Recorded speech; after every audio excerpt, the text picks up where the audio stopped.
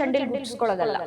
ನಿಜವಾಗ್ಲೂ ನೀನ್ ಅದ್ರಲ್ಲಿ ಸಾಧನೆ ಮಾಡ್ಬೇಕು. ಬೇಕಾಬಿಟ್ಟು ಎಲ್ಲ ಕೊಡ್ಸೋದು ಮಾಡಿಲ್ಲ. ವರ್ಷಕ್ಕೊಂದೇ ಡ್ರೆಸ್, ವರ್ಷಕ್ಕೊಂದೇ ಚಪ್ಪಲು. ಮದುವೆ ಆಗಿ ವಿದಿನ್ ಎ ವೀಕ್ ನನಗೆ ಗೊತ್ತಾಯ್ತು ಇಷ್ಟೆಲ್ಲ ಆ ವ್ಯಕ್ತಿ ಹೇಳಿರೋದು ಸುಳ್ಳು. ಅಪ್ಪ ಅಮ್ಮನಿಂದನೂ ನನ್ನನ್ನು ದೂರ ಆಗಕ್ಕೆ ಪ್ರಯತ್ನ ಪಟ್ಟು ಈ ತರದ್ದೆಲ್ಲ ಆಗಿತ್ತು. ನಾನೇನು ಬಹಳ ಒಳ್ಳೆಯವಳು ಏನೋ ಮಾಡಿದೀನಿ ಅಂತ ನಾನು ಹೇಳ್ತಾ ಇಲ್ಲ. ನಾನು ಹುಡುಗರನ್ನ ತುಂಬಾ ನಂಬ್ತೀನಿ ಫ್ರೆಂಡ್ಶಿಪ್ ವಿಷಯದಲ್ಲಿ. ನಾನು ಅದನ್ನ ಎದೆ ಮುಟ್ಟಿ ಹೇಳ್ತೀನಿ, ನಾನು ಯಾವುದೇ ರೀತಿಲಿ ಅವನಿಗೆ ಮೋಸ ಮಾಡಿಲ್ಲ.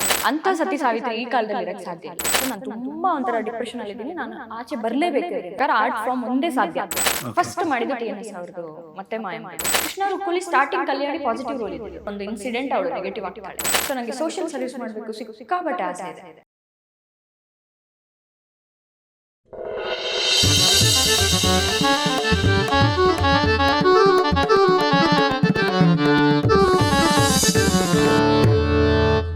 ನಮಸ್ಕಾರ, ನಾನು ಹರೀಶ್ ನಾಗರಾಜು. ಇದು ನ್ಯೂಸು. ಪ್ರೀತಿಯಿಂದ ನನ್ನ ಹರಿ ಅಂತ ಕರೀತಾರೆ. ನನ್ನ ಜೊತೆ ಕುಳಿತುಕೊಳ್ಳೋ ಸೆಲೆಬ್ರಿಟಿಗಳ ಕಥೆ ಇದು ಹರಿಕತೆ. ನಿಮ್ಮೆಲ್ಲರಿಗೂ ಸ್ವಾಗತ.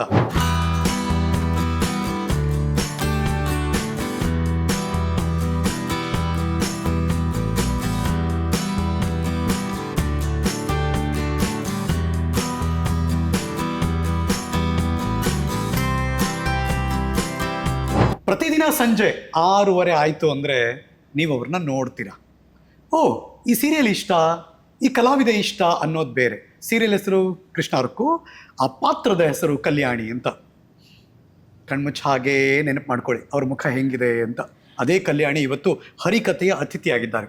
ಅವರು ಕಲ್ಯಾಣಿಯಾಗಿ ಮಾತ್ರ ಬಂದಿಲ್ಲ, ನಮ್ಮ ಕನ್ನಡಿಗರಿಗೆ ಒಬ್ಬ ಹೆಮ್ಮೆಯ ಹೆಣ್ಣುಮಗಳಾಗಿ ಇವತ್ತು ಹರಿಕತೆಗೆ ಬಂದಿದ್ದಾರೆ. ಬಿಕಾಸ್ ಅವರ ಶ್ರಮ, ಅವರ ಸಾಧನೆ, ಅವರ ಆತ್ಮವಿಶ್ವಾಸ, ಈ ಸಂಗಮ ಇದೆಯಲ್ಲ, ಇದು ಹಲವಾರು ಯುವ ಶಕ್ತಿಗೆ ದೊಡ್ಡ ಪ್ರೇರಣೆ ಆಗುತ್ತೆ ಅಂತ ನಾನು ಫೀಲ್ ಮಾಡ್ತೀನಿ. ಸ್ಪೆಷಲಿ ಹೆಣ್ಮಕ್ಳಿಗೆ. ಯಾಕೆಂದರೆ ಅವರು ಕರ್ನಾಟಕದ ಮೊದಲ ಮಹಿಳಾ ಚಂಡೆವಾದಕಿ. ಹಾಗಾಗಿ ಇವತ್ತಿನ ಕಾರ್ಯಕ್ರಮದಲ್ಲಿ ನಮ್ಮ ಜೊತೆ ಇದ್ದಾರೆ ಅಪ್ಪಟ ರಂಗಭೂಮಿಯ ಕಲಾವಿದೆ, ಒನ್ ಆ್ಯಂಡ್ ಓನ್ಲಿ ಸುಳ್ಯ ಭಾಗದವ್ರಿ. ಎಂತ ಹೇಗಿದ್ದೀರಾ ಅಂತ ಕೇಳೋಣ ಅವ್ರನ್ನ. ನಮ್ಮ ಜೊತೆ ಇದ್ದಾರೆ ದಿವ್ಯಶ್ರೀ ನಾಯಕ್ ಸುಳ್ಯ, ಉರುಫ್ ತುಂಬ ಶಾರ್ಟ್ ಆ್ಯಂಡ್ ಸ್ವೀಟಾಗಿ ಹೇಳಬೇಕು ಅಂದರೆ ನಮ್ಮ ಚಂಡೆ ಪೊಣ್ಣು. ನಮಸ್ತೆ ಸರ್. ನಮಸ್ಕಾರ. How are you? Yes sir, ಚೆನ್ನಾಗಿದ್ದೇನೆ. ನೀವು ಹೇಗಿದ್ದೀರಾ? ನಾನು ತುಂಬ ಚೆನ್ನಾಗಿದ್ದೀನಿ. ಮಂಗಳೂರು ಭಾಷೆನೇ ಹಾಗೆ, ಅದಕ್ಕಿರೋ ಏನಂತಾರೆ ಅದಕ್ಕೆ, ಮಾತಾಡೋ ಶೈಲಿ, ಅದರದ್ದು ಫೀಲು ನಮಗೆ ಇಷ್ಟ ಆಗೋಗುತ್ತೆ. ಹೌದು, ಹೊಸಬ್ರು ಅಂತ ಅನ್ಸಲ್ಲ, ತುಂಬ ಕನೆಕ್ಟೆಡ್ ಆಲ್ರೆಡಿ ನಾವು ಅಂತ ಅನ್ಸ್ಬಿಡುತ್ತೆ ಅವ್ರು ಮಾತಾಡೋದ್ರಲ್ಲಿ. ಓ ಹಾಗೆ. ನಿಮ್ಮ ವ್ಯಕ್ತಿತ್ವ ಹೆಂಗೆ ಅಂದರೆ ಎಲ್ಲರನ್ನೂ ಆರಾಮಾಗಿ ಫ್ರೆಂಡ್ ಮಾಡ್ಕೊಂಡ್ಬಿಡ್ತೀರಾ? ತುಂಬ ಮಾತಾಡ್ತೀನಿ, ಸ್ವಲ್ಪ ಟೈಮ್ ತಗೋತೀನಿ ಜೆಲ್ ಆಗಕ್ಕೆ. ವೈಬ್ ಮ್ಯಾಚ್ ಆದರೆ ಸೂಪರ್ ಆಗಿರ್ತೀನಿ ಎಲ್ಲರ ಜೊತೆ. ಅಪ್ಪಟ ಸುಳ್ಯ ಭಾಗದವರು. ಹೌದು, ಸುಳ್ಯದಲ್ಲಿ ಮರ್ಕಂಜ ಅನ್ನೋ ಊರು ಸರ್, ಒಂದು ಪುಟ್ಟ ಗ್ರಾಮ. ಅದು ಸುಳ್ಯದಿಂದ ಒಂದು 20 ಕಿಲೋಮೀಟರ್ ಆಗುತ್ತೆ. ಮರ್ಕಂಜ. ಸೊ ಬೆಳೆದಿದ್ದು, ಓದಿದ್ದು, ಹುಟ್ಟಿದ್ದು ಎಲ್ಲ ಅಲ್ಲೇ? ಹೌದು, ನಾನು ಪ್ರೈಮರಿ ಮತ್ತೆ ಹೈಸ್ಕೂಲ್ ಎಲ್ಲ ಮರ್ಕಂಜದಲ್ಲಿ.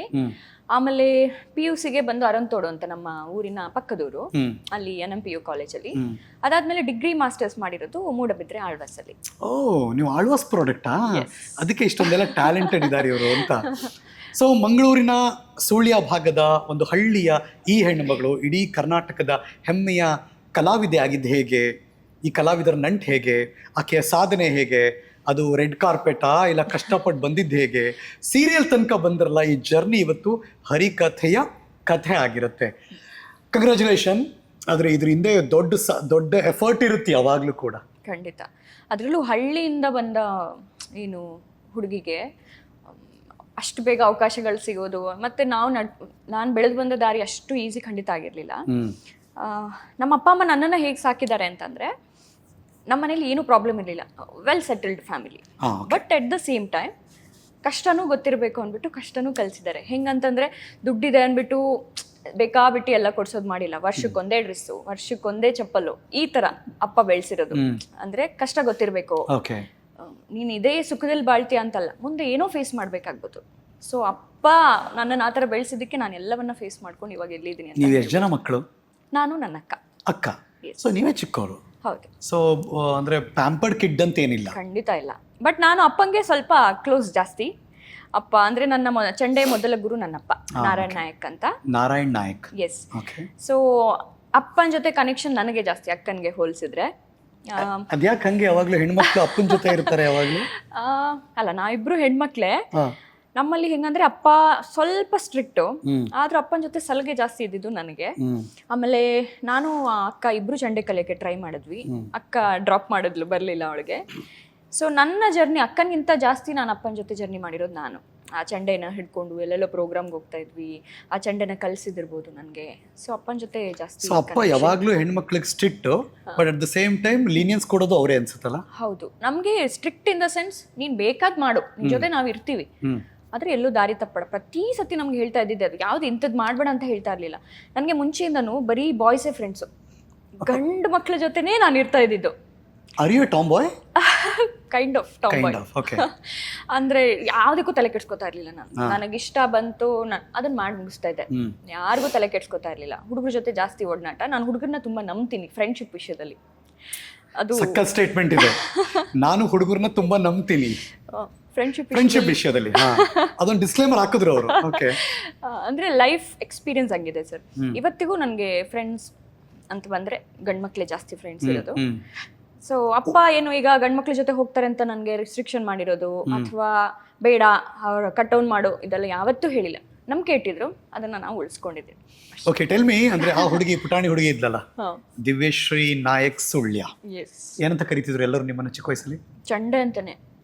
ಇವಾಗ್ಲೂ ನನ್ನನ್ನ ಎಲ್ಲರೂ ಕರೆಯೋದು ಚಂಡೆ ಅಂತಾನೆ. ಓ, ದಿವ್ಯಶ್ರೀ ನಾಯಕ್ ಸುಳ್ಯ ಎಲ್ಲ ಯಾರು ಕರೆಯಲ್ಲ. ಏ ಚಂಡೆ ಬಾ ಇಲ್ಲಿ, ಚಂಡೆ ಅಂತಾನೆ. ಎಸ್ಪೆಷಲಿ ನಾನು ಡಿಗ್ರಿಯಿಂದ ಆಳ್ವಾಸಲ್ಲಿ ಹೋದಾಗ ಎಲ್ಲರೂ ಚಂಡೆ ಅಂತಾನೆ. ಮೋಸ್ಟ್ ಆಫ್ ನನ್ನ ಫ್ರೆಂಡ್ಸ್ ಲಿಸ್ಟಲ್ಲಿ ನನ್ನ ಮೊಬೈಲಲ್ಲಿ ಹೆಸರಿರೋದು ನಂದು ಚಂಡೆ ದಿವ್ಯ ಇಲ್ಲ ಚಂಡೆ, ಹಿಂಗೆ ಇರೋದು. ಅಪ್ಪ ಏನ್ ಕರೀತಿದ್ರು? ಅಪ್ಪ ದಿವ್ಯ ಅಂತಾನೆ. ದಿವ್ಯ. ಅಮ್ಮ? ದಿವ್ಯ ಅಂತಾನೆ. ನಮಗೆ ನಿಕ್ ನೇಮ್ಸ್ ಆ ಥರದ್ದೆಲ್ಲ ಇಲ್ವೇ ಇಲ್ಲ ಸರ್. ನಮ್ಮಂದ್ರೆ ಮಂಗಳೂರು ಕಡೆ ನಿಮ್ಗೆ ಗೊತ್ತಿರ್ಬೋದು, ಪಕ್ಕ ಹಳ್ಳಿ, ಅವ್ರಾಯ್ತು ಅವ್ರ ಕೆಲಸ ಆಯ್ತು, ತೀರಾ ಮುದ್ದು ಮಾಡೋದು, ತೀರಾ ಪ್ಯಾಂಪರ್ ಮಾಡೋದು ಇಲ್ವೇ ಇಲ್ಲ ನಮ್ಮ ಕಡೆ. ನನ್ನ ಅಪ್ಪ ಇವತ್ತಿನ ತನಕನೂ ನೀನು ಚಂಡೆ ನುಡಿಸ್ತೀಯಾ, ನೀನು ಏನೋ ಸಾಧನೆ ಮಾಡಿದ್ಯಾ ಅಂತ ಯಾವತ್ತೂ ಹೇಳಿಲ್ಲ. ಪ್ಯಾಂಪರೇ ಮಾಡ್ತಿರ್ಲಿಲ್ಲ ನಮಗೆ. ಆ ಥರ ಬೆಳೆದಿದ್ದು ನಾನು. ಸೊ ದಿವ್ಯ ನೋಡಿ ಹೆಂಗಿದೆ, ಕರ್ನಾಟಕದ ಮೊದಲ ಮಹಿಳಾ ಚಂಡೆವಾದಕಿ. ಆದ್ರೆ ಅಪ್ಪ ಇವತ್ತರೆಗೂ ಕಾಂಪ್ಲಿಮೆಂಟ್ಸ್ ಮಾಡಿಲ್ಲ ಅವ್ರಿಗೆ. ಮಾಡಿಲ್ಲ ಅಂದ್ರೆ ಪ್ರತಿ ಪ್ರೋಗ್ರಾಮ್ ಅಲ್ಲೂ ಅವರು ಇದೊಂದು ಸ್ವಲ್ಪ ಬೆಟರ್ ಮಾಡ್ಬೋದಿತ್ತು, ನೀನು ಇಲ್ಲೊಂದು ಸ್ವಲ್ಪ ಚೆನ್ನಾಗಿ ನೋಡ್ಸ್ಬೋದಿತ್ತೇನೋ, ಅವ್ರು ಅನ್ಕೊಂಡಿದ್ರು ನೀನೊಂದು ಸ್ವಲ್ಪ ಬೇರೆ ತರ ತಗೊಂಡ್ರೆ ಚೆನ್ನಾಗಿರ್ತಿತ್ತು. ಈ ತರ ಅಂದ್ರೆ ಗುರುಗಳು ಅವ್ರಿಗೆ ನನ್ಗೆ ಒಂದು ಅಪ್ಪ ಬೇರೆ ಸೆಕೆಂಡರಿ, ಗುರುಗಳಾಗಿ ಅವರು ನನ್ನ ಶಿಷ್ಯಾಗಿ ನೋಡ್ತಾ ಇದ್ರು. ಯಾವತ್ತೂ ಒಪ್ಕೊಂಡಿರ್ಲಿಲ್ಲ ಗುರುಗಳು, ಅದು ಒಪ್ಕೊಳ್ಳೋದು ಇಲ್ಲ. ಸಾಮಾನ್ಯವಾಗಿ ಮಕ್ಕಳು ಹುಟ್ಟಿದಾಗ ಮಕ್ಕಳು ಲಾಲಿ ಲಾಲಿ ಕೇಳಿ ಬೆಳೀತಾರೆ. ಆದ್ರೆ ಈ ಚಂಡೆ ಇದಾರಲ್ಲ ಇವರು ಹುಟ್ಟಿದ ತಕ್ಷಣ ಕೇಳಿದ್ದೆ ಚಂಡೆ ಸೌಂಡ್. ಎಸ್ ಸರ್, ಈಗ ಮಂಗಳೂರು ಅಂದ್ರೇನೆ ಯಕ್ಷಗಾನ. ನಾವೆಲ್ಲ ಸೀರಿಯಲ್ಲು ಮೂವಿ ಈ ತರ ನೋಡಿ ಬೆಳೆದಿಲ್ಲ. ನಾನಂತೂ ಬರೀ ಯಕ್ಷಗಾನ, ತಾಳಮದ್ಲೆ ಈ ತರಕ್ಕೆ ಹೋಗಿನೇ ಬೆಳೆದಿರೋದು ನಾನು. ನನ್ನ ಅಪ್ಪ ಹಾಗೆ ಹೇಳಿದಾಗ ಯಕ್ಷಗಾನ, ಚಂಡೆ ಮದ್ಲೆ ನೋಡಿಸ್ತಾರೆ. ಮನೆಯಲ್ಲೇ ಕ್ಲಾಸಸ್ ಮಾಡ್ತಾ ಇದ್ರು ಒಂದಷ್ಟು ಜನರಿಗೆ. ಒಂದು 5-10 ಜನ ಬರ್ತಾ ಇದ್ರು. ಅವ್ರಿಗೆ ಕ್ಲಾಸ್ ಮಾಡ್ತಾ ಅವರು ಸ್ಟೂಡೆಂಟ್ಸ್ ಎಲ್ಲ ವಾಪಸ್ ಹೋದ್ಮೇಲೆ ನಾನು ಅಪ್ಪಂಗೆ ಪಾಠ ಒಪ್ಪಿಸ್ತಾ ಇದ್ದೆ. ನೀನ್ ಈ ತರ ಕ್ಲಾಸ್ ಮಾಡಿದೆ, ಇದು ಮಾಡಿದೆ, ಇವತ್ತು ಈ ರಿದಮ್ ಅಲ್ಲಿ ಇತ್ತು, ಹಿಂಗೆ ಅಂತೆಲ್ಲ ತೋರಿಸ್ತಾ ಇದ್ದೆ. ಅಪ್ಪ ಹೇಳಿದ್ರು, ನೀ ಇಷ್ಟೆಲ್ಲ ಅಬ್ಸರ್ವೇಷನ್ ಇದೆ, ನೀನ್ ಯಾಕೆ ಕಲಿಬಾರ್ದು, ಕಲಿ ಅಂತ. ಅಂದ್ರೆ ಅಪ್ಪ ಹೇಳ್ಕೊಡ್ತಿದ್ರು, ನೀವು ಪಕ್ಕ ಕೂತಿರ್ತಿದ್ರಿ? ಹೌದು. ಸೊ ನೀವು ಆಟೋಮೆಟಿಕ್ ಆಗಿ ನಿಮ್ಗೆ ಅದು ಸೆನ್ಸ್ ಆಗ್ತಾನೆ ಇದೆ. ಹಂಗಾಗಿ ನನ್ಗೆ ಮತ್ತೆ ಅಕ್ಕಂಗೆ ಕಲ್ಸಕ್ ಶುರು ಮಾಡಿದ್ರು ಅಪ್ಪ. ಅಕ್ಕಂಗೆ ಬರ್ಲಿಲ್ಲ, ಅವಳು ಎಜುಕೇಶನ್ ಅಲ್ಲಿ ತುಂಬಾ ಚೆನ್ನಾಗಿದ್ಲು. ಅಕ್ಕನ ಹೆಸರೇನು? ರೂಪಶ್ರೀ ಅಂತ. Divyashree and Roopashree. Okay, what is she? ಏನ್ ಮಾಡ್ತಾರ ಅವರು? ಮ್ಯಾಥ್ಸ್ ಟೀಚರ್ ಅವಳು. ಓ, ಸುರತ್ಕಲ್ಲಲ್ಲಿ ಇರ್ತಾರೆ. ಓಕೆ. ನಾನು ಕಂಟಿನ್ಯೂ ಮಾಡ್ಕೊಂಡು ಹೋದೆ. ಬಟ್ ಟು ಬಿ ಹಾನೆಸ್ಟ್ ನಂಗೆ ಇಂಟ್ರೆಸ್ಟ್ ಅಂತ ಇರಲಿಲ್ಲ. ಅಪ್ಪನ ಒತ್ತಾಯಕ್ಕೆ ನಾನು ಕಲಿಯಕ್ಕೆ ಶುರು ಮಾಡಿದ್ದು. ಬಟ್ ಅಪ್ಪ ಹೇಳ್ಕೊಟ್ಟಿದ್ದು ಬೇಗ ಬರ್ತಾ ಇತ್ತು. ಅದನ್ನು ಮುಂದುವರಿಸಬೇಕು ಅನ್ನೋ ಯಾವ ಆಸೆನೂ ನನಗಿರಲಿಲ್ಲ. ಅಪ್ಪ ಬೈತಾರೆ ಅನ್ನೋದಕ್ಕಷ್ಟೇ ಅದನ್ನು ಕಲಿತಾ ಇದ್ದೆ. ಆಮೇಲೆ ಅಪ್ಪ ಎಷ್ಟು ಹಿಂಸೆ ಇಡೋರು ಅಂದರೆ ಡೈಲಿ 1 hour 2 hour ಪ್ರಾಕ್ಟೀಸ್ ಮಾಡಲೇಬೇಕು. ಅದು ಸಮ್ಮರ್ ಹಾಲಿಡೇಸ್ ಕಂಪಲ್ಸರಿ. ಅದು ಸಮ್ಮರ್ ಹಾಲಿಡೇಸ್ ಅಂತ ಎಕ್ಸ್ಕ್ಯೂಸ್ ಇಲ್ಲ, ಅಥವಾ ಯಾರೋ ನೆಂಟರು ಬಂದಿದ್ದಾರೆ ಅಂತ ಎಕ್ಸ್ಕ್ಯೂಸ್ ಇಲ್ಲ. 1 hour 2 hour ನುಡಿಸ್ಲೇಬೇಕು. ನಾನು ಹತ್ಕೊಂಡೆಲ್ಲ ಪ್ಲೇ ಮಾಡ್ತಿದ್ದೆ. ನೆಂಟ್ರ ಮುಂದೆಲ್ಲ ಕೂರ್ಸ್ಕೊಂಡು ಹೇಳೋರು, ನುಡ್ಸು ಇವಾಗ ಪ್ರಾಕ್ಟೀಸ್ ಮಾಡು. ನನಗೊಂಥರ ನಾಚಿಕೆ ಅವಾಗ, ಎಲ್ಲರ ಮುಂದೆ ನುಡ್ಸಕ್ಕೆ, ನಾನು ನುಡ್ಸಲ್ಲ ಅಂತ. ಬಟ್ ಇವಾಗ ಅದ್ರದ್ದೆಲ್ಲ ರಿಸಲ್ಟ್ ನೋಡಿದಾಗ ಕ್ವೈಟ್ ನ್ಯಾಚುರಲ್. ಯಾಕೆಂದ್ರೆ ಈಗ ನಮ್ಮ ಮನೆಗಳಲ್ಲಿ ಮಗು ಮಾತಾಡಕ್ ಶುರು ಮಾಡಿದ್ರೆ, ಮ್ಯಾಥ್ಸ್ ಚೆನ್ನಾಗಿ ಹೇಳ್ತಿದ್ರೆ ಅಥವಾ ಭೂಪಟದಲ್ಲಿರೋ ಎಲ್ಲಾ ಹೇಳ್ತಿದ್ರೆ, ನೆಂಟ್ರು ಬಂದ ತಕ್ಷಣ ಬಾಯಿಲಿ ಅದು ಹಾಡು ಹೇಳು, ಅದೊಂದೇನೋ ಮ್ಯಾಥ್ಸ್ ಹೇಳು ಅಂತ ಏನ್ ಟ್ಯಾಲೆಂಟ್ ಇದೆ ತೋರಿಸ್ಬೇಕು. ಆತರ ಮಾಡ್ತಿರ್ಲಿಲ್ಲ. ನೆಂಟ್ರು ಅವ್ರ ಪಾಡಿಗೆ ಇರೋರು, ನೀನ್ ಹೋಗು ಸೈಡ್ ಅಲ್ಲಿ ಹೋಗಿ ನುಡ್ಸು, ಪ್ರಾಕ್ಟೀಸ್ ಮಾಡು ಅಂತ. ಬಂದ್ ಅವ್ರ ಮುಂದೆ ಬಂದು ನುಡ್ಸು ಅಂತ ಹೇಳ್ತಿರ್ಲಿಲ್ಲ. ನನಗೆ ಅವ್ರ ಮುಂದೆ ನುಡ್ಸಕ್ ನಾಚಿಕೆ ಆ ವಯಸ್ಸಲ್ಲಿ. ಅಂದ್ರೆ ಇನ್ನು ಚಿಕ್ಕ ವಯಸ್ಸು, ಹೆಣ್ಮಕ್ಳು ಯಾರು ಚಂಡೆ ನುಡಿಸ್ತಾರೆ ಅನ್ನೋ ತರ ನನ್ಗೆ ಅವಾಗ. ಅಫ್ಕೋರ್ಸ್ ಅಲ್ವಾ, ಇದು ಗಂಡಸರು ನುಡಿಸೋ ವಾದ್ಯ. ಹೌದು, ಗಂಡು ಮಕ್ಳು ನುಡಿಸುವಂತಹ ಚಂಡೆ ಇದು ಇನ್ಸ್ಟ್ರೂಮೆಂಟ್. ಅದು ಅದಾದ್ಮೇಲಿಂದ ನನಗೆ ಇಂಟ್ರೆಸ್ಟ್ ಬಂತು. ಓಕೆ, ಅಂದ್ರೆ ಜನ ನನ್ನನ್ನು ಐಡೆಂಟಿಫೈ ಮಾಡಕ್ ಶುರು ಮಾಡಿದ್ರು. ಯಾವಾಗ ಇದು, ಯಾವ ಏಜ್ ಅಲ್ಲಿ? ನಾನು 4th ಸ್ಟ್ಯಾಂಡರ್ಡ್ ಇಂದ ಶುರು ಮಾಡಿರೋದು ಸರ್. 4th ಸ್ಟ್ಯಾಂಡರ್ಡ್ ಅಲ್ಲಿ ಕಲಿಯಕ್ಕೆ ಶುರು ಮಾಡಿದೆ. ವಿದಿನ್ 6 ಮಂತ್ ನಾನು ಪ್ರೋಗ್ರಾಮ್ಸ್ ಕೊಡಕ್ಕೆ ಶುರು ಮಾಡಿದೆ. ಓ ಕಲಿಯೋದು ಇನ್ನೂ ಮುಗಿಯಲ್ಲ, ಅದು ಬೇರೆ. Okay okay. ಬಟ್ ಒಂದು ಸ್ಟೇಜ್ ಹತ್ತಕ್ಕೆ ಒಂದು ಎಷ್ಟು ಕಲಿಬೇಕು ಅಷ್ಟದನ್ನ ಕಲಿಸಿ ಆಮೇಲಿಂದ ನಾನು ಸೊ 10 ವರ್ಷದ ಚಂಡೆ ದಿವ್ಯಾ ನಾಯಕ್ ಸುಳ್ಯ ಆನ್ ಸ್ಟೇಜಲ್ಲಿ ಇದ್ರು ಆಲ್ರೆಡಿ. ಎಸ್ ಹೌದು. ಅದಾದ್ಮೇಲಿಂದ ಇದ್ರದ್ದು ಇನ್ನ ಅಧ್ಯಯನ ಮಾಡಬೇಕು, ಇನ್ನ ಜಾಸ್ತಿ ಕಲಿಬೇಕು ಅಂತ ಮಾಂಬಾಡಿ ಸುಬ್ರಹ್ಮಣ್ಯ ಭಟ್ ಅಂತ ನನ್ನ ಗುರುಗಳು, ಅವ್ರ ಹತ್ರ ಸೀನಿಯರ್ ಹಂತದ್ದು ಕಲಿಬೇಕು ಅಂತ ನಾನು, ಅದು ಒಂದು ಏನು ದೊಡ್ಡ ಎಪಿಸೋಡೇ ಇದೆ ಅದು. ನಾನು ಅವಾಗ ಹೈಸ್ಕೂಲಲ್ಲಿ ಇದ್ದೆ. ಸ್ಕೂಲೆಲ್ಲ ಒಂದು 4:30 ಮುಗಿಸ್ಕೊಂಡು ನಮ್ಮ ಮನೆಯಿಂದ ಊರಿರೋದು ಒಂದು ನಿಯರ್ಲಿ 2.5 hours ಜರ್ನಿ ಮಾಡಬೇಕು. ನಮ್ಮ ಅಪ್ಪನ ಹತ್ರ ಅವಾಗ CD100 ಬೈಕ್ ಇತ್ತು. ಎಲ್ಲೇ ಶೋ ಇರಲಿ ಅಥವಾ ಎಲ್ಲೇ ಏನೇ ಪ್ರೋಗ್ರಾಮ್ಸು ಅಥವಾ ಕ್ಲಾಸ್ ಇರಲಿ CD100 ಅಲ್ಲಿ ನನ್ನನ್ನು ಕರ್ಕೊಂಡು ಹೋಗೋದಪ್ಪ. ಸೊ ಆ ಗುರುಗಳ ಹತ್ರ ನಾನು ಕ್ಲಾಸಿಗೆ ಹೋಗ್ಬೇಕಂದ್ರೆ ಸ್ಯಾಟರ್ಡೆ ಸ್ಕೂಲ್ ಮುಗಿಸ್ಬಿಟ್ಟು ಆಫ್ಟರ್ನೂನ್ ಹೋಗೋದಲ್ಲಿಗೆ ಗುರುಗಳ ಮನೇಲಿ ಅಲ್ಲಿ ಒಂದಿನ ಉಳ್ಕೊಂಡು ಸಂಡೇ ಅವ್ರ ಮನೇಲೆ ಉಳ್ಕೊಂಡು ಲಿಟ್ರಲಿ ನನ್ನ ಮಗಳ ಥರ ನೋಡಿದ್ದಾರೆ ಅವರು ಗುರುಗಳು, ಅವರ ಹೆಂಡತಿ ಅಮ್ಮ ಅಂತಾನೆ ಕೂಗ್ತೀನಿ ನಾನು. ಅಲ್ಲಿ ಕ್ಲಾಸಸ್ ತೊಗೊಂಡು ಒಂದು ವಾರಕ್ಕಾಗೋಷ್ಟು ಕ್ಲಾಸ್ ನನಗೆ ನೋಟ್ಸ್ ಬರ್ಕೊಡೋರು ಸರ್, ಹಿಂಗಾಗತ್ತೆ ಕಲ್ತ್ಕೊಂಡು ಬಾ ಅಂತ. ಸೊ ಸೀನಿಯರ್ ಹಂತದನ್ನ ಮಾಂಬಾಡಿ ಸುಬ್ರಹ್ಮಣ್ಯ ಭಟ್ ಅವ್ರ ಹತ್ರ ಒಂದು 2 ವರ್ಷ ಹಾಗೆ ಅವ್ರ ಹತ್ರ ಕಲ್ತ್ಕೊಂಡಿದ್ದು. ಎವ್ರಿ ವೀಕ್ ನಾವು ಅಷ್ಟು ದೂರ ಟ್ರಾವೆಲ್ ಮಾಡ್ತಾ ಇದ್ವಿ, 2.5 hour ಜರ್ನಿ. ಅದರ ಮಧ್ಯ ಪ್ರೋಗ್ರಾಮ್ ಇರೋದು, ಎವ್ರಿ ವೀಕೆಂಡ್ ನನ್ನ ಪ್ರೋಗ್ರಾಮ್ ಇರ್ತಿತ್ತು ಸರ್. ಎವ್ರಿ ವೀಕೆಂಡ್ ಅಥವಾ ವೀಕ್ ಡೇಸಲ್ಲಿ ಮಧ್ಯ ಯಕ್ಷಗಾನಕ್ಕೆ, ಅದು ಎಲ್ಲಿ ಮಡಿಕೇರಿ, ಭಾಗಮಂಡ್ಲ ಈ ಕಡೆ ಎಲ್ಲ.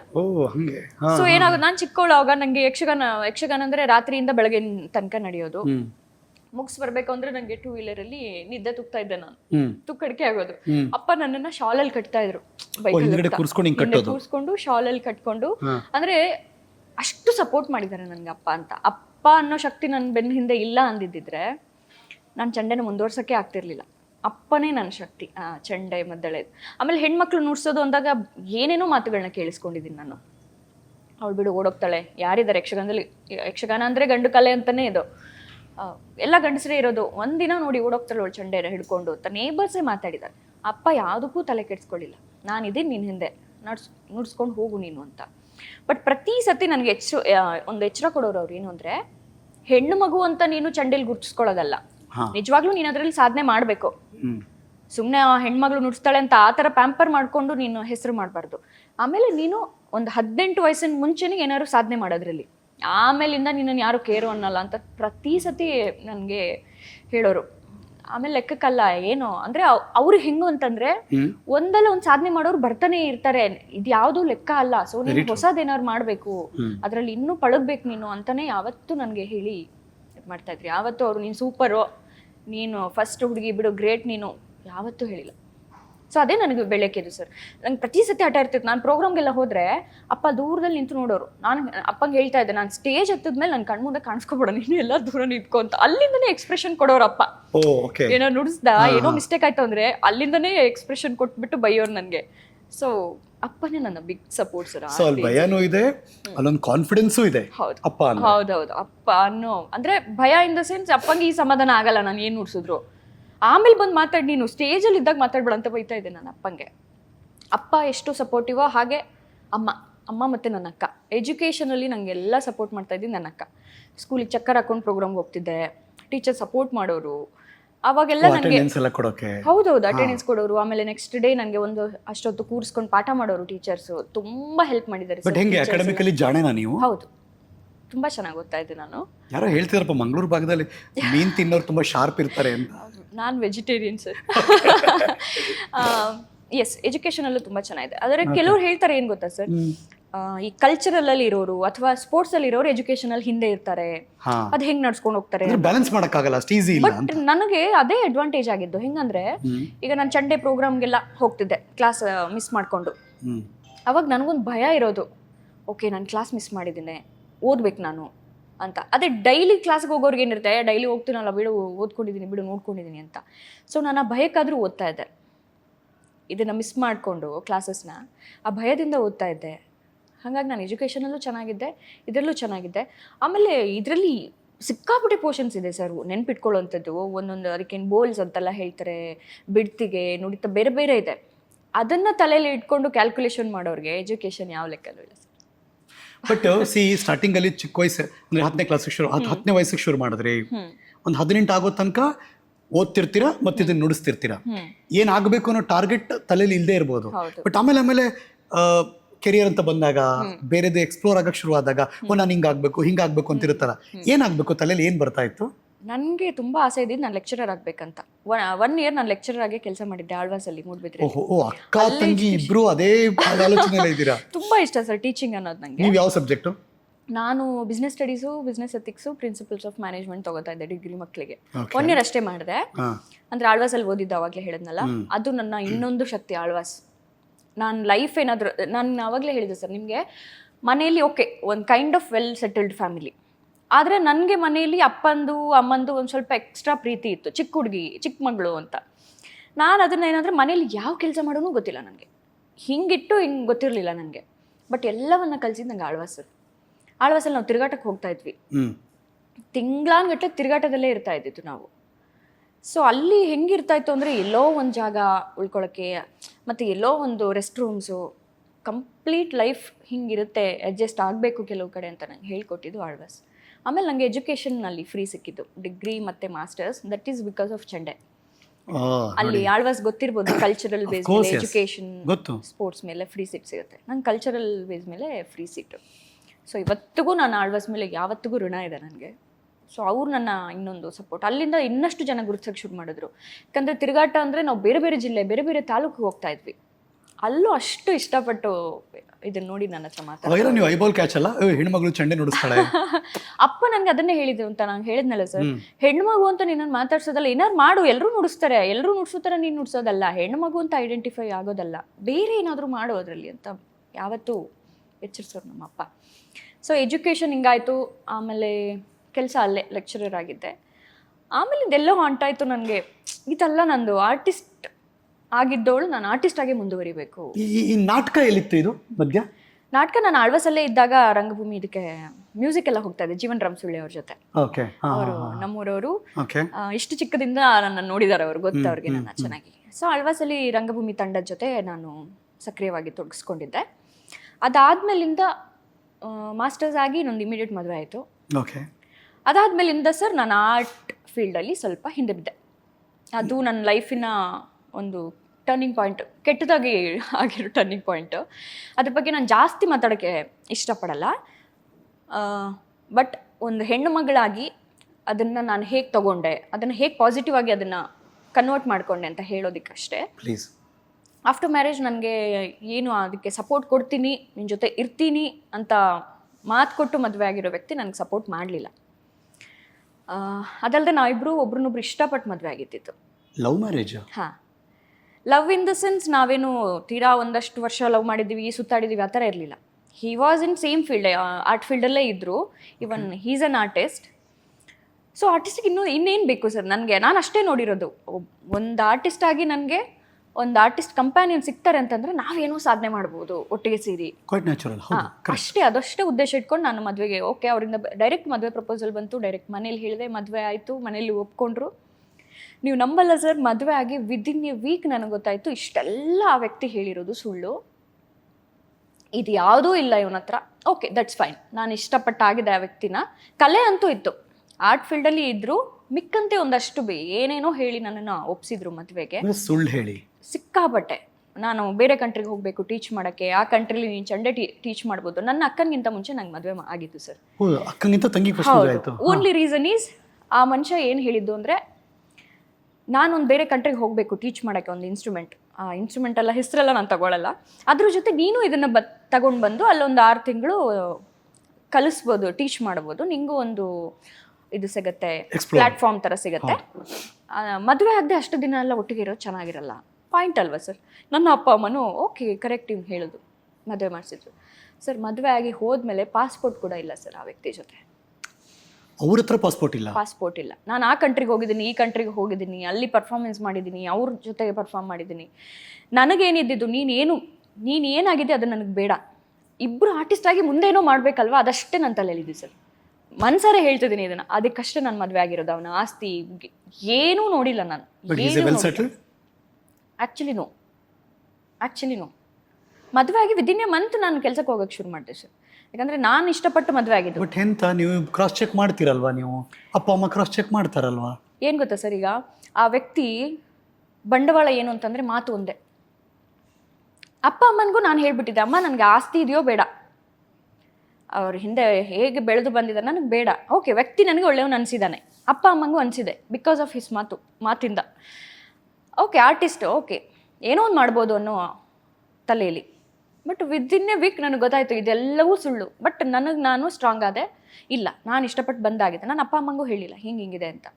ನಾನು ಅದ್ರ ಜೊತೆನೇ ಲೈಫ್ ಲೀಡ್ ಮಾಡೋಕ್ಕೆ ಶುರು ಮಾಡಿದೆ. ಒಬ್ಬ ಹೆಣ್ಮಗಳಿಗೆ ಯಾವಾಗಲೂ ಒಂದು ಕನಸದು, ಅಂದರೆ ಯಾರು ನನ್ನ ಜೀವನಕ್ಕೆ ಗಂಡನಾಗಿ ಬರ್ತಾನೆ, ಲೈಫ್ ಲಾಂಗ್ ಜರ್ನಿ ಮಾಡಬೇಕಲ್ಲ, ಖಂಡಿತ ಕಷ್ಟ ಸುಖದಲ್ಲಿ ಜರ್ನಿ ಮಾಡೋರವರು ಒಂದು ಕಲ್ಪನೆ ಇದ್ದೇ ಇರುತ್ತೆ ಯಾವಾಗಲೂ ಕೂಡ. ಹೌದು, ಒಂದು ವಾರದಲ್ಲಿ ಅದು ಡಿಸಪಾಯಿಂಟ್ ಆಗಿಬಿಡುತ್ತೆ, ಫುಲ್ ಅಪೋಸಿಟ್ ಆಗಿ, ಅಂದರೆ ಇಮ್ಯಾಜಿನ್ ಮಾಡೋಕ್ಕಾಗಲ್ಲ ನಿಮ್ಮ ಮೆಂಟಲ್ ಸಿಚುವೇಶನ್ನ. ಹೌದು ಸರ್, ನಾನು ಅಡ್ಜಸ್ಟ್ ಮಾಡಿಕೊಂಡೆ. ಓಕೆ ಇರಲಿ, ನನಗೆ ಬೇರೆ ದೇಶಕ್ಕೆ ಹೋಗಿ ಏನಾಗ ಡಿಸ್ಟರ್ಬ್ ಆಗಿಲ್ವಾ ನೀವು? ಡಿಸ್ಟರ್ಬ್ ಖಂಡಿತ ಅದೇ ಸರ್. ನಾನು ಹೇಳಿದ್ನಲ್ಲ, ಈಗ ನನ್ನ ಅಮ್ಮನೂ ಇವತ್ತಿಗೂ ಹೇಳ್ತಾರೆ ದಿವ್ಯ ಈ ರೀತಿ ಚೇಂಜ್ ಆಗಿದ್ದಾಳೆ ಅನ್ನೋದು ನನಗೆ ನಂಬಕ್ಕಾಗಲ್ಲ. ನನ್ನ ಅಮ್ಮನೇ ಖುದ್ದಾಗಿ ಅವ್ರ ಹತ್ರ ಹೇಳಿದ್ದಾರೆ, ನೋಡಿ ದಿವ್ಯ ಯಾರಿಗೂ ಬಗ್ಗಲ್ಲ, ಅಪ್ಪಂಗೂ ತಲೆ ಕೆಡ್ಸ್ಕೊತಾ ಇರಲಿಲ್ಲ, ಅವಳು ತಪ್ಪು ಮಾಡಿಲ್ಲ ಅಂದರೆ ಸ್ಟಿಲ್ ನಿಮ್ಮನ್ನು ಇಷ್ಟಪಟ್ಟು ನೀವು ನಿಮ್ಮ ಜೊತೆ ಹಿಂಗಿದ್ದಾಳೆ ಅಂತಂದರೆ ದಯವಿಟ್ಟು ಉಳಿಸ್ಕೊಳ್ಳಿ ಅವಳನ್ನ ಅಂತ ನನ್ನ ಅಮ್ಮ ಕೊನೆಯಲ್ಲಿ ತುಂಬ ಸತಿ ಹೇಳಿದರು ಮಾತನ್ನ.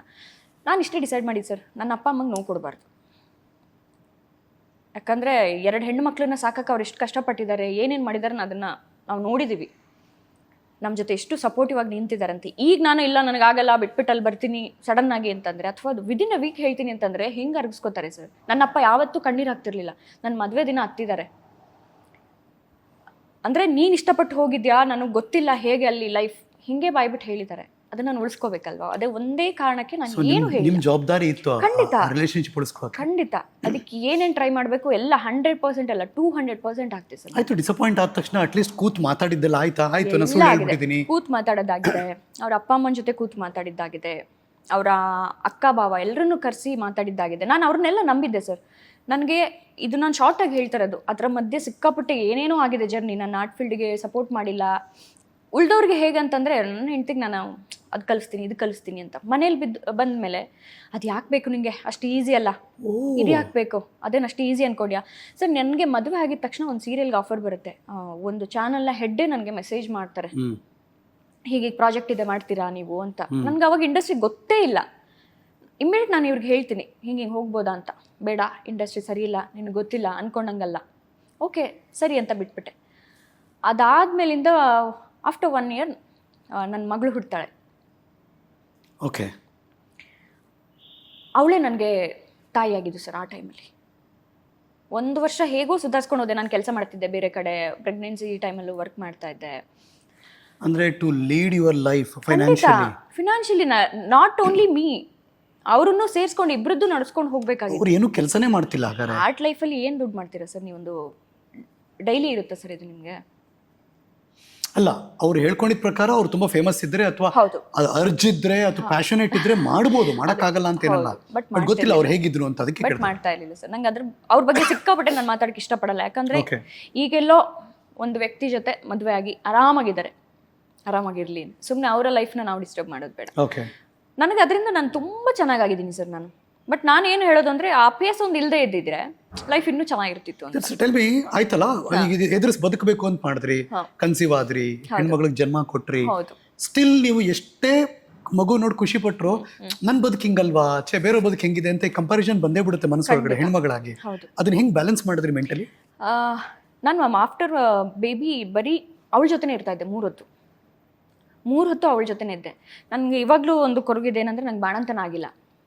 ನೀವು ತವ್ರ ಮನೆಗೆ ಬರಲೇ ಇಲ್ವಾ? ತವ್ರ ಮನೆಗೆ ಬಂದು 10 ದಿನದಲ್ಲಿ ಆ ಮನೆಯವರು ಮತ್ತೆ ಇನ್ನೇನೋ ಗಲಾಟೆ ಮಾಡಿ ನಾನು ಮತ್ತೆ ಗಂಡನ ಮನೆಗೆ ಕರ್ಕೊಂಡೋಗಿ ಇವರು ಅಪ್ಪ ಅಮ್ಮನಿಂದನೂ ನನ್ನನ್ನು ದೂರ ಆಗೋಕ್ಕೆ ಪ್ರಯತ್ನ ಪಟ್ಟು ಈ ಥರದ್ದೆಲ್ಲ ಆಗಿತ್ತು ಸರ್. ನನಗದು ಇವಾಗಲೂ ಗಿಲ್ಟಿದೆ, ನಾನು ಅಪ್ಪ ಅಮ್ಮನ ಪರವಾಗಿ ನಿಂತಿಲ್ಲ. ನನಗೆ ಗೊತ್ತು ಅಪ್ಪ ಅಮ್ಮ was right that time. But ನನಗೆ ಅವ್ರ ಜೊತೆ ನಿಲ್ಲಕ್ಕಾಗಿಲ್ಲ, ಬಿಕಾಸ್ ನಾನು ಈ ಲೈಫ್ ಲೀಡ್ ಮಾಡಬೇಕು, ನಾನು ಬಿಟ್ಟು ಬರೋಕ್ಕಾಗಲ್ಲ, ಸಣ್ಣ ಮಗು ಬೇರೆ ಇದೆ. ಸೊ ನಾನು ಇಷ್ಟೇ ಡಿಸೈಡ್ ಮಾಡ್ಕೊಂಡಿದ್ದು, ನನ್ನಲ್ಲಿ ನಾನೇನು ಅನುಭವಿಸ್ತಾ ಇದ್ದೀನಿ ಇಷ್ಟರಲ್ಲೇ ಇರಲಿ. ಅಲ್ಲಿಂದ ನಂತರ ಅಪ್ಪ ಅಮ್ಮಂಗೆ ಗೊತ್ತಾಯ್ತು ಇಲ್ಲಿ ಏನೋ ಸರಿ ಇಲ್ಲ ಅಂತ. ಬಟ್ ನೀವು ಬಿಟ್ಕೊಟ್ಟಿಲ್ಲ ಅಪ್ಪ ಅಮ್ಮಂಗೆ?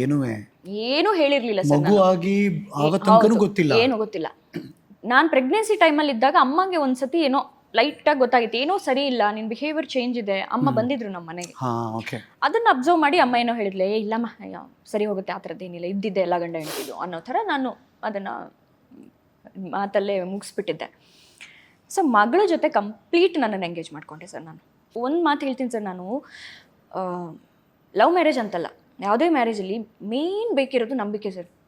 ನಂಬಿಕೆ ಇಡೋದೇನು ಎಲ್ಲರೂ ಇಡ್ತಾರೆ, ನಂಬಿಕೆನ ಉಳಿಸ್ಕೋಬೇಕು. ನಾನು ಆ ನಂಬಿಕೆನ ಉಳಿಸ್ಕೊಂಡಿದ್ದೀನಿ ಸರ್ ಇಲ್ಲಿ ತನಕನೂ. ನಾನು ಅದನ್ನು ಎದೆ ಮುಟ್ಟಿ ಹೇಳ್ತೀನಿ, ನಾನು ಯಾವುದೇ ರೀತಿಲಿ ಅವನಿಗೆ ಮೋಸ ಮಾಡಿಲ್ಲ, ಭಾವನಾತ್ಮಕವಾಗಿ ಆಗಲಿ ಯಾವುದೇ ರೀತಿಲೂ ನಾನು ಮೋಸ ಮಾಡಿಲ್ಲ. ಬಟ್ ಹೆಣ್ಮಗಳು ಯಾವತ್ತೂ ಏನು ಸಹಿಸ್ಕೊಳ್ಳಲ್ಲ ಅಂತಂದರೆ, ಗಂಡ ಏನೋ ಒಂದಿನ ಕುಡಿದು ಬಂದ ಒಪ್ಕೋತಾಳೆ, ಕುಡ್ದೆಲ್ಲೋ ಬಿದ್ದಿದ್ನ ಒಪ್ಕೋತಾಳೆ. ಈ ಎಕ್ಸ್ಟ್ರಾ ಮ್ಯಾರಿಟಲ್ ಅಫೇರ್ಸ್ ಇದೆಯಲ್ಲ ಸರ್, ಯಾವ ಹೆಣ್ಮಕ್ಳು ಒಪ್ಪಲ್ಲ, ಅದನ್ನು ಗಂಡ್ಮಕ್ಳು ಒಪ್ಕೋಬಾರ್ದು. ಅನೈತಿಕ ಸಂಬಂಧ ಎಷ್ಟು ಮನೆಗಳು ಹಾಳಾಗಿದೆ ಸರ್ ಇದರಿಂದ. I am one of them. ಸಹಿಸ್ಕೊಳ್ಳೋಷ್ಟು ಸಹಿಸ್ಕೊಂಡೆ ಸರ್. ಆಮೇಲಿಂದ ಆಗಲೇ ಇಲ್ಲ. ಒಂದು ಹುಡುಗಿ ಮನೆಗೇನೆ ಬಂದು ಜೋರ ಗಲಾಟೆ ಆಯಿತು, ಅಲ್ಲಿ ತನಕ ಹೋಯ್ತು. ಅವತ್ತು ಡಿಸೈಡ್ ಮಾಡಿದೆ ನಾನು, ಇನ್ನಿದು ಸುಧಾರ್ಸೋಕ್ಕಾಗಲ್ಲ, ಇನ್ನಿದು ಸರಿ ಹೋಗಲ್ಲ, ನಾನು ಬಿಟ್ಬಿಡ್ತೀನಿ ಅಂತ. ಅವತ್ತು ಕರೆಸಿ ಅವರ ಫ್ಯಾಮಿಲಿನ ಕರೆಸಿ ಮಾತಾಡಿದ್ದೀನಿ ನಾನು. ಹಿಂಗಿದೆ, ಇಲ್ಲ ಏನು ನಿನ್ನ ಗಂಡ ಕಣ್ಮುಂದೆನೇ ಏನೇ ಮಾಡಿದ್ರು ನೀನು ನಂಬಿಕೆ ಇಡಬೇಕು ಅನ್ನೋ ಮಾತು ಬಂತು ಸರ್. ಅಂಥ ಸತಿ ಸಾವಿತ್ರಿ ಈ ಕಾಲದಲ್ಲಿ ಇರೋಕ್ಕೆ ಸಾಧ್ಯ ಇಲ್ಲ. ನಾನಂತೂ ಅಲ್ಲ, ಅಷ್ಟೆಲ್ಲ ಗಂಡನ ಪಾದ ಪೂಜೆ ಮಾಡಿಕೊಂಡು ಕಣ್ಮುಂದೆನೇ ಏನೋ ಮಾಡ್ತಾ ಇರೋದನ್ನ ನೋಡಿಕೊಂಡು ಅದನ್ನು ಸಹಿಸ್ಕೊಂಡು ಹೋಗೋಷ್ಟು ಒಳ್ಳೆ ಹುಡುಗಿ ನಾನಲ್ಲ ಸರ್. ಅವತ್ತು ಡಿಸೈಡ್ ಮಾಡಿದೆ 2019. ಬಿಫೋರ್ ಮೂವ್ ಆಗಕ್ಕೆ ಮುಂಚೆ ಒಂದು ಸಣ್ಣ ಕ್ವಶನ್ ಕೇಳಿ ಮುಂದಕ್ಕೆ ಬಂದ್ಬಿಡ್ತೀನಿ, ಬಿಕಾಸ್ ಇದೊಂದು ಕೊರಿತಿರುತ್ತೆ ಎಲ್ಲರಿಗೂ ನೋಡಿದವ್ರಿಗೂ. ಇಷ್ಟು ಪ್ರೀತಿ ಮಾಡಿ ಮದುವೆ ಆಗಿ ಟ್ರಸ್ಟ್ ಇತ್ತಲ್ಲ, ಸುಮ್ಮನೆ ಸಮಾಧಾನ ಕೂತ್ಕೊಂಡು ನಾನು ಪ್ರೀತಿ ಮಾಡಿದ್ರಿ ಅಲ್ವಾ ನೀವು, ಯಾಕೆ ಈ ಸಂಬಂಧ ಅಂತ ಕೇಳಲಿಲ್ವಾ? ತುಂಬ ಸಲ ಆಗಿದೆ, ತುಂಬ ಸಲ ಮಾತಾಡಿದ್ದೀನಿ. ಏನು ಉತ್ತರ ಅದಕ್ಕೆ ಅವರಿಂದ? ಉತ್ತರ, ನೀನು ಬೇರೆಯವ್ರು ಹೇಳೋದನ್ನ ಕೇಳ್ಕೊಂಡು ನನ್ನ ಮೇಲೆ ಅಪವಾದ ಮಾಡ್ತಿದ್ಯಾ, ನಾನೇನು ಮಾಡಿಲ್ಲ. ಓ ಹಂಗ, ಓಕೆ. ನೀನು ಬೇರೆಯವ್ರ ಮಾತುಗಳಿಗೆ ಕಿವಿ ಕೊಡ್ತಾ ಇದೆಯಾ? ಸೊ ಈ ಥರದೆಲ್ಲ ಹೇಳಬೇಕಾದ್ರೆ ನನಗೆ ಅದೇ ಆಶ್ಚರ್ಯ ಅನಿಸ್ತಿರೋದು ಈಗ. ನನಗೆ ಟು ಬಿ ಹಾನೆಸ್ಟ್ ಡಿವೋರ್ಸ್ಗೆ ಅಪ್ಲೈ ಮಾಡ್ಬೇಕಂತ ಇರಲಿಲ್ಲ. ನನ್ನ ಫ್ರೆಂಡ್ಸ್ ಎಲ್ಲ ಹೇಳೋರು ನನಗೆ. ನಾನು ಯಾವಾಗ ಬಿಟ್ಟು ಬೆಂಗಳೂರಿಗೆ ಬಂದಲ್ಲ ಸರ್, ನನ್ನ ಬೆನ್ನೆಲುಬಾಗಿದ್ದು ನಿಂತವರು ನನ್ನ ಫ್ರೆಂಡ್ಸು. ಇವತ್ತಿಗೂ ಋಣ ಇದೆ ಸರ್ ನನಗೆ ಅವ್ರ ಮೇಲೆ. ಇಲ್ಲಿದ್ರ ಫ್ರೆಂಡ್ಸ್ ಎಲ್ಲ? ಹೌದು, ಓಕೆ. ಬೆಂಗಳೂರಲ್ಲಿ ಫ್ರೆಂಡ್ಸ್ ಇದ್ರು. ಆಮೇಲೆ ನನಗೆ ಅದು ಹೆಂಗೋ ಗೊತ್ತಿಲ್ಲ ಸರ್, ಇಂಡಸ್ಟ್ರಿ ಅವ್ರದ್ದು ತುಂಬ ಕಾಂಟ್ಯಾಕ್ಟ್ಸ್ ಇತ್ತು ನನಗೆ. ಫೇಸ್ಬುಕ್ಕಲ್ಲಿ ನನಗೆ ತುಂಬ ಜನ ಇಂಡಸ್ಟ್ರಿಯವರು ಮೆಸೇಜ್ ಮಾಡೋರು, ತುಂಬ ಅಡ್ಮೈರ್ ಮಾಡೋರು, ಬಿಕಾಸ್ ಆಫ್ ಚಂಡೆ. ಎಷ್ಟು ಗೌರವ ಇಟ್ಕೊಂಡಿದ್ರು ಅಂದರೆ ತುಂಬ ಜನ ನನ್ನ ಮೇಲೆ. ನನಗೆ ಖುಷಿ ಆಗೋದು ಆ ಟೈಮಲ್ಲೆಲ್ಲ. ಫೇಸ್ಬುಕ್ಕಲ್ಲಿ ಸಿಕ್ಕಾಪಟ್ಟೆ ಫಾಲೋವರ್ಸ್ ಇದ್ರು ನನಗೆ, ಬಿಕಾಸ್ ಆಫ್ ಚಂಡೆ. ಆಮೇಲೆ ನನ್ನ ಲೈಫ್ ಸ್ಟೈಲ್ನ ಇಷ್ಟಪಡೋರಿದ್ರು. ನಾನು ಒಂದಷ್ಟು ಫೋಟೋ ಶೂಟ್ ಹಾಕಿದ್ರೆ ನಿಮ್ಮ ಡ್ರೆಸ್ಸಿಂಗ್ ಸೆನ್ಸ್ ಚಂದ, ಈ ಥರದ್ದೆಲ್ಲ ನಾನು ತುಂಬ ಜನ ನನ್ನನ್ನು ಗೌರವದಿಂದ ಪ್ರೀತಿಯಿಂದ ನೋಡ್ತಾ ಇದ್ರು. ಅದಷ್ಟೇ ನನ್ನ ಆಸ್ತಿ ಸರ್. ನನಗೆ ಬೆಂಗಳೂರಲ್ಲಿ ನನ್ನ ಕೈ ಹಿಡಿದಿದ್ದೆ ಅವರು ಫ್ರೆಂಡ್ಸ್. ಯಾರೋ ಫ್ರೆಂಡ್ ಮನೇಲಿ ಇರ್ತಾ ಇದ್ದೆ, ಇನ್ನೊಂದು ಸ್ವಲ್ಪ ದಿನ ಬಂದು ಇನ್ನೊಂದು ಫ್ರೆಂಡ್ ಮನೇಲಿ ಇರ್ತಾ ಇದ್ದೆ. ಮನೆ ಇಲ್ಲ, ಜಾಗ ಇಲ್ಲ. ಇಲ್ಲ, ಹೆಂಗೆ ಸರ್, ಒಂದು ಬ್ಯಾಗ್ ಇಟ್ಕೊಂಡ್ ಬಂದಿರೋದು ನಾನು, ಮಗುನ ಇಟ್ಕೊಂಡು. ಹೆಣ್ಮಗು 1.5 ವರ್ಷ ಅವಳಿಗೆ. ಮಗುನು ಕರ್ಕೊಂಡ್ ಬಂದಿದ್ರಿ ಜೊತೆಗೆ? ಖಂಡಿತ. ಮನೇಲಿ ಬಿಟ್ಟಿಲ್ಲ ನೀವು ಅಪ್ಪ ಅಮ್ಮನ ಜೊತೆ? ನಾನೇ ಎತ್ಕೊಂಡ್ ಬಂದಿರೋದು. ಸಖತ್ ಗಟ್ಟಿಗಿತ್ತಿ ನೀವು. ನಾನು ಅಪ್ಪ ಅಮ್ಮಂಗೆ ಅವಾಗ corona time. 19 corona time. Thank god. ಅದು ಕೂಡ ನನಗೆ, ನಾನು ದೇವ್ರನ್ನ ನಂಬ್ತೀನಿ ತುಂಬ. ಹಾಗಂತ ದಿನ ಪೂಜೆ ಮಾಡೋದು, ವ್ರತ ಮಾಡೋದು ಇದೆಲ್ಲ ಇಲ್ಲ. ಬಟ್ ಮನಸ್ಸಲ್ಲಿ ಅದೇನೋ ಶಕ್ತಿ ಇದೆ, ನಾನು ತುಂಬ ನಂಬ್ತೀನಿ. ದೇವರು ಅದೊಂದು ಕೆಟ್ಟ ಕೆಲಸ ನನ್ನ ಇದರಲ್ಲಿ ಲೈಫಲ್ಲಿ ಮಾಡಿದ್ರು, ಅದರ ನಂತರದ್ದು ದಾರಿ ಕಂಪ್ಲೀಟ್ ಅವನೇ ತೋರಿಸ್ಕೊಂಡು ಹೋಗಿದ್ದಾನೆ ನನಗೆ. ಎಲ್ಲೂ ನನಗೆ ತುಂಬ ಸಮಸ್ಯೆ ಆಗಿರೋದು ಖಂಡಿತ ಆಗಿಲ್ಲ ಸರ್. ಒಂದು ಬ್ಯಾಗ್ ಹಿಡ್ಕೊಂಬಂದೆ ಕೊರೋನಾ ಟೈಮ್. ಲಕ್ಕಿಲಿ ನಾನು ಅಮ್ಮನ ಮನೇಲಿ ಲಾಕ್ ಆದೆ. ಓಕೆ. ಒಂದಷ್ಟು ಟೈಮ್ ಊರಲ್ಲೇ ಇದ್ದೆ. ಬಟ್ ಅಪ್ಪ ಹೇಳಿದರು, ನೋಡು ಅಡ್ಜಸ್ಟ್ ಮಾಡ್ಕೊಂಡು ಹೋಗು, ಸರಿ ಹೋಗ್ತಾನೆ. ಯಾವಾಗ ಸರಿ ಹೋಗ್ತಾನೆ?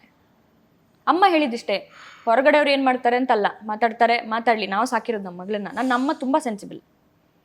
ಅಪ್ಪ ಸ್ವಲ್ಪ ಇಂಥ ವಿಷಯದಲ್ಲಿ, ಅಂದರೆ ಇಷ್ಟು ವರ್ಷ ಮರ್ಯಾದೆ ತಗೊಂಡು ಉಳಿಸ್ಕೊಂಡ್ಬಂದಿದ್ದೀವಿ, ಖಂಡಿತ ಇರುತ್ತೆ, ಆಬ್ವಿಯಸ್ ಅದು. ಅಮ್ಮ ಹೆಂಗೆ ಅಂದರು ಅಂದರೆ, ನಾವು ಸಾಕಿರೋದು ಅವಳನ್ನ, ನೀನು ಇಷ್ಟೇ ಮಾಡೋದಿವ್ಯಾ, ನಿನ್ನ ಲೈಫ್ ನೀನು ನೋಡ್ಕೊ, ಮಿಕ್ಕಿದ ಆಮೇಲೆ ನೋಡೋಣ, ಫಸ್ಟ್ ನೀನು ಕೆಲ್ಸಕ್ಕೆ ಹೋಗು, ಮಗುಗೆ ಏನು ಮಾಡ್ಬೇಕು ಅದನ್ನು ಮಾಡು ಅಂತ ಅಷ್ಟೇ ನನ್ನ ತಲೆಯಲ್ಲಿ ಇದ್ದು. 3 ವರ್ಷ ವರ್ಕ್ ಮಾಡಿದೆ ಬೆಂಗಳೂರಲ್ಲಿ. ಏನೋ ಕೆಲಸ ಮಾಡಿದೆ? HR ಆಗಿ ವರ್ಕ್ ಮಾಡ್ತಾ ಇದ್ದೆ ಒಂದು ಸ್ಟಾರ್ಟ್ಅಪ್ ಕಂಪನಿಲಿ. ನನಗೆ ಆಗಲೇ ಇಲ್ಲ ಸರ್, 1 ವರ್ಷ ಕೆಲಸ ಮಾಡಿದೆ. ಮಗು ಹೆಂಗೆ ನೋಡ್ಕೊಂಡು ಬ್ಯಾಲೆನ್ಸ್ ಮಾಡಿದ್ರಿ? ಆಫೀಸಿಗೆ ಕರ್ಕೊಂಡು ಹೋಗ್ತಿದ್ದೆ ಪ್ರತಿದಿನ. ಹೌದು. 1 ತಿಂಗಳು ಊರಲ್ಲಿ ಬಿಟ್ಟೆ, ಆಗಲಿಲ್ಲ ನನಗೆ, ಬಿಟ್ಟಿರೋಕ್ಕಾಗಲಿಲ್ಲ, ಕರ್ಕೊಂಬಂದೆ. ಇದರ ಮಧ್ಯೆ ಟ್ರಾಜಿಡಿ ಏನು ಅಂತಂದರೆ, ಮತ್ತೆ ಅವಳ ಅಪ್ಪನ ಹತ್ರ ಬಿಟ್ಟೆ, ಒಂದು 3 ತಿಂಗಳು ಬಿಟ್ಟೆ.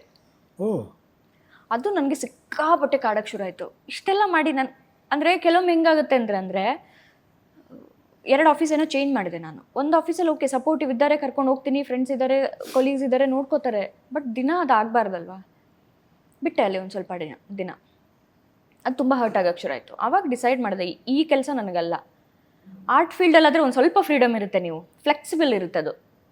ಫ್ಲೆಕ್ಸಿಬಲ್ ಇನ್ ದ ಸೆನ್ಸ್ ನಾವು ಹೋಗಿ ಕರ್ಕೊಂಡು ಹೋದ್ರು ಅಲ್ಲಿ ಏನು ಸಮಸ್ಯೆ ಆಗಲ್ಲ, ಹೌದು, ಜನ ಇರ್ತಾರೆ, ಪ್ರೋಗ್ರಾಮ್ಸ್ ಇರುತ್ತೆ, ರಿಹರ್ಸಲ್ಸ್ ನಡೀತಾ ಇರುತ್ತೆ, ಕರೆಕ್ಟ್. ಅಲ್ಲೆಲ್ಲೋ ಎಂಗೇಜ್ ಆಗಿರ್ತಾಳೆ. ಅದಕ್ಕೆ ಏನು ಡಿಸೈಡ್ ಮಾಡಿದೆ ನಾನು, ಇದಲ್ಲ ಆರ್ಟ್ ಫೀಲ್ಡಲ್ಲಿ ಏನೋ ಮಾಡ್ಬೇಕಂತ ನಂಗೆ ಮುಂಚೆ ಆಸೆ ಇತ್ತಲ್ಲ, ಅದನ್ನೇ ಗಟ್ಟಿಯಾಗಿ ನಾನು ಹಿಡ್ಕೋತೀನಿ, ಅದೆಷ್ಟು ಕಷ್ಟ ಆದರೂ ಪರವಾಗಿಲ್ಲ ಅಂತ. ತಲೆಯಲ್ಲಿ ಇರುತ್ತಲ್ಲ ಫೈನಾನ್ಷಿಯಲ್, ಬೆಂಗಳೂರು ಸಿಟಿಲಿ ಬದುಕಬೇಕು ಅಂದರೆ ಅದು ತುಂಬ ಸ್ಟ್ರಾಂಗ್ ಇರಬೇಕಲ್ಲ. ಹೌದು. ದೆನ್ ವಾಟ್ ಯು ನನಗೆ ಥಾಟ್ ಏನು? ಸರ್ ನಾನು ಸ್ವಂತ ಬಾಡಿಗೆ ಮನೆ ಮಾಡೋಕ್ಕೆ 2 ವರ್ಷ ತೊಗೊಂಡಿದ್ದೀನಿ, 1.5 ವರ್ಷ ಅಂತೂ ತೊಗೊಂಡಿದ್ದೀನಿ. ಫ್ರೆಂಡ್ಸ್ ಮನೇಲೇ ಇರ್ತಾ ಇದ್ದಿದ್ದು ನಾನು. 2 ವರ್ಷ? ಹೌದು, 1.5 ವರ್ಷ. Hats off. ಆಲ್ಮೋಸ್ಟ್ ನಿಮ್ಮ ಗೆಳತಿಯರಿಗೆ ಹ್ಯಾಟ್ಸ್ ಆಫ್.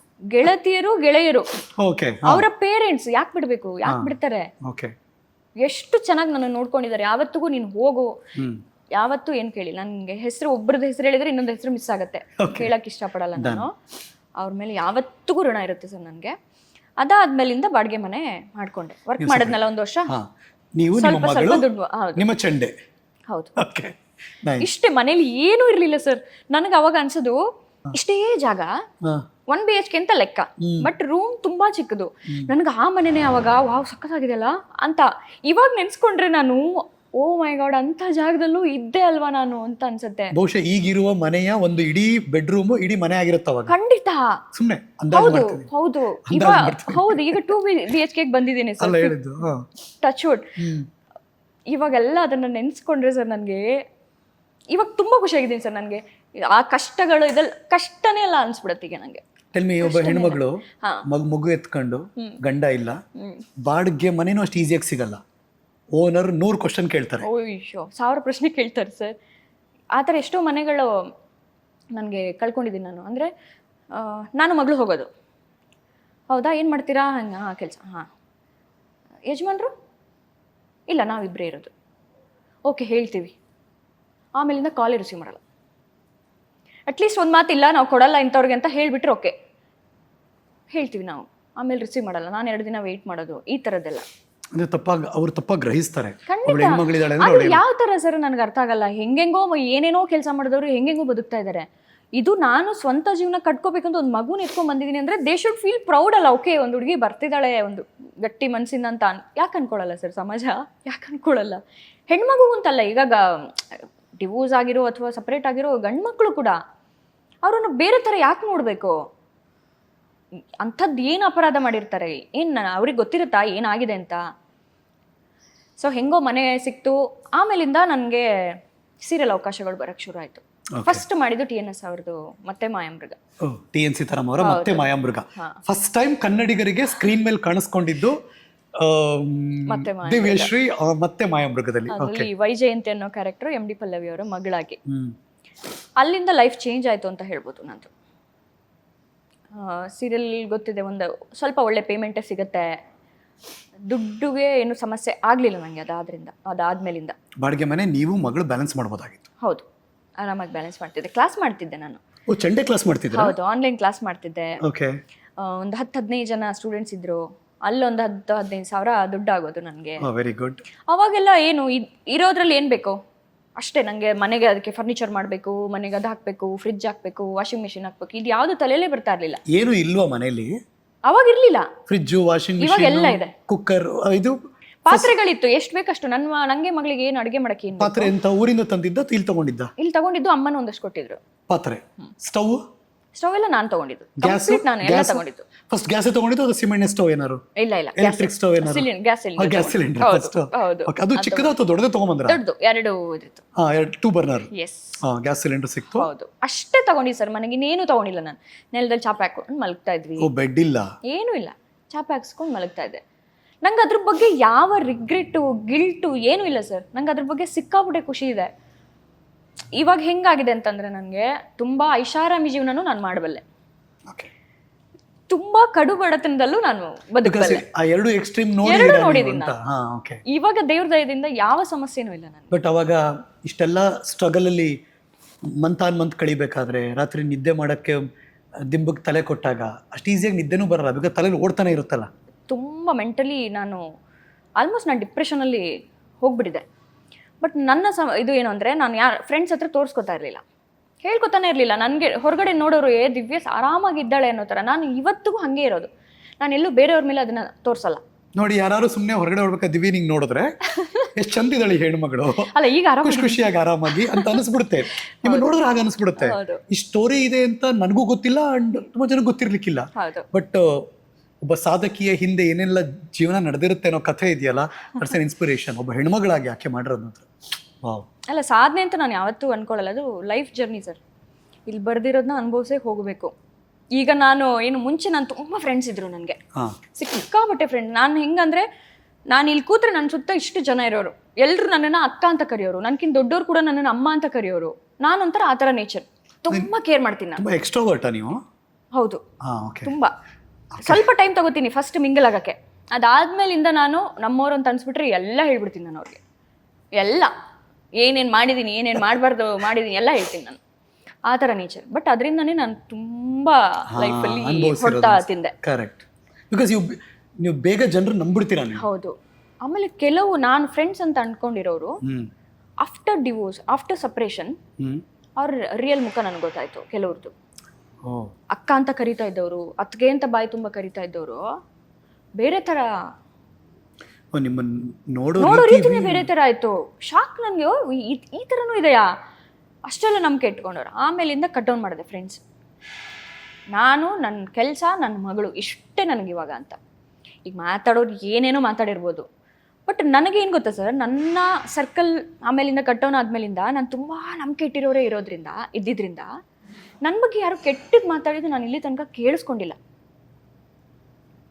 ಅಫ್ಕೋರ್ಸ್ ಮಾತಾಡಿರ್ತಾರೆ, ತುಂಬ ಒಳ್ಳೆ ಕೆಲಸಗಳು ಮಾಡಿದ್ರೇ ಮಾತಾಡ್ತಾರೆ. ಇನ್ನು ಅಂಥದ್ರಲ್ಲಿ ನಾನೊಂದು ಹೆಣ್ಮಗಳನ್ನ ಕರ್ಕೊಂಡು ಆಚೆ ಬಂದಿದ್ದೀನಿ, ನನ್ನ ಬಗ್ಗೆ 1000 ಮಾತಾಡಿರ್ತಾರೆ, 1000 ಜನರ ಜೊತೆ ಸಂಬಂಧ ಕಟ್ಟಿರ್ತಾರೆ. ನನಗೆ ಯಾವುದೇ ಫರಕ್ಕಿಲ್ಲ.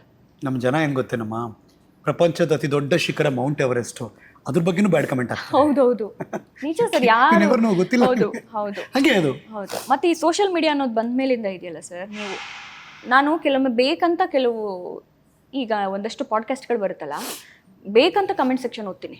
ಓಕೆ. ಈಗ ರೀಸೆಂಟ್ಲಿ ಒಂದು ಹೆಣ್ಮಗಳದ್ದು ಹೆಸರು ತಗೊಳ್ಳಲ್ಲ, ಪಾಪ ಎಲ್ಲ ಹೇಳ್ಕೊಂಡು ಮಾತಾಡಿದೆ. ಎಷ್ಟು ಜನ ಪಾಸಿಟಿವ್ ಕಮೆಂಟ್ ಹಾಕಿದ್ದಾರೆ, ಎಷ್ಟು ಜನ ನೆಗೆಟಿವ್ ಹಾಕಿದ್ದಾರೆ. ಹೆಂಗೆ ಮಾತಾಡ್ತಾರೆ ಅಂದರೆ ಸರ್, ನಿನ್ನ ಲೈಫನ್ನ ಅವರೇ ಅನುಭವಿಸಿದ್ದಾರೆ, ಅವ್ರು ಅಲ್ಲಿ ಇದ್ದರೂ ನೋಡಿದ್ದಾರೆ ಅನ್ನೋ ಥರ ಜಡ್ಜ್ ಮಾಡಿಬಿಡ್ತಾರೆ. ನನಗೆ ಈ ಜಡ್ಜ್ ಮಾಡೋ ಜನ ಇಷ್ಟ ಆಗಲ್ಲ. ಯಾಕೆ ಮಾಡ್ತಾರೆ? ನಾನು ಯಾರನ್ನ ಜಡ್ಜ್ ಮಾಡಲ್ಲ ಸರ್. ಅವ್ರ ಲೈಫು ಏನೋ ಮಾತಾಡ್ಬೋದು, ಹಂಗೆ ಹೌದಾ ಹಂಗಂತೆ ಜಡ್ಜ್ ಮಾಡಲ್ಲ. ಬಿಕಾಸ್ ನಾವು ನೋಡಿಲ್ಲ ಅವ್ರ ಲೈಫನ್ನ. ಹೆಂಗದು ಜಡ್ಜ್ ಮಾಡಿಬಿಡ್ತೀರಾ? ತುಂಬ ಜನ ನನ್ನ ಆ ಥರ ಜಡ್ಜ್ ಮಾಡಿದ್ದಾರೆ ಅಂಥವ್ರನ್ನೆಲ್ಲ ನನಗೆ ಇದಾಗಲ್ಲ ಅನ್ನೋದವ್ರನ್ನ ಕಟ್ ಮಾಡಿದ್ದೀನಿ. ನಿಮಗೆ ತುಂಬ ಜನ ನಿಮ್ಮ ಜೊತೆ ಇದ್ದಾಗ ಫ್ರಸ್ಟ್ರೇಷನ್ಸ್ ಇರೋದು. ನಾನು ಅನ್ಕೋತಾ ಇದ್ದೆ, ಓಕೆ ತುಂಬ ಜನ ನನ್ನ ಜೊತೆ ಇದ್ದಾರೆ, ನಾನು ತುಂಬ ಸೇಫ್, ನಾನು ತುಂಬ ಖುಷಿಯಾಗಿದ್ದೀನಿ ಅಂತ.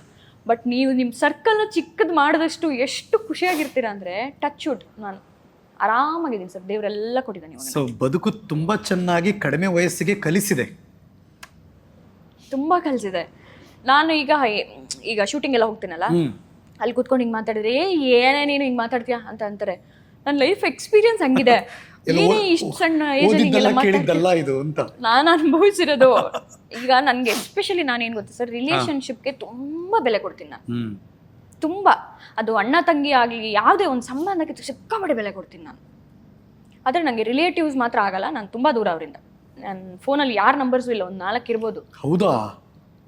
ಯಾರ ಜೊತೆನೂ ಟಚಲ್ಲಿಲ್ಲ ನಾನು. ಬಿಕಾಸ್ ಯಾರು ಬಂದಿಲ್ಲ ಸರ್ ನನಗೆ. ನಿಮ್ಮ ಕಷ್ಟಕ್ಕೆ ಯಾರು ಬಂದಿಲ್ಲ. ಕಷ್ಟಕ್ಕೆ ಬರೋದು ಬೇಡ, ಖುಷಿ, ನಾನು ಏನೋ ಒಂದು ಹೆಸರು ಮಾಡ್ತೀನಿ ಅಂದಾಗ್ಲೂ ನನ್ನ ಜೊತೆ ಓಕೆ ಗುಡ್ ನೀನು ಮಾಡ್ತಾ ಇದೀಯ ಅಂತ ಯಾರು ಬಂದಿಲ್ಲ. ಯಾಕೆ ನಾನು ಅವ್ರ ಜೊತೆ ಇವಾಗಲೂ ಅವ್ರು ಯಾರು ನಿಮ್ಮನ್ನು ಅಪ್ರಿಷಿಯೇಟ್ ಮಾಡೋದೇ ಇಲ್ವಾ? ಮಾಡಲ್ಲ. ರಿಲೇಟಿವ್ಸ್ ಅಂತೂ ಮಾಡಲ್ಲ, ಹೊರಗಡೆ ಜನ ಮಾಡ್ತಾರೆ. ಫ್ರೆಂಡ್ಸ್ ಅಂತೂ ನನ್ನನ್ನು ಸೆಲೆಬ್ರೇಟ್ ಮಾಡ್ತಾರೆ. ನನ್ನ ಇನ್ನೂ ನಂಬಿಕೆ ಇಟ್ಕೊಂಡಿರೋ ಒಂದಷ್ಟು ಫ್ರೆಂಡ್ಸ್ ಇದ್ದಾರಲ್ಲ, ನನ್ನನ್ನು ಸೆಲೆಬ್ರೇಟ್ ಮಾಡ್ತಾರೆ, ಮನೆ ಮಗಳ ಥರ ನೋಡ್ತಾರೆ. ಕೆಲವು ಫ್ರೆಂಡ್ಸ್ ಎಲ್ಲ ಮೆಸೇಜ್ ಹಾಕ್ತಾರೆ ಆ ಟೈಮಲ್ಲಿ, ಕಷ್ಟ ಟೈಮಲ್ಲಿ ಇಲ್ಲದೆ ಇರೋರು, ಈಗ ಗ್ರೇಟ್ ಕಣೆ, ದಿನ ನೋಡ್ತೀನಿ ಕಣೆ, ನಿನ್ನ ಕ್ಲಾಸ್ಮೇಟ್ ಕಣೆ, ಓಕೆ ಥ್ಯಾಂಕ್ಸ್. ಕೆಲವೊಂದೆಷ್ಟು ಮೆಸೇಜ್ನ ನಾನು ಓಪನ್ ಮಾಡಿದೆ ಡಿಲೀಟ್ ಮಾಡ್ಬಿಡ್ತೀನಿ. ಇವಾಗ ನಿಮ್ಮ ಹತ್ರ ಇರೋಕೆ ಬಯಸ್ತಾರೆ ಅವರು. ನನಗೆ ಬೇಡ, ನನಗೆ ಯಾರು ಇರಬೇಕು, ಏನಿರಬೇಕು ಅದು ಹತ್ರ ಇದೆ ಸಾಕು. ಸೊ ಸಿಕ್ಕಾಪಟ್ಟೆ ಕಲ್ತ್ಬಿಟ್ಟಿದ್ದೀನಿ. ಬಟ್ ಆವಾಗಲೇ ಹೇಳಿದಾಗೆ, ನೋ ರಿಗ್ರೆಟ್ಸ್, ನೋ ಗಿಲ್ಟ್. ಬರೀ ಕಲ್ತ್ಕೊಂಡಿರೋದು ಅಷ್ಟೇ. ಅದರಿಂದ ನಾನೇನು ಭಾಳ ಒಳ್ಳೆಯವಳು ಏನೋ ಮಾಡಿದ್ದೀನಿ ಅಂತ ನಾನು ಹೇಳ್ತಾ ಇಲ್ಲ. ಬಟ್ ನನ್ನ ಮಟ್ಟಿಗೆ ಇದು ನಾನು ಮಾಡಿರೋದು ನನಗೆ ಸಿಕ್ಕಾಪಟ್ಟೆ ಖುಷಿ, ಸಿಕ್ಕಾಪಟ್ಟೆ ಪ್ರೌಡ್ ನನ್ನ ಬಗ್ಗೆ. We also proud of you ಮಾ. ಅಫ್ಕೋರ್ಸ್ ಅವ್ರ ಜರ್ನಿ ಮಾತಾಡ್ತಿದ್ದಾರೆ, ಇದ್ರ ಮಧ್ಯೆ ನಿಮ್ಮ ತಲೆಯಲ್ಲಿ ಗ್ಯಾರಂಟಿ ಪ್ರಶ್ನೆ ಬಂದಿರುತ್ತೆ. ಹಾಗಾಗಿ ಅದನ್ನು ನಾನು ಸೆನ್ಸ್ ಮಾಡಬಲ್ಲೆ. ಹರೀಶ್ ಅವ್ರಿಷ್ಟು ಮಾತಾಡ್ತಿದ್ದಾರೆ ಪರ್ಸ್ನಲ್ ಲೈಫ್ ಎಲ್ಲ ಅಂತ. ಬಟ್ ಒಂದು ಅಬ್ಸರ್ವ್ ಮಾಡಿ, ಈ ಬದುಕಿನ ಅಂದರೆ ಅವರ ಬದುಕಿನ ಏಳು ಬೀಳುಗಳಿದೆಯಲ್ಲ, ಬರೀ ಬಿದ್ದಾಗಲೇ ಅಷ್ಟೇ ಅಲ್ಲ, ಎದ್ದಾಗಲೂ ಅಷ್ಟೇ, ಅದರಲ್ಲಿ ಯಾವಾಗಲೂ ಅವ್ರ ಜೊತೆ ಇರೋದು ಚಂಡೆ.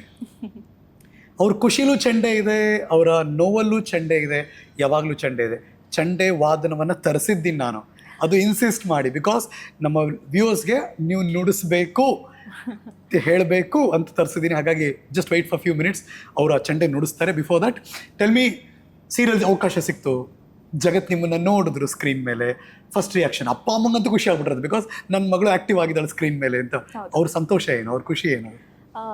ಬಿಫೋರ್ ಸೀರಿಯಲ್ ಸರ್ ನಾನು ಮಾಧವಿ ಅನ್ನೋ ಒಂದು ನಾಟಕ ಮಾಡಿದೆ. ಓಕೆ, ಇಲ್ಲಿ ಬೆಂಗಳೂರಲ್ಲಿ? ಹೌದು, ಮಾಧವಿ ಅಂತ ತುಂಬಾ ಫೇಮಸ್ ಆಯ್ತು. ಯಾರು ಡೈರೆಕ್ಟರ್? ಯಾರು? ಶ್ರೀಪಾದ್ ಭಟ್ ಅಂತ. ಓಕೆ. ಅದು ನಾಟಕ ಏನ್ ಮಾಡಿರೋದು ಅಂದ್ರೆ, ಚಂಡೆ ಕೂಡ ಅದರಲ್ಲಿ ಪಾತ್ರ. ನೀವಾಗ್ಲೇ ಹೇಳ್ದಂಗೆ ಸುಖದಲ್ಲಿ ಚಂಡೆ, ಕಷ್ಟದಲ್ಲೂ ಚಂಡೆ ಅಂತ. ಅದು ಮಾಧವಿ ಕತೆ ನೋಡಿದ್ರೆ ನಿಮ್ಗೆ ಒಂದು ನಂದೇ ಕತೆ ಅನ್ನೋ ತರ ಇದೆ ಅದು. ಅವಳು ಲೈಫಲ್ಲಿ ಏನೇನು ಕಷ್ಟಪಟ್ಟಿದ್ದಾಳೆ, ಬಿಕಾಸ್ ಆಫ್ ಈ ಏನು ಪುರುಷ ಪ್ರಧಾನ ಸಮಾಜದಲ್ಲಿ ಏನೇನು ಕಷ್ಟಪಟ್ಟಿದ್ದಾಳೆ, ಮುಂದೆ ಅವಳು ಪ್ರೀತಿ ಬಯಸಿದಾಗ ಜನ ಹೇಗೆ ನೋಡಿದ್ರು. ಸೊ ಆ ನಾಟಕದಲ್ಲಿ ನಾನು ನೋವಾದ್ರೆ, ಅಂದ್ರೆ ಆ ಮಾಧವಿಗೆ ನೋವಾದ್ರೆ ಚಂಡೆ ನುಡಿಸ್ತಾಳೆ, ಖುಷಿ ಆದ್ರೆ ಅದಕ್ಕೆ ತಕ್ಕಂಗೆ ಚಂಡೆ ನುಡಿಸ್ತಾಳೆ. ಇದನ್ನ ಮಾಡ್ಕೊಟ್ಟಿದ್ದು ಶ್ರೀಪಾದ್ ಭಟ್ರು. ಶ್ರೀಪಾದ್ ಭಟ್ರನ್ನ ನಾನು ಕಾಂಟ್ಯಾಕ್ಟ್ ಮಾಡಿದೆ. ಸರ್, ನಾನು ತುಂಬಾ ಒಂಥರ ಡಿಪ್ರೆಷನ್ ಅಲ್ಲಿದ್ದೀನಿ, ನಾನು ಆಚೆ ಬರಲೇಬೇಕಿದ್ರಿಂದ, ಅದಕ್ಕೆ ನನಗೆ ಗೊತ್ತಿರೋ ಪ್ರಕಾರ ಆರ್ಟ್ ಫಾರ್ಮ್ ಒಂದೇ ಸಾಧ್ಯ, ನನ್ನ ಜೊತೆ ಚಂಡೆ ಇರಬೇಕು, ಏನು ಮಾಡ್ಬೇಕು ನೀವು ಹೇಳಿ ಅಂತ. ಮಾಧವಿ ಅಂತ ಒಂದು ನಾಟಕ ಇದೆ, ನಿನಗಂತಾನೆ ರೀವ್ರೈಟ್ ಮಾಡಿಸ್ತೀನಿ, ಮಾಡು ಅಂತ ಹೇಳಿ ಬರೀ 1 ತಿಂಗಳೊಳಗಡೆ ಕಟ್ಟಿದ ನಾಟಕ ಅದು. ಮಾಧವಿ ಇಬ್ಬರೇ ಪಾತ್ರಧಾರಿಗಳು ಅದರಲ್ಲಿ, ನಾನೊಬ್ಳು, ಇನ್ನೊಂದು ಹುಡುಗ ಶರತ್ ಅಂತ ಮಾಡ್ತಾ ಇದ್ರು. ತುಂಬಾ ತಿರುಗಾಟ ಮಾಡಿದ್ವಿ, ಅದರಿಂದ ತುಂಬಾ ಜನ ಐಡೆಂಟಿಫೈ ಮಾಡಿದ್ರು. ಪರ್ಫಾರ್ಮೆನ್ಸ್ ಎಲ್ಲ ಕಡೆ ಕೊಟ್ರಿ? ಹೌದು. ನೈಸ್. ಅದರಿಂದ TNS ಅವ್ರಿಗೆ ನನ್ನನ್ನು ಗೊತ್ತಿತ್ತು, ಅವಕಾಶ ಬಂತು, ಆಡಿಷನ್ಗೆ ಹೋದೆ. ಅಲ್ಲಿ ಅವಾಗ ಕೇಳಿದ್ರು, ನಿಂದೆ ಅಲ್ವಾ ಮಾಧವಿ ನಾಟಕ ಅಂತ. ಅಲ್ಲಿಂದ ನಂತರ ಇದು ಟಿವಿ ಜರ್ನಿ ಬದಲಾಯಿತು. ಖಂಡಿತ ಒಳ್ಳೆ ರೀತಿಲಿ ಬದಲಾಯಿತು. ಹೆಂಗೆ ಸ್ಕ್ರೀನ್ ಅಲ್ಲಿ ಹೆಂಗಿತ್ತು? ಅಪ್ಪ ಅಮ್ಮ ಏನ್ ಕಮೆಂಟ್ ಮಾಡಿದ್ರು ನಿಮ್ಮನ್ನ ನೋಡಿದ್ಮೇಲೆ? ಕರಾವಳಿ ಜನ ತುಂಬಾ ಎಕ್ಸ್ಪ್ರೆಸಿವ್ ಅಲ್ಲ. ಓಕೆ. ಈ ಸೀರಿಯಲ್ ಜಾಸ್ತಿ ನೋಡೋದು, ಮೂವಿ ಜಾಸ್ತಿ ನೋಡೋದು, ನಿಮ್ಗೆ ಗೊತ್ತಿರ್ಬೋದು. ಆ ಥರ ಇಲ್ಲ. ಅವರು ತಾವಾಯ್ತು, ತಮ್ಮ ಕೆಲಸ ಆಯ್ತು, ಬರ್ತಾರೆ, ಸಂಜೆ ಟಿವಿ ಆನ್ ಆಗಿರುತ್ತೆ, ಸುಮ್ಮನೆ ಇರುತ್ತೆ. ಯಾವುದನ್ನು ಕೂಡ ಅವರು ತುಂಬಾ ವಾವ್ ಅನ್ನೋ ಥರ ನೋಡಲ್ಲ. ಸೇಮ್ ನಮ್ಮ ಅಪ್ಪ ಅಮ್ಮ. ನನ್ನ ಅಪ್ಪ ಓಕೆ, ಏನೋ ಒಂದು ಕೆಲಸ ಆಯ್ತು ಅಷ್ಟೇ ಅವ್ರಿಗೆ ಇದ್ದಿದ್ದು. ಮತ್ತೆ ಖುಷಿ ಸಂತೋಷ ಆ ಥರದ್ದೇನಿಲ್ಲ, ಎಕ್ಸ್ಪ್ರೆಸಿವ್ ಮಾಡಲ್ಲ ಅವರು. ಅಮ್ಮಂಗೆ ಖುಷಿ, ಅಮ್ಮ ಎಕ್ಸ್ಪ್ರೆಸ್ ಮಾಡಿದ್ರು. ಬಟ್ ಇದರಲ್ಲಿ ಹೆಂಗೆ, ತಿಂಗಳಿಗೆ ಎಷ್ಟು ದಿನ ಬರುತ್ತೆ, ಹೇಗೆ ನಿನ್ ಲೈಫ್ ಕ್ವಶನ್ ಮಾರ್ಕ್. ಈಗ ಆಫೀಸ್ ಬೇರೆ ಕೆಲಸ ಅಂತಂದ್ರೆ ಓಕೆ, ತಿಂಗಳಿಗೆ ಫಿಕ್ಸ್ ಇರುತ್ತೆ. ಇದು ಒಂದಿನ 3 ದಿನ ಬಂತು, 1 ತಿಂಗಳು ಶೂಟು, 1 ತಿಂಗಳು 4 ದಿನ, ಹೀಗೆ ಹೇಗೆ ಅಂತ ನಾನು ಮಾಡ್ತೀನಿ ಅಂದೆ. ಅದಾದ್ಮೇಲಿಂದ ಗೃಹ ಪ್ರವೇಶ ಅನ್ನೋ ಸೀರಿಯಲ್ ಬಂತು ಕಲರ್ಸ್ಗೆ. ನಾನು ಇಲ್ಲಿ ಶಿವಧ್ವಜ್ ಶೆಟ್ಟಿ ಸರ್ನ ನೆನ್ಸ್ಕೊಳ್ಳೇಬೇಕು. ನಿಮ್ ಕಡೆಯವರಲ್ಲ? ಅವರು ನನಗೆ ಎಷ್ಟು ಸಪೋರ್ಟಿವ್ ಇದ್ರು ಅಂದ್ರೆ, ಕಲರ್ಸ್ ಕನ್ನಡದಲ್ಲಿ ಒಂದು ಎದೆ ತುಂಬಿ ಹಾಡುವೆನು ಅಂತ ಮತ್ತೆ ಪ್ರೋಗ್ರಾಮ್ ಶುರು ಮಾಡಿದ್ರು. ಅದರಲ್ಲಿ ನನ್ನ ಗೆಸ್ಟ್ ಆರ್ಟಿಸ್ಟ್ ಆಗಿ ಚಂಡೆ ನುಡ್ಸಕ್ ಕರೆದಿದ್ರು ಫೋಕ್ ರೌಂಡ್ಗೆ.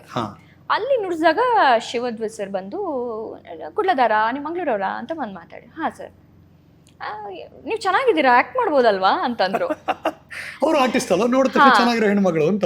ಅದಕ್ಕೆ ನಾನು ಅವಾಗ ಇದು ಮಾಡ್ತಿರ್ಲಿಲ್ಲ, ಯಾವುದು ಮತ್ತೆ ಮ್ಯಾಮ್ಗೆ ಶುರು ಆಗಿರ್ಲಿಲ್ಲ ಅದಕ್ಕಿಂತ ಮುಂಚೆ. ಅವಾಗ ಏನಂದ್ರು, ಸರ್ ಆಕ್ಟಿಂಗ್ ನೋಡ್ಬೇಕು, ಮುಂದೆ ಟ್ರೈ ಮಾಡ್ತೀನಿ ಅಂತಂದೆ. ನಮ್ಮ ಪ್ರೊಡಕ್ಷನ್ ಕೆಲಸ ಮಾಡು ಅಂದರು. ಅವರು ಲೈಮ್ ಲೈಟ್ ಪ್ರೊಡಕ್ಷನಲ್ಲಿ ನಾನು ಜಾಯ್ನ್ ಆದೆ ಕೆಲಸಕ್ಕೆ. ಕಲರ್ಸ್ದು ಒಂದು ಈವೆಂಟಲ್ಲಿ ನಡೀತಾ ಇತ್ತು, ಒಂದು ಶೋ ನಡೀತಾ ಇತ್ತು. ಅದಕ್ಕೆ ಆ ಗ್ರೂಪಲ್ಲಿ ಜಾಯ್ನ್ ಆದೆ ನಾನು. ಹೌದು, ಪ್ರೊಡಕ್ಷನ್ ಅಲ್ಲಿ ಕೆಲಸ ಮಾಡ್ತಿದ್ದೆ. ಬ್ಯಾಕ್ ಎಂಡ್ ವರ್ಕ್ ಮಾಡೋದು? ಹೌದು, ಬ್ಯಾಕ್ ಎಂಡ್ ವರ್ಕ್ ಮಾಡಕ್ಕೆ ಶುರು ಮಾಡಿದೆ. ಒಂದು 3 ಮಂತ್ಸ್ ಮಾಡಿದೆ. ಮಾಡಿದ ತಕ್ಷಣ ಇದು ಬಂತು, ಯಾವುದು ಮತ್ತೆ ಮ್ಯಾಮ್ಗೆ. ಸರ್ಗೆ ಹೇಳಿದೆ, ಸರ್ ಹಿಂಗೆ ಬಂದಿದೆ, ಹೋಗ್ಲಾ? ಮೊದಲು ಹೋಗು ಅಂದರು. ಇದೆಲ್ಲ ನಾನು ಬೇರೆ ಯಾರನ್ನಾದ್ರೂ ಹಾಕೋತೀನಿ, ಆ್ಯಕ್ಟಿಂಗ್ ಬಂದಿದೆ ಅಂದರೆ ಹೋಗು, ನೀನು ಅದನ್ನು ಮಾಡಬೇಕಾದವಳು ಅಂತ ಕಳಿಸಿದ್ರು ಶಿವಧ್ವಜ್ ಸರ್. ಸೊ ಫಸ್ಟ್ ನಾನು ಇಂಡಸ್ಟ್ರಿಯಲ್ಲಿ ಕೆಲಸ ಮಾಡಿದ್ದು ಅಂದರೆ ಅದು ಪ್ರೊಡಕ್ಷನಲ್ಲಿ ಶಿವಧ್ವಜ್ ಸರ್ ಜೊತೆ. ಇವತ್ತಿಗೂ ಅದು ನೆನ್ಸ್ಕೊ. ಲೆಟ್ ಮಿ ಮೆನ್ಷನ್, ಶಿವಧ್ವಜ್ ನನ್ನ ಒಂದು 25 ವರ್ಷದ friend. Shivadhwaj, thank you brother. ಅವ್ರು ಯಾರಿಗೂ ಕಲಾವಿದನ ಐಡೆಂಟಿಫೈ ಮಾಡುವ ಇನ್ನೊಬ್ಬ ಕಲಾವಿದ, ಈಕೆ ಬೇರೆ ಕಡೆ ಭವಿಷ್ಯ ಇದೆ ಅಂತ ಒಂದು ಸ್ಪಾರ್ಕ್ ಇದೆಯಲ್ಲಮ್ಮ ನಿಮ್ ತಲೆಯಲ್ಲಿ ಓಡ್ತಿರ್ತದು ಅವಕಾಶ ಸಿಕ್ಕಿದಾಗ ಅಂತ. ಒಳ್ಳೆ ಗೈಡ್ ಮಾಡಿದಾಗ ನೋಡಿ ನಿಮ್ ಬದುಕಿ ನೆನಪಿಸ್ಕೊಂಡ್ರೆ ಶಿವಧ್ವಜ್. ಆಮೇಲೆ ಅವ್ರು ಯಾವ ತರ ಸಪೋರ್ಟಿವ್ ಇದ್ರು ಅಂದ್ರೆ, ಕಲರ್ಸ್ದೇ ಈವೆಂಟ್ದು ಶೋದ್ ಯಾವ್ದೋ ಶೂಟ್ ನಡೀತಾ ಇತ್ತು. ನಾನು ಯಾವ್ದೋ ಒಂದು ಪ್ಯಾಂಟು ಶರ್ಟ್ ಹಾಕೊಂಡು ಓಡಾಡೋ ಕೆಲಸ ಅಲ್ವಾ, ಅಲ್ಲಿ ಬರೀ ಇಲ್ಲಿ ಬರೀ ಮಾಡ್ತಾರೆ ಒಂದು ಪ್ಯಾಂಟ್ ಶರ್ಟ್ ಹಾಕೊಂಡು ಏನೋ ಮಾಡಿ ಹೋಗ್ತಾ ಇರ್ತಾರೆ. ಅಲ್ಲಿ ಬರೀ ಇಲ್ಲಿ ಬರೀ ಬ್ಲೂಟೂತ್ ಹಾಕೊಂಡು ಮಾತಾಡು ಈ ತರ ಮಾಡ್ತಿದ್ದೆ. ಒಳ್ಳೆ ಡ್ರೆಸ್ ಹಾಕೊಂಡ್ ಬರೋದಲ್ವಾ, ಯಾರಾದ್ರು ನೋಡಿದ್ರೆ ಒಂದು ಅವಕಾಶ ಸಿಕ್ಕಿರೋದಲ್ವಾ, ಈ ತರ ಅವರು ಬಿಡಿ ಸರ್ ಅಂತ ನಾನು ಅಷ್ಟು ಅಂದ್ರೆ ಇಲ್ಲಿ ನಂದೇನಾಗುತ್ತೋ ಪರವಾಗಿಲ್ಲ, ನೀನ್ ಬಿಟ್ಟು ಹೋದ್ರೆ ನೀನ್ ಇರ್ಬೇಕಾಗಿರೋ ಜಾಗ ಬೇರೆ ಅಂತ ಅವ್ರು ಹೇಳೋದಿದೆಯಲ್ಲ, ಯಾರು ಹೇಳ್ತಾರೆ, ಯಾಕೆ ಹೇಳ್ತಾರೆ? ಯಾವುದೇ ರಿಯಾಲಿಟಿ ಶೋನ ಪ್ರೊಡಕ್ಷನ್ ಅಲ್ಲಿ ಕೆಲಸ ಮಾಡೋ ಹೆಣ್ಮಕ್ಳು ಇದಾರಲ್ಲ, ಅವರೆಲ್ಲರೂ ಅಬ್ಸರ್ವ್ ಮಾಡಿ, ಒಂದ್ ಯಾವ್ದೋ ಜೀನ್ಸ್ ಹಾಕೊಂಡಿರ್ತಾರೆ, ಒಂದು ಟಾಪ್ ಹಾಕೊಂಡಿರ್ತಾರೆ, ಒಂದು ಜರ್ಕಿನ್ ಹಾಕೊಂಡಿರ್ತಾರೆ, ಟಾಕ್ ಬ್ಯಾಕ್ ಹಾಕೊಂಡಿರ್ತಾರೆ, ಬರೀತಿರ್ತಾರೆ, ಕ್ಯೂ ಮಾಡ್ಬೇಕು, ಹಿಂಗೆ ಹೆಕ್ಟಿಕ್ ಇರುತ್ತೆ.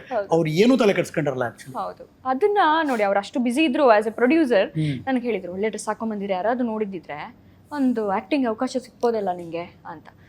ಆಮೇಲೆ ಸ್ವಲ್ಪ ಟೈಮಲ್ಲೇ ಅದು ಬಂತು, ನೀನು ಹೋಗಿ ಮೊದಲು ಅಂತ ಬಿಟ್ಟು ಕಳಿಸಿದ್ರು. ಅದಾದ್ಮೇಲಿಂದ ಮಾಯಮೃಗ ಮಾಡ್ತಾ ಇದ್ದಂಗೆನೆ ಗೃಹ ಪ್ರವೇಶ ಸೀರಿಯಲ್ಗೆ ಅವಕಾಶ ಬಂತು. 2 ಸೀರಿಯಲ್ ನಡೀತಾ ಇತ್ತು. ಅಲ್ಲಿಂದ ಮನೆಗೇನೆ ಬೇರೆ ಮನೆಗೆ ಶಿಫ್ಟ್ ಆದೆ, ಒಳ್ಳೆ ಮನೆಗೆ ಶಿಫ್ಟ್ ಆದೆ. 1 BHK ಇದ್ದವಳು 2 BHK ಆಯ್ತು. ಆಮೇಲೆ ಸರ್ ನನ್ನ ಮನೆ ಶಿಫ್ಟಿಂಗ್ ಕತೆ ಕೇಳಿದ್ರೆ ಅದು ಇನ್ನೊಂದು ಎಪಿಸೋಡ್ ಆಗುತ್ತೆ, ಅದು ಬೇಡ. ಇದು ನಾನು ಬೆಂಗಳೂರಿಗೆ ಬಂದು ಯಶವಂತಪುರದಿಂದ ಎಲ್ಲಿಗೆ ಬಂದ್ರಿ ಹೇಳಿ? ಅಲ್ಲಿಂದ ನಾನು ನಾಗರಬಾವಿ. First shift. ನಾಗರಬಾವಿ ಆಮೇಲಿಂದ ಇದ್ದಿದ್ದೆಲ್ಲ ನಾಗರಬಾವಿ ಇಲ್ಲಿ ಚಂದ್ರಲೇಔಟ್ ನಾಗರಬಾವಿ ಫಸ್ಟ್ ಸ್ಟೇಜ್ ಇಲ್ಲೇ ಇದೆ. ಅಂದ್ರೆ ಅಕ್ಷಯ್ ಸ್ಟುಡಿಯೋ ನನಗೆ ಹತ್ರ ಆಗ್ಬೇಕು, ನನ್ನ ವರ್ಕ್ ಇದ್ದಿದ್ದಲ್ಲಿ. ಸೊ ನಾಗರಬಾವಿಗೆ ಶಿಫ್ಟ್ ಆಗಿದ್ದು. ಸೀರಿಯಲ್ ಮಾಡ್ತಾನು ನಾನೇನ್ ಚೇಂಜ್ ಮಾಡಕ್ ಹೋಗ್ಲಿಲ್ಲ, ಪಿಕಪ್ ಡ್ರಾಪ್ ಇತ್ತು, ನಾಗರಬಾವಿಲೇ ಇದ್ದೆ. ಬಟ್ ಈ ಎಲ್ಲ ಕೆಲಸಗಳ ನಡುವೆ ಸೀರಿಯಲ್ಗಳ ಆಕ್ಟಿಂಗ್ ನಡುವೆ ಮಗಳು ಯಾವಾಗ್ಲೂ ಜಂಟಿನೇನಾ? ನನ್ನ ಜೊತೆನೆ ಇರ್ತಾ ಇದ್ಲು. ಆಮೇಲೆ ಮಗಳು ಕರ್ಕೊಂಡು ಹೋಗು. ಹೌದು, ಸೀರಿಯಲ್ ಕರ್ಕೊಂಡು ಹೋಗ್ತಿದ್ದೆ. ಆಮೇಲೆ ಅಮ್ಮ ಬಂದು ಒಂದ್ ಸ್ವಲ್ಪ ಟೈಮ್ ಇರೋರು ನನ್ನ ಜೊತೆ, ಈ ತರ ನಡೀತಾ ಇತ್ತು. ಆಮೇಲೆ ಮಧ್ಯ ಅವಳ ಅಪ್ಪನ ಜೊತೆ ಚಿಕ್ಕವಳ ಅವಾಗ ಸ್ಕೂಲ್ಗೆ ಏನು ಹೋಗ್ತಾ ಇರ್ಲಿಲ್ಲ, ಸ್ವಲ್ಪ ಟೈಮ್ ಅಲ್ಲಿ ಹೋಗ್ತಾ ಇದ್ಲು. ನಾನೇನ್ ಬೇಡ ಅಂತಿರ್ಲಿಲ್ಲ, ಬೇಡ ಅದು ಕಟ್ ಮಾಡೋದು ಆ ಸಂಬಂಧನ ಅನ್ನೋ ಥರದಲ್ಲಿ ಅಲ್ಲೋ ಇದ್ಲು. ಹೆಂಗೋ ಬ್ಯಾಲೆನ್ಸ್ ಆಗ್ತಿತ್ತು. ಅದಾದ್ಮೇಲಿಂದ ಅವಳನ್ನ ಇದಕ್ಕೆ ಪ್ರೀ ನರ್ಸರಿಗೆಲ್ಲ ನಾನು ಜಾಯಿನ್ ಮಾಡಿದೆ, ಇಲ್ಲಿ ಕರ್ಕೊಂಡು. ಸ್ಕೂಲಲ್ಲಿರೋಳು, ಡೇ ಕೇರಲ್ಲಿರೋಳು. ಶೂಟಿಂಗ್ ಮುಗಿಸಿ ಬಂದಮೇಲೆ ನಾನು ಅವಳ ಜೊತೆ ಇರ್ತಾ ಇದ್ದೆ. ಆಮೇಲೆ ಕೆಲವೊಮ್ಮೆ ಫ್ರೆಂಡ್ಸ್ ಮನೇಲೂ ಬಿಟ್ಟಿರೋದಿದೆ, ಫ್ರೆಂಡ್ಸ್ ಅವ್ರ ಮಗಳು ಥರ ನನ್ನ ಮಗಳನ್ನ ನೋಡ್ಕೊಂಡಿರೋದಿದೆ. ಈ ಥರದ್ದೆಲ್ಲ ಹೆಂಗೋ ಒಂದು ಸೈಕಲ್ ಹೊಡೆದು ಇಷ್ಟೆಲ್ಲ ನಿಮ್ಮ ಲೈಫ್ ಇತ್ತಲ್ವಾ? ಸೀರಿಯಲ್ ಇಂಡಸ್ಟ್ರಿ, ಪ್ರತಿದಿನ ಮಗಳು ಕರ್ಕೊಂಡು ಹೋಗ್ತೀರಾ, ನಿಮ್ಗೆ ಯಾವಾಗಲೂ ತಲೆಯಲ್ಲಿ ಇದ್ದೇ ಇರುತ್ತೆ, ಯಾರು ಬಂದು ಕ್ಯೂಟ್ ಆಗಿದ್ದಾಳೆ, ಯಜಮಾನ್ರು ಏನ್ ಮಾಡ್ತಾರೆ ಅಂತ ಒಂದು ಪ್ರಶ್ನೆ ಬರುತ್ತೆ. ಯಾವಾಗ ಇದು ನೀವು ಫೇಸ್ ಮಾಡಿರ್ತೀರಾ, ಹಾಗಾಗಿ ಕೇಳ್ತಾ ಇದ್ದೀನಿ. What was your first reaction for that initial? ನಾನು ಸ್ಟಾರ್ಟಿಂಗ್ ಎಲ್ಲ ಹೇಳ್ತಾನೆ ಇರಲಿಲ್ಲ sir, that I am separated, that I am divorced, ಹೇಳ್ತಾನೆ ಇರಲಿಲ್ಲ. ನಾನು ಈಗೀಗ ಅದನ್ನು ಹೇಳ್ಕೊಳಕ್ಕೆ ಶುರು ಮಾಡಿದ್ದು. ಏನು ಕಾನ್ಷಿಯಸ್ ಅದು ಬೇಡ, ಬಿಕಾಸ್ ಹೇಗೆ ನೋಡ್ತಾರೆ ಅಂತ ನನಗೆ ಗೊತ್ತು. ಕೆಲವರು ಏನು ಅಂದರೆ ಅವ್ರವ್ರಿಗೆ ಗೊತ್ತಿತ್ತು, ಮಾತಾಡ್ಕೊಂಡಿರ್ತರು, ಈ ಥರದ್ದೆಲ್ಲ ಆಗಿದೆ. ಆಮೇಲೆ ನಮ್ಮ ಸೋಷಿಯಲ್ ಮೀಡಿಯಾದಲ್ಲಿ ಹಿಂಗಂತಂದರೆ, ನೀನು ಜಾಸ್ತಿ ಫೋಟೋಸ್ ಹಾಕಕ್ಕೆ ಶುರು ಮಾಡಿದ್ರೆ, ನಿಂದು ಪರ್ಸ್ನಲ್ ಫೋಟೋಸ್ ಹಾಕಕ್ಕೆ ಶುರು ಮಾಡಿದ್ರೆ, ಇಲ್ಲೇನೋ ಸಮಸ್ಯೆ ಆಗಿದೆ ಫ್ಯಾಮಿಲಿಲಿ, ಇವಳು ಆಚೆ ಬಂದಿದ್ದಾಳೆ ಅನ್ನೋ ಥರ. ನಾನು ಗಂಡನ ಜೊತೆ ಫೋಟೋ ಹಾಕೋದು ಬಿಟ್ಟೆ. ಇದೆಲ್ಲ ಆದಾಗ ಜನ ಅವ್ರವ್ರೇ ಅನ್ಕೊಂಡ್ರು, ಏನೋ ಆಗಿದೆ, ಹೆಸರು ಚೇಂಜ್ ಮಾಡ್ಕೊಂಡಿದ್ದಾಳೆ ಅಂತಂದರೆ ಅದು ಫಿಕ್ಸ್ ಜನರಿಗೆ. ರೀಸನ್ ಏನೋ ಬೇರೆ ಇರ್ಬೋದು, ನಂದು ರೀಸನ್ ಅದೇ, ಬಟ್ ನಾನು ಹೇಳ್ತಿರೋದು ಇನ್ ಜನರಲ್ ಜನ ಹಾಗೆ ನೋಡ್ತಾರೆ, ಅವ್ರ ಮೈಂಡ್ ಅದೇ ಥರ ಫಿಕ್ಸ್ ಆಗಿರುತ್ತೆ. ಬಟ್ ನಿಮ್ಮ ತಲೆಯಲ್ಲಿ ಏನಿತ್ತು ಶೂಟಿಂಗ್ ಪ್ಲೇಸ್ಗೆ ಹೋದಾಗ ನಿಮಗೆ ನಾನು ಹೇಳ್ತಿರ್ಲಿಲ್ಲ, ಕೇಳಿಸ್ತಿರುತ್ತಲ್ಲ, ಆಟೋಮೆಟಿಕ್ ಕೇಳಿಸ್ತಿರುತ್ತಲ್ಲ ಯಾರೋ ಮಾತಾಡೋದೆಲ್ಲ. ಹೌದು. What was your? ನಾನು ಏನು ಗೊತ್ತಾ ಸರ್, ಯಾವ ಲೆವೆಲ್ಗೆ ರೀಚ್ ಆದೆ ಅಂದರೆ, ಈಗ ನೀವೇ ಇಲ್ಲಿ ಪಕ್ಕ ಕುತ್ಕೊಂಡು ನನ್ನ ಬಗ್ಗೆ ನೀವು ಏನಾದರೂ ಮಾತಾಡಿ, ನಾನು ತಲೆನೂ ಹಾಕಲ್ಲ, ಅಲ್ಲಿ ಮಾತಾಡ್ಕೊಂಡು ಕಿವಿನೇ ಹಾಕಲ್ಲ ನಾನು. ಇದು ಹೇಳೋರಿಗೆ ಅಷ್ಟು ಸುಲಭನ ಅಂತ ಅನಿಸ್ಬೋದು, ಬಟ್ ನಿಜವಾಗ್ಲೂ ನಾನು ಹಾಗೆ ಬದುಕ್ತಾ ಇರೋದು, ಮಾತಾಡ್ಕೋ ಅಂತಾನೆ ಬದುಕ್ತಾ ಇರೋದು. You don't care? I don't care. ಯಾಕೆ ಕೇರ್ ಮಾಡಬೇಕು? ನನ್ನನ್ನು ಯಾರು ಕೇರ್ ಮಾಡಿದ್ದಾರೆ? ನನ್ನನ್ನು ನಾನು ನೋಡ್ಕೊಂಡಿರೋದು. ನೀನು ಯಾರು ನನ್ನ ಬಗ್ಗೆ ಮಾತಾಡು ಅಂತಾನೆ. ಅದನ್ನು ನಾನು ಕೆಟ್ಟದಾಗೂ ತಗೊಳ್ಳಲ್ಲ. ಮಾತಾಡ್ಸಿದಾರ, ಮಾತಾಡಲಿ, ಪಾಯಿಂಟ್. ಬಟ್ ಆಗಲೇ ಹೇಳಿದ್ನಲ್ಲ, ನನ್ನ ಬಗ್ಗೆ ಕೆಟ್ಟದಾಗಿ ಮಾತಾಡಿದ್ದು ನನಗೆ ಇಲ್ಲಿ ತನಕ ನನ್ನ ಸುತ್ತಮುತ್ತ ಬೀಳ್ದಿಲ್ಲ. ಬೇರೆ ಯಾರೋ ಹೇಳಿರ್ಬೋದು, ಇಲ್ಲಿ ಹಂಗೆ ಮಾತಾಡ್ತಿದ್ರಂತೆ ಕಣೆ, ಮಾತಾಡಲಿ ಅಷ್ಟೇ. ನಾನೇ ಸ್ವತಃ ನನ್ನ ಬಗ್ಗೆ ಯಾರೋ ಮಾತಾಡಿರೋದು ನಾನು ಕೇಳಿಸ್ಕೊಂಡಿಲ್ಲ ಸರ್ ಇಲ್ಲಿ ತನಕ. ಅದು ದೇವ್ರ ದಯೆ ನನಗೆ. ಇಲ್ಲ ನಾನು ಅದ್ರ ಬಗ್ಗೆ ತಲೆ ಕೆಡ್ಸ್ಕೊತಿದ್ನೋ ಏನೋ, ಬೇರೆಯವ್ರು ಬಂದು ಹೇಳಿರೋದಿದೆ, ಹಂಗಂತಿದ್ರು ಹಿಂಗಂತಿದ್ರು, ಇಟ್ಸ್ ಓಕೆ. ನನ್ನ ಹತ್ರ ಮಾತಾಡಿಲ್ಲ. ನನ್ನ ಅಮ್ಮ ಹೇಳೋರು, ಎಲ್ಲಾದರೂ ಅಮ್ಮ ಫಂಕ್ಷನ್ಗೆ ಹೋದಾಗ, ಅವ್ರು ಕೇಳಿದ್ರು ಹಿಂಗೆ, ಹೌದಾ ನನ್ನ ನಂಬರ್ ಕೊಟ್ಬಿಡು, ನಾನೇ ಮಾತಾಡ್ತೀನಿ ಅಂತಿದ್ದೆ. ನಾನೇ ಮಾತಾಡ್ತೀನಿ. ಈಗ ಕೇಳಿದಾಗ ಅಮ್ಮ ಹೌದು ಸಪ್ರೇಟ್ ಆಗಿದ್ದಾಳೆ ಅವಳು ಅಂತಾನೆ ಹೇಳ್ತಾರೆ. ಅಮ್ಮ ಪಾಪ ಮುಂಚೆ ಮುಜುಗರ ಪಡ್ಕೊಳ್ಳೋರು, ಆಬ್ವಿಯಸ್ ಅದು. ಈಗ ನಾನು ಅಂತೀನಿ, ಅಮ್ಮ ನಿನ್ನ ಮಗಳೇನು ಬೇಡದೇ ಇರೋ ಕೆಲಸ ಮಾಡಿಲ್ಲ, ಏನೋ ಮಾಡಿದವರೆಲ್ಲ ಆರಾಮಾಗಿ ಲೈಫ್ ಕಟ್ಕೊಂಡಿದ್ದಾರೆ, ದೆನ್ ವೈ ನಾಟ್ ಮೀ? ನಾನು ಯಾಕೆ ಹ್ಯಾಪಿ ಆಗಿರಬಾರ್ದು? Very true. ಹೇಳ್ಕೊ, ಅದರಲ್ಲೇನು, ನಾನೇನು ಯಾರ್ದೋ ಜೀವ ತೆಗ್ದಿಲ್ಲ ಅಥವಾ ಅವ್ರಿಗೇನು ಮೋಸ ಮಾಡಿ ನಾನು ಬಂದಿಲ್ಲ. ಬಿಕಾಸ್ ಅದು ಇದ್ದೇ ಇರುತ್ತಲ್ಲ, ಸೀರಿಯಲ್ ಆಕ್ಟ್ ಮಾಡಬೇಕು ಅಂದಾಗ ನಿಮ್ಗೆ ಡ್ರೆಸ್ ಚೆನ್ನಾಗಿರ್ಬೇಕು, ಹೌದು ಆರ್ನಮೆಂಟ್ಸ್ಗಳೆಲ್ಲ ಬೇಕು, ಹೌದು ಪ್ರೊಜೆಕ್ಷನ್ ನಿಮ್ಮ ನೀವು ಚೆನ್ನಾಗಿ ಪ್ರೆಸೆಂಟ್ ಮಾಡ್ಕೋಬೇಕು, ಅದಕ್ಕೆ ದುಡ್ಡು ಬೇಕು. ಹೌದು, ನಂಗೆ ಆ ಥರ ಹೆಲ್ಪ್ ಮಾಡಿದವ್ರು ಇದ್ದಾರೆ. ಒಂದಷ್ಟು ತೀರ್ಸಿರೋದು ಇದೆ, ಕೆಲವೊಂದಷ್ಟು ಇನ್ನಷ್ಟು ತೀರ್ಸೋದು ಇದೆ, ತೀರಿಸ್ತಾನೂ ಇದೀನಿ, ಕೆಲವೊಂದನ್ನ ತೀರಿಸಬಾರ್ದು ಅಂತಾನೂ ಇದೀನಿ. ಇರ್ಬೇಕು ಒಂದಷ್ಟು ಋಣ. ಹಂಗ ತೀರಿಸಬಾರ್ದು ಅಂತಾನೂ ಇದೀನಿ. ಹೌದು, ಈಗ ಯಾರೋ 2,000 ಕೊಟ್ಟಿದ್ದಾರೆ, ನಾನು ಅದನ್ನ ಕೊಡಕ್ಕೆ ಇಷ್ಟಪಡಲ್ಲ. ಅಲ್ಲಿಗೆ ಮುಗ್ದು ಹೋಗ್ಬಾರ್ದು, ಆ ಸಾಲ ಯಾವತ್ತೂ ನನ್ನ ಮೇಲೆ ಇರ್ಲಿ ಅವ್ರದ್ದು. ಮಗಳನ್ನ ಕರ್ಕೊಂಡು ನಾಳೆ ಬೆಳಿಗ್ಗೆ ಎಲ್ಲೋ ಹೋಗೋಣ ಅಂತ ಪ್ಲಾನ್ ಮಾಡಿರ್ತೀರಲ್ಲ, ಸಡನ್ ಆಗಿ ರಾತ್ರಿ ಇದೊಂದು ಕಾಲ್ ಬರುತ್ತಲ್ಲ, ವಾಟ್ ವಾಸ್ ಯುವರ್ ರಿಯಾಕ್ಷನ್? ಅಯ್ಯೋ, ನಾನು ಯಾವ ತರ ಅಂದ್ರೆ ಸರ್, ನಾನು ಪ್ಲಾನ್ಡ್ ಆಗಿ ಬದುಕೋ ಹುಡುಗಿ ನಾನು. ಓಕೆ, ಇವತ್ ರಾತ್ರಿ ನಾನು ಮಲಗ್ತಾ ನಾನು ನಾಳೆ ಎಷ್ಟೊತ್ತಿಗೆ ಎದ್ದೇಳ್ಬೇಕು, ಎದ್ದಿದ ತಕ್ಷಣ ಏನ್ ಕೆಲಸ, ಅದಾದ್ಮೇಲೆ ಏನೇನ್ ಕೆಲಸಗಳು, ನಾನು ಮುಂಚೆ ರಾತ್ರಿನೇ ಅದನ್ನ ಪ್ಲಾನ್ ಮಾಡಿ ಏನ್ ಮಾಡ್ಬೇಕು, ಮಗಳಿಗೆ ಏನ್ ಮಾಡ್ಕೊಡ್ಬೇಕು, ಅವಳು ಸ್ಕೂಲ್ಗೆ ಹೋಗ್ಬೇಕಾದ್ರೆ ಬಾಕ್ಸ್ ಗೆ ಹಾಕಬೇಕು, ತಿಂಡಿದೆಲ್ಲ ಮಗಳೇ ಮೆನ್ಯೂ ರೆಡಿ ಮಾಡ್ತಾಳೆ, ನಾಳೆ ಇದು ಅಂತ ಅವಳೇ ಹೇಳೋದು. ಓಕೆ, ಅವಳಿಗೆ ಇಷ್ಟವಾಗಿರೋದು ಹೇಳ್ತಾಳೆ. ಅವಳಿಗೆ ಇಷ್ಟವಾಗಿರೋದು ಹೇಳ್ತಾಳೆ. ಬಟ್ ಕುಕ್ ಮಾಡೋದು ನೀವೇ ಅಲ್ವಾ? ಹೌದೌದು, ನಂಗೆ ತುಂಬಾ ಇಷ್ಟ ಕುಕ್ ಮಾಡೋದು.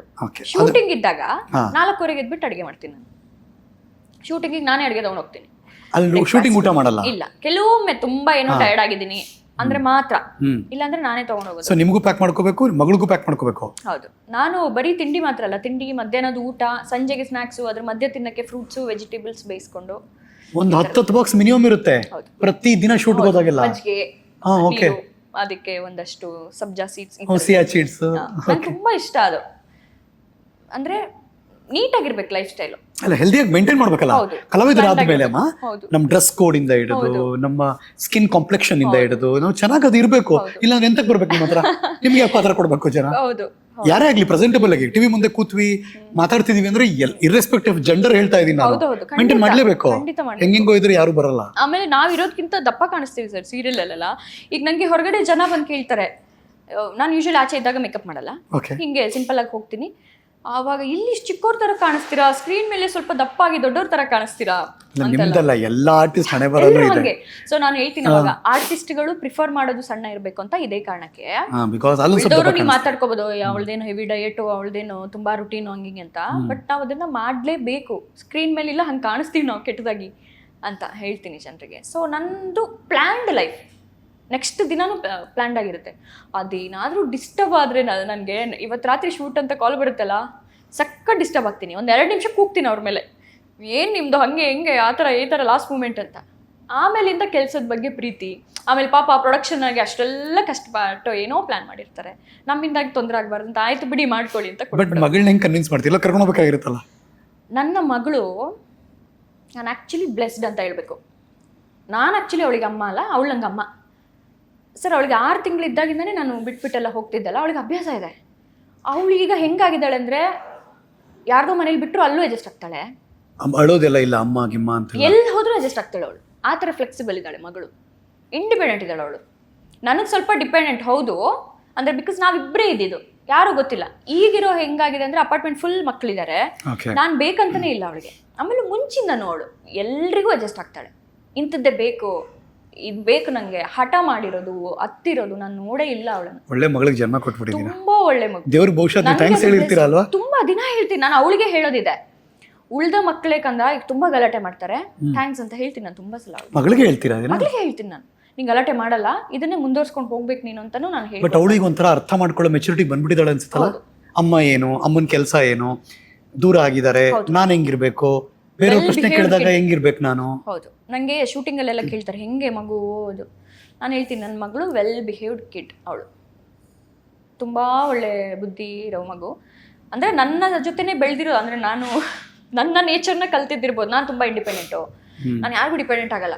ನೀವು ನಂಬಲ್ಲ ಸರ್, ನಾನು ಆ ಕಷ್ಟದ ದಿನಗಳಲ್ಲಿ ಇವತ್ತು ನನಗೆ ರಾತ್ರಿ ನಾಳೆ ಬಾಡಿಗೆ ಕಟ್ಟಕ್ಕೆ ದುಡ್ಡಿರಲ್ಲ, ಕೆಲವೊಮ್ಮೆ ಖರ್ಚಾಗಿ ಏನೋ ಒಂದು ಅನ್ಎಕ್ಸ್ಪೆಕ್ಟೆಡ್ ಬರುತ್ತೆ, ಏನೋ ಹೆಲ್ತ್ ತುಂಬಾ ಸಲ. ಬಟ್ ನಂಗೆ ಯಾವತ್ತೂ ಟಚ್ ವುಡ್ ದೇವ್ರ ಕೈ ಬಿಟ್ಟಿಲ್ಲ. ಅದು ಹೆಂಗೋ ಏನೋ ಒಂದು ಆ್ಯಡ್ ಶೂಟೋ ಅಥವಾ ಏನೋ ಒಂದು ಕ್ಲಾಸೋ ಏನೋ ಒಂದು ವರ್ಕ್ಶಾಪೋ ಏನೋ ಆಗಿ ಬಂದು ಒಂದು 10-12 ಸಾವಿರ ಬರೋದು, ನಾನು ನೆಕ್ಸ್ಟ್ ಅದನ್ನು ಕಟ್ತಿದ್ದೆ. ಫಸ್ಟ್ ಬಾಡಿಗೆ ಕಟ್ಟಿದ್ದು ಎಷ್ಟು ನೀವು? 8,000. 8,000 ಫಸ್ಟ್ ಬಾಡಿಗೆ? ಹೌದು. ಆ ಚಿಕ್ಕ ಮನೆ ಅಂದ್ರಲ್ಲ, 8,000. ಇವಾಗ ಕಟ್ತಿರೋದೆಷ್ಟು? 22,000.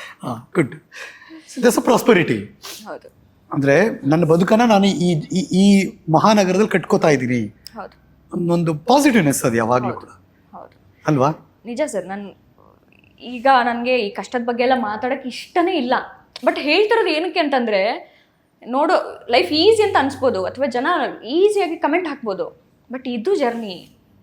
ಮಾತಾಡಬೇಡಿ ಯಾರ ಬಗ್ಗೆನೂ ಅಷ್ಟು ಲೂಸ್ ಟಾಕ್ಸ್ ಮಾತಾಡಬೇಡಿ, ಗೊತ್ತಿಲ್ಲದೆ ಮಾತಾಡಬೇಡಿ ಅನ್ನೋದಕ್ಕಷ್ಟೇ. ಅಟ್ಲೀಸ್ಟ್ ಇಷ್ಟು ನಾನು ಹೇಳ್ತಿರೋದು ಚಿಕ್ಕದಾಗಿ. ಸ್ಕ್ರೀನ್ ಮೇಲೆ ನಿಮ್ಮ ಪಾತ್ರ ಇರುತ್ತೆ, ನಿಮ್ಮ ಪಾತ್ರಕ್ಕೆ ಒಂದು ಡ್ರೆಸ್ ಇರುತ್ತೆ, ನೀವು ಚಂದ ಮಾತಾಡ್ತಿರ್ತೀರಿ. ಓ ಇವ್ರಿಗೇನಪ್ಪ ಅನ್ಸುತ್ತೆ ಯಾರಿಗೆ? ಹೌದು. ಈಗ ಮೊನ್ನೆ ಯಾವುದೋ ಒಂದು ನಮ್ಮ ಕೃಷ್ಣರುಕ್ಕು ಲಾಂಚ್ ಇದೆ, ಪ್ರೆಸ್ ಮೀಟಲ್ಲಿ ಒಂದು ಯಾವುದೋ ಒಂದು ಚಾನಲ್ಗೆ ನಾನು ಮಾತಾಡಿದ್ದು ಒಂದು ಬೈಟ್ ಯೂಟ್ಯೂಬಲ್ಲಿ ಅವ್ರು ಹಾಕಿದ್ರು. ಒಂದು ಯಾರೋ ಕಮೆಂಟ್ ಹಾಕಿದ್ದಾರೆ, ಎಷ್ಟು ಫೇಕ್ ಇದ್ದಾಳೆ ಇವಳು ಅಂತ. ಅದಕ್ಕೆ ನಾನು ಅವ್ರಿಗೆ okay thank you, God bless you ಅಂತ ಹಾಕಿ. ಇವ್ರು ರಿಪ್ಲೈ ಮಾಡ್ತೀರಾ ಅದಕ್ಕೆಲ್ಲ? ಅದಕ್ಕೆ ಮಾಡಿದೆ. ಓಕೆ. ಅದಕ್ಕೆ ನಾನು ಯೂಶಲಿ ಮಾಡಲ್ಲ, ನನಗೆ ಇಲ್ಲಿ ತನಕ ಬಂದಿಲ್ಲ ಬ್ಯಾಡ್ ಕಮೆಂಟ್ಸ್. ಅಲ್ಲ ಅಂದ್ರೆ ಈಗ ಒಂದು ಮಾತಿದೆ, ನಿರೀಕ್ಷೆಗಳು ಕೊಲ್ಲುತ್ತವೆ ಅಂತ. ಯಾಕೆ ನಿರೀಕ್ಷೆ ಇಟ್ಕೋಬೇಕು? ಸಿ ನೋಡುಗರು ಅವ್ರ ಆಂಗಲ್ ಅಲ್ಲಿ ನೋಡ್ತಿರ್ತಾರೆ, ಲೆಟ್ ದಮ್ ಸಿ ಅಲ್ಲ. ಹೌದು. ಆಮೇಲೆ ನಾವು ಈ ಸ್ಟ್ರೀಮಲ್ಲಿ ಇದೀವಿ, ಫಸ್ಟ್ ಆರ್ಟಿಸ್ಟ್ಗಳು ಫಸ್ಟ್ ರೋಲ್ ಕಾಣಿಸ್ಬಿಡ್ತಾರೆ ಎಲ್ರಿಗೂ. ಜನ ಮಾತಾಡೋದು ಇದ್ದಿದೆ, ಅದಕ್ಕೆಲ್ಲ ರೆಡಿಯಾಗಿನೇ ನಾನು ಇಂಡಸ್ಟ್ರಿಗೆ ಬಂದಿದ್ದಲ್ಲ. ಹೆಂಗೆ ಜನ ಹೋದಾಗೆಲ್ಲ ಕಂಡಿಡಿತಿರ್ತಾರೆ, ಮಾತಾಡಿಸ್ತಿರ್ತಾರಲ್ಲ, ನಿಮ್ಗೆ ಕಾಂಪ್ಲಿಮೆಂಟ್ಸ್ ಕೊಡ್ತಿರ್ತಾರೆ. ಹೌ ಡು ಯು ಫೀಲ್ ನಾವ್? ಈಗೆಲ್ಲ ಅದೆಲ್ಲ ಏನನ್ಸುತ್ತವಲ್ಲ? ತುಂಬಾ ಖುಷಿ ಆಗುತ್ತೆ ಸರ್. ಆ ದಿನ ಮರ್ತೇ ಹೋಗುತ್ತೆ, ಅದನ್ನ ನೆನ್ಪಿಟ್ಕೊಳ್ಳೋದು ಇಲ್ಲ, ಪಾಠ ಆಗಿ ಕಲ್ತ್ಕೊಂಡಿದ್ದೀನಿ. ಬಟ್ ಓಕೆ, ಈಗ ದೇವ್ರು ನನಗೆ ಇಲ್ಲಿ ಬಂದು ನಿಲ್ಸಕ್ಕೆ ಇದನ್ನೆಲ್ಲ ಮೋಸ್ಟ್ಲಿ ಕಲಿಸಿದ್ದಾನೆ. ಅದು ಕಷ್ಟಗಳು ಇಲ್ಲ, ನನಗೇನಾಗ್ತಿತ್ತು, ಸಡನ್ನಾಗಿ ಈ ಸಕ್ಸಸ್ ಕೊಟ್ಟಿದ್ದಿದ್ರೆ, ಹೆಡ್ ವೇಟ್ ಬಂದ್ಬಿಟ್ಟಿದ್ರೆ ನನಗೆ. ನಮ್ಮ ಹಳ್ಳಿ ಕಡೆ ಹೇಳ್ತಾರೆ ತಲೆ ನಿಲ್ಲಲ್ಲ ಅಂತ. ಅಪ್ಪ ಹೇಳ್ತಾ ಇದ್ದಿದ್ದು, ನೀನು ಎಷ್ಟೇ ಹೆಸರು ಮಾಡು, ನಿನ್ನ ಕಷ್ಟದ ದಿನಗಳನ್ನ ಯಾವತ್ತೂ ಮರಿಬೇಡ, ಯಾವತ್ತೂ ಡೌನ್ ಟು ಅರ್ಥೇ ಇರೋ ಅಂತ. ಡೌನ್ ಟು ಅರ್ಥ ಅನ್ನೋದಕ್ಕೆ ನಾವೇನು ದೊಡ್ಡ ಸೆಲೆಬ್ರಿಟಿ ಅಂತಲ್ಲ, ಬಟ್ ಯಾವತ್ತೂ ಹಿಂಗೆ ಇರಬೇಕು ನಿನ್ನ ತಲೆ, ಹಿಂಗಲ್ಲ, ಕಣ್ಣಲ್ಲಿ ಕಣ್ಣಿಟ್ಟೆ ಒಬ್ರನ್ನ ನೋಡ್ತಾ ಇರೋ, ಮಾಡಬೇಡ, ಏರ್ಬೇಡ ನೀನು ಅಂತ ಯಾವತ್ತೂ ಹೇಳೋರು. ನಾನು ಅದನ್ನು ಇವತ್ತಿಗೂ ಪಾಲಿಸ್ತೀನಿ. ಯಾವ ದೇವ್ರನ್ನ ನಂಬ್ತೀರಾ ತುಂಬ? ರಾಯರು. ಓ, ಸೊ ಹಾಗಾದ್ರೆ ಮಂತ್ರಾಲಯಕ್ಕೆ ಹೋಗ್ತಿರ್ತೀರಿ? ಹೋಗ್ತಾ ಇರ್ತೀನಿ, ತಿಂಗಳಿಗೆ ಒಂದ್ಸತಿ ಯೂಶಲಿ ಹೋಗ್ತೀವಿ. ಮಂತ್ರಾಲಯ ಕಂಪಲ್ಸರಿ ಇರುತ್ತೆ ವಿಸಿಟು? ಅವ್ರು ಕರ್ಸ್ಕೊಂಡಾಗೆಲ್ಲ ಹೋಗ್ತೀನಿ ಸರ್. ನನಗೆ ಹೆಂಗಂದ್ರೆ, ನಾಳೆ ಹೋಗಬೇಕು ಮಂತ್ರಾಲಯ ಅಂದರೆ ಕರ್ಸ್ಕೊಂಡ್ಬಿಡ್ತಾರೆ. ನಿಮ್ಮ ಜೊತೆ ನಿಮ್ಮ ಮಗಳು ಇರ್ತಾರೆ ಜೊತೆಗೆ? ಹೌದೌದು. ಒಬ್ಬಾಕಿ ಹೋಗೋ ಸೀನ್ ಇಲ್ಲ ಎಲ್ಲಿ ಇಲ್ಲ. ನಾನು ಏನೇ ಮಾಡಿದ್ರು ನನ್ನ ಜೊತೆ ಮಗಳಿರ್ತಾಳೆ. ಮಗಳಿದ್ದೇ ಇರಲೇಬೇಕು. ಅದಕ್ಕೆ ಅವಳಿಗೆ ಲೈಫ್ ಏನು ಅಂತ ಗೊತ್ತಿದೆ, ಅವಳು ಎಲ್ಲದಕ್ಕೂ ಅಡ್ಜಸ್ಟ್ ಆಗಿದ್ದಾಳೆ. ಏನು ಕೇಳ್ತೀರಾ ರಾಯರ ಹತ್ರ? ನಾನು ಕೇಳೋದೇನು, ಈಗ ಇದು ಕೊಡು ಅದು ಕೊಡು ಅಂತ ನಾನು ಕೇಳಲ್ಲ. ನಾನು ಯಾವ ದೇವರಿಗೂ ನಾನು ಪ್ರಾರ್ಥನೆ ಇಡಲ್ಲ. ನನಗೇನು ಸಿಗ್ಬೇಕು ಅದನ್ನು ಕೊಡು, ನನ್ನದಲ್ಲದು ನನ್ನ ಹತ್ರ ಏನಾದರೂ ಇವಾಗ ಇದ್ದರೆ ಅದನ್ನು ತೊಗೊಂಬಿಡು ಅಂತಲೇ ಕೇಳೋದು ನಾನು. ಇಷ್ಟೇ ಕೇಳೋದು ನಾನು ನಿಜವಾಗ್ಲೂ. ಆಮೇಲೆ ನನಗೆ ರಾಯರು ಅದು ಇತ್ತೀಚೆಗೆ ಈಗೊಂದು 6 ವರ್ಷದಿಂದ, ನಾನು ಮುಂಚೆ ರಾಯರು ನಂಬೋದಿಲ್ಲ. ನಮಗೆ ಎಸ್ಪೆಷಲಿ ಮಂಗಳೂರು ಕಡೆಯವ್ರಿಗೆ ರಾಯರದ್ದು ಮಂತ್ರಾಲಯದ ಅಷ್ಟು ಗೊತ್ತಿಲ್ಲ ಇಲ್ಲ. ನಮಗೆಲ್ಲ ಏನಿದ್ರು ಧರ್ಮಸ್ಥಳ, ಕುಕ್ಕೆ, ಎಲ್ಲ ದೇವರನ್ನು ನಂಬ್ತೀನಿ. ರಾಯರು ನನಗೆ ಅದು ಹೆಂಗೆ ಕೈ ಹಿಡಿದ್ರೋ ನನಗೆ ಗೊತ್ತಿಲ್ಲ sir. All of A sudden ಒಂದಿನ ರಾತ್ರಿ ನನ್ನ ಫ್ರೆಂಡ್ಸ್ ಕರೀತಾರೆ, ನಾನು ಹೋಗ್ತೀನಿ ಮಂತ್ರಾಲಯಗೆ. ಇಬ್ರು ಫ್ರೆಂಡ್ಸ್ ಹೊರಟಿದ್ದಾರೆ. ಒಬ್ಬ ಇರೋದು ಚಿತ್ರದುರ್ಗದವನು, ಅವ್ನ ಫ್ರೆಂಡ್ ಯಾರೋ ಇಲ್ಲಿ ಗುರುಗುಂಟೆಪಾಳ್ಯದಿಂದ ಹೊರಡ್ತಾನಂತೆ. ಅವ್ನು ಯಾರ್ದು ನನಗೆ ಗೊತ್ತಿಲ್ಲ. ನೀನು ಅವ್ರ ಕಾರ್ ಹತ್ಕೊಂಡು ಚಿತ್ರದುರ್ಗಕ್ಕೆ ಬಾ, ಅಲ್ಲಿಂದ ಎಲ್ಲರೂ ಒಟ್ಟಿಗೆ ಹೋಗೋಣ ಅಂತ. ನಂಗೆ ಆ ಫ್ರೆಂಡ್ ಯಾರು ಅಂತಾನೂ ಗೊತ್ತಿಲ್ಲ. ಹೋಗಿದ್ದೀನಿ, ಅವ್ರ ಕಾರ್ ಹತ್ತಿದ್ದೀನಿ. ಹೌದು, ಅದು ನಿಮ್ಮ ಫ್ರೆಂಡ್ ಅಲ್ಲ? ನನ್ನ ಫ್ರೆಂಡ್ ಚಿತ್ರದುರ್ಗದಲ್ಲಿ ನನ್ನ ಫ್ರೆಂಡ್ಸ್ ಅಷ್ಟೇ, ಟ್ರಸ್ಟ್ ಅಷ್ಟೇ. ಮಂತ್ರಾಲಯ ಹೊರಟಿದ್ದು ರಾತ್ರಿ, ಬೆಳಗಿನ ಜಾವ 3 ಗಂಟೆಗೆ ಅಲ್ಲಿ ರೀಚ್ ಆಗಿದ್ದು. ಅಲ್ಲೇ ಒಂದು ರೂಮ್ ತಗೊಂಡ್ವಿ, ಫ್ರೆಶ್ ಅಪ್ ಆದ್ವಿ, ದರ್ಶನ ಮುಗಿಸ್ಕೊಂಡು ಇಮಿಡಿಯೇಟ್ ಮತ್ತೆ ಅದಾದ್ಮೇಲಿಂದ ಸರ್ ಕರ್ಸ್ಕೊತಾನೆ ಇದ್ದಾರೆ ನನ್ನ ಮಂತ್ರಾಲಯಕ್ಕೆ. ತುಂಬ ನಂಬ್ತೀನಿ. ಆಮೇಲೆ ನಾನು ಇವತ್ತಿಗೂ ಲೈಫಲ್ಲಿ ಏನಾದರೂ, ನನ್ನೊಂದು ಪಾಲಿಸಿ ಇದೆ, ಎಷ್ಟೇ ದೊಡ್ಡ ಪ್ರಾಜೆಕ್ಟು, ಎಷ್ಟೇ ದೊಡ್ಡ ಕೆಲಸ ಆಗಲಿ, ಅಥವಾ ಎಷ್ಟೇ ದುಡ್ಡು ಬರೋ ಕೆಲಸ ಆಗಲಿ, ಅದ್ರ ಬಗ್ಗೆ ಡೈಲಮ ಬಂತು ಅಂದರೆ ನಾನು ಮಾಡಲ್ಲ ಅದನ್ನ. ಅಂದರೆ ಈಗ ಇಲ್ಲಿ ಒಪ್ಕೊಂಡ್ ಬಂದಿರ್ತೀನಿ, ಆಯಿತು ಹೇಳ್ತೀನಿ ಸರ್ ನಿಮಗೆ ಅಂತ ಬಂದಿರ್ತೀನಿ. ಮನೆಗೆ ಬಂದು ಯೋಚನೆ ಮಾಡ್ತೀನಿ, ದಿವ್ಯಾ ಇದು ನಿಂಗೆ ಬೇಕಾ? ನಂಗೆ ಮನ್ಸಿಗೆ ಅನ್ಸ್ಬೇಕು ನೀನು ಮಾಡಿದನ ಅಂತ, ಇಲ್ಲ ಅನ್ಸ್ಬೇಕು ಮಾಡಬೇಡ ನೀನು ಅದನ್ನ. ಅದು ಬಿಟ್ಟು ಏನಾದ್ರು ಡೈಲಾಮ್ ಬರುತ್ತೆ, ಇದು ಬೇಕಾ ನಿಂಗೆ, ಮಾಡಬೇಕಾ, ನೋಡಿ ಮಾಡಿದ್ರೆ ದುಡ್ಡು ಸಿಗುತ್ತೆ, ಮಾಡಬೇಕು ಅಂದ್ರೆ ಇಷ್ಟು ಕಷ್ಟಪಡಬೇಕು, ಈ ಥರ ಡೈಲಾಮ ಬಂದಾಗ ಮಾಡಕ್ಕೆ ಹೋಗಲ್ಲ. ಅದು ಎಂಥದೇ ಆಗಿರಲಿ. ಏನು ಇಂಪಾರ್ಟೆಂಟು ದಿವ್ಯನ್ಗೆ? ಮನಿ, ನೆಮ್ಮದಿ, ಖುಷಿ, ಏನು ಏನು ಏನು ಪ್ರಯಾರಿಟಿ ಏನು ಬದುಕಲ್ಲಿ? ನನಗೆ ನೆಮ್ಮದಿ, ನಂಗೆ ಖುಷಿಯಾಗಿರ್ಬೇಕು. ನಾನು 10 ರೂಪಾಯಿ ಇದ್ರೂ ಖುಷಿಯಾಗಿರ್ತೀನಿ. ಎಷ್ಟೋ ಸಲ ಆ ಥರದ್ದು ಫೇಸ್ ಮಾಡಿದ್ದೀನಿ. ಇವಾಗಲೂ ಕೆಲವೊಮ್ಮೆ ಬರುತ್ತೆ, ಎಲ್ಲೋ ಇನ್ವೆಸ್ಟ್ ಮಾಡಿರ್ತೀನಿ, ಹಾ ಕೆಲವೊಮ್ಮೆ ದುಡ್ಡಿರಲ್ಲ ಕೈಯಲ್ಲಿ, ಆರಾಮಾಗಿರ್ತೀನಿ. ನಾನು 10 ರೂಪಾಯಿಲಿ ಏನೋ ತಗೊಂಡ್ಬಂದು ತಿನ್ಕೊಂಡು ಆರಾಮಾಗಿರ್ತೀನಿ. 1000 ನೋಡಿದ್ದೀನಿ, 1,00,000 ನೋಡಿದ್ದೀನಿ, 10 ನೋಡಿದ್ದೀನಿ. ನಂಗೆ ನೆಮ್ಮದಿ ಮುಖ್ಯ ಒಂದು. ಹಾ ಆಮೇಲೆ ನಾನು ಅವಾಗಲೇ ಹೇಳ್ದಾಗೆ ಜನರನ್ನ ತುಂಬ ಪ್ರೀತಿಸ್ತೀನಿ ಸರ್. ನಾನು ತುಂಬ ಪ್ರೀತಿಸ್ತೀನಿ. ನನಗೆ ಅವ್ರ ಜೊತೆ ಚೆನ್ನಾಗಿರ್ಬೇಕು, ಎಲ್ಲರ ಜೊತೆ, ನನ್ನ ಜೊತೆ ಯಾರಿದಾರಲ್ಲ ಅವ್ರ ಜೊತೆ ನಾನು ತುಂಬ ಚೆನ್ನಾಗಿರ್ಬೇಕು. ಇದಷ್ಟೇ ನಂಗೆ ಆಸೆ. ಖುಷಿಯಾಗಿ ಇರ್ಬೇಕು ಅವ್ರ ಜೊತೆ. ಏನೋ ಮಿಸ್ಅಂಡರ್ಸ್ಟ್ಯಾಂಡಿಂಗು, ಏನೋ ಜಗಳ, ಅಷ್ಟೇ ನನಗೆ. ಜನರ ಪ್ರೀತಿ ಇನ್ನೆಷ್ಟು ಲೈಫ್ ಇದೆ ಹಂಗೆಲ್ಲ ದ್ವೇಷ ಸಾಧಿಸೋದಕ್ಕೆ. ಹೌದು, ಕರೆಕ್ಟ್. ಅಷ್ಟೇ ನಂಗೆ ಬೇಕಿದೆ. ದುಡ್ಡು ಅಫ್ಕೋರ್ಸ್ ಬೇಕು ಲೈಫ್ ಲೀಡ್ ಮಾಡೋಕ್ಕೆ, ಹಂಗಂತ ದುಡ್ಡಿನ ಹಿಂದೆ ಹೋಗಲ್ಲ ನಾನು. What you want to tell single parent ಆಗಿ ಬದುಕು ನಡೆಸ್ತಿರ್ತಾರಲ್ಲ ಅವ್ರಿಗೆ ಏನು ಹೇಳೋಕೆ ಬಯಸ್ತೀರಿ? ಸ್ಟ್ರಾಂಗ್ ಆಗಿರಿ, ಪೇಷನ್ಸಲ್ಲಿ ಇರಿ, ಅಷ್ಟೇ ನಾನು ಹೇಳೋದು. ತಲೆನೇ ಕೆಡಿಸ್ಕೋಬೇಡಿ ಜನರ ಬಗ್ಗೆ. ನಿಮ್ಗಂತ ಒಂದು ಲೈಫ್ ಇದ್ದೇ ಇರುತ್ತೆ, ಅದನ್ನು ಇನ್ಯಾರೋ ಕೊಡಲ್ಲ, ಅದನ್ನು ನೀವೇ ಹುಡುಕ್ಬೇಕು. ಪೇಷನ್ಸಿಂದ ಅದನ್ನು ಆ ದಾರಿಲಿ ನಡಿಬೇಕು, ಅಷ್ಟೇ ಸರ್ ನಾನು ಹೇಳೋದು. ನಿಮಗೆ ಯಾರೋ ಜಡ್ಜ್ ಮಾಡ್ತಾರಾ, ಡೋಂಟ್ ಕೇರ್. ನಿಮ್ಗೆ ಯಾರು ಹೆಲ್ಪ್ ಮಾಡ್ತಾ ಇಲ್ವಾ, ಬೇಡ. ಯಾರು ಹೆಲ್ಪ್ ಮಾಡಬೇಕು ಅಂತ ಎಕ್ಸ್ಪೆಕ್ಟು ಮಾಡಬಾರ್ದು. ಯಾಕೆ ಮಾಡಬೇಕು? ನಿಮ್ಗೇನೋ ಕಷ್ಟ ಆದಿವ್ಯಾ ಒಂಚೂರು ಹಿಂಗೆ, ನಾನು ಯಾಕೆ ಕೊಡಬೇಕು? ಅಥವಾ ನನಗೆ ಯಾರೋ ಕೊಟ್ಟಿದ್ದಾರಲ್ಲ ಅವ್ರು ಯಾಕೆ ಕೊಡಬೇಕಿತ್ತು? ನನಗೆ ಯಾಕೆ ಕೊಟ್ಟಿದ್ದಾರೆ ಹೇಳಿ? ನಾವು ಅದೊಂದು ಪ್ರೀತಿ, ನಂಬಿಕೆ, ಅವ್ರ ಜೊತೆ ಇದ್ದಿದ್ದು ನಂಟು, ಅಷ್ಟೇ. ಸೊ ನಾನು ಹೇಳೋದು ಎಲ್ಲರ ಜೊತೆ ಚೆನ್ನಾಗಿರಿ. ನಿಮಗಂತ ದೇವ್ರು ಕೊಟ್ಟಿದ್ದನ್ನ ಪ್ರೀತಿಯಿಂದ ಅದನ್ನು ತಗೊಳ್ಳಿ. ನಿಮ್ದಲ್ಲ ಅಂತ ಕಿತ್ಕೊಂಡಿದ್ನ ಹೋಗ್ಲಿ. ಈಗ ಅಪ್ಪ ಅಮ್ಮನ ಜಾಗದಲ್ಲಿರೋರು ಯಾವಾಗಲೂ ಮಗಳ ಲೈಫ್ ಹಿಂಗಾಯ್ತು, ಕರೆಕ್ಟು. ಮಗಳು ಬದುಕು ಕಟ್ಕೊಂಡ್ಲು, ಪ್ರೌಡ್ ಫೀಲ್, ಕರೆಕ್ಟು. ಆದ್ರೂ ಒಂದು ಚಿಕ್ಕದ ಒಂದು ಎಳೆ ಇರುತ್ತೆ, ಮತ್ತೆ ರೀಬಿಲ್ಡ್ ಮಾಡ್ಕೋಬೋದಾ ಅವಳ ಲೈಫ್ನ? ಇದನ್ನ ಅಮ್ಮ ಎಸ್ಪೆಷಲಿ ಅಮ್ಮಂದಿರು, ದಿವ್ಯಾ ನೋಡು ಆಯ್ತು, ಇಷ್ಟು ವರ್ಷ ಆಯ್ತು, ಮುಂದಕ್ಕೆ ಲೈಫ್ ಇದೆ ಅಂತ. ಮತ್ತು ದಿವ್ಯಾಗೂ ಯಾವತ್ತೂ ಅನಿಸ್ಬೋದು, ಗೊತ್ತಿಲ್ಲ ನನಗೆ. ಅಂದ್ರೆ ನೀವು ಯಾರೋ ಕಪಲ್ಸ್ ನೋಡ್ತಿರ್ತೀರಾ, ಅಥವಾ ಸೀರಿಯಲ್ನೇ ಕಥೆ ನೋಡ್ತಿರ್ತೀರಾ, ಇನ್ನೇನೋ ಫಿಲಮ್ ನೋಡ್ತಿರ್ತೀರಾ. ಆ ಸ್ಪಾರ್ಕ್ ಆಗಿಲ್ವಾ ದಿವ್ಯಾಗೆ ಮತ್ತೆ ಬದುಕು ಕಟ್ಕೋಬೇಕು ನಾನು ಅಂತ? ನನ್ನ ಪ್ರಕಾರ ಬದುಕು ಅಂದರೆ ಒಂದು ಕಂಪಾನಿಯನ್ ಇರಬೇಕು, ಆ ಥರದ್ದೇ ಅಲ್ಲ. ನನ್ನ ಬದುಕಿನ ದೃಷ್ಟಿಕೋನ ಬೇರೆ ಇದೆ. But at the same time ಏನು ಅನ್ಸುತ್ತೆ ಅಂದರೆ, ಕೆಲವೊಮ್ಮೆ ಶೂಟಿಂಗ್ ಹೆಕ್ಟಿಕ್ ಶೆಡ್ಯೂಲ್ ಮುಗಿಸಿ ಬಂದಿರ್ತೀವಿ, ಹೆಂಗಿತ್ತು ದಿನ ಅಂತ ಕೇಳೋಕ್ಕೂ ಯಾರಾದರೂ ಒಬ್ರು ಇರಬೇಕಲ್ವಾ ಅಂತ ಅನಿಸತ್ತೆ. ನಾನು ಈಗ 2 ವರ್ಷದ ಹಿಂದೆ ನನ್ನ ಅಪ್ಪ ತೀರ್ಕೊಂಡ್ರು. ನನ್ನ ಅಮ್ಮ ಹೇಳ್ತಾ ಇದ್ದಿದ್ದೇನೆಂದರೆ, ತುಂಬ ಜನ ನನಗೆ ಗಂಡಸರು ಏನೇನೋ ಪಾಠ ಕಲಿಸ್ಬಿಡ್ತಾರೆ ಸರ್, ಫ್ರೆಂಡ್ಸ್ ಅಂತ ಅಂದ್ಕೊಂಡವ್ರು, ಆಗಲೇ ಹೇಳ್ದಂಗೆ. ಆಮೇಲೆ ತುಂಬ ಜನ ನಾನು ನಿನ್ನ ನೋಡ್ಕೋತೀನಿ ಕಣೆ ಅಂತ ಹೇಳಿ ಆಮೇಲೆ ಅವರ ನಿಜ ರೂಪ ನೋಡಿರೋದು ಇದೆ ನಾನು. ಹಾಗಂತ ನಾನು ಆ ರಿಲೇಷನ್ಶಿಪ್ಪಲ್ಲಿ ಇದ್ದೆ ಆ ಥರದ್ದಲ್ಲ, ಏನೋ ಒಂದು ನಂಬಿಕೆ ಇಟ್ಟಿರ್ತೀವಿ ವ್ಯಕ್ತಿ ಮೇಲೆ. ಅದೆಲ್ಲ ತುಂಬ ಬ್ರೇಕ್ ಆಗಿದೆ. ಅಪ್ಪ ಹೋದ್ಮೇಲೆ ನಾನು ಅಮ್ಮ ತುಂಬ ಕ್ಲೋಸ್ ಆದ್ವಿ. ಯಾಕಂದರೆ ನಾನು ಅಮ್ಮ ಸೇಮ್ ಪ್ಲೇಸಲ್ಲಿದ್ದೀವಿ.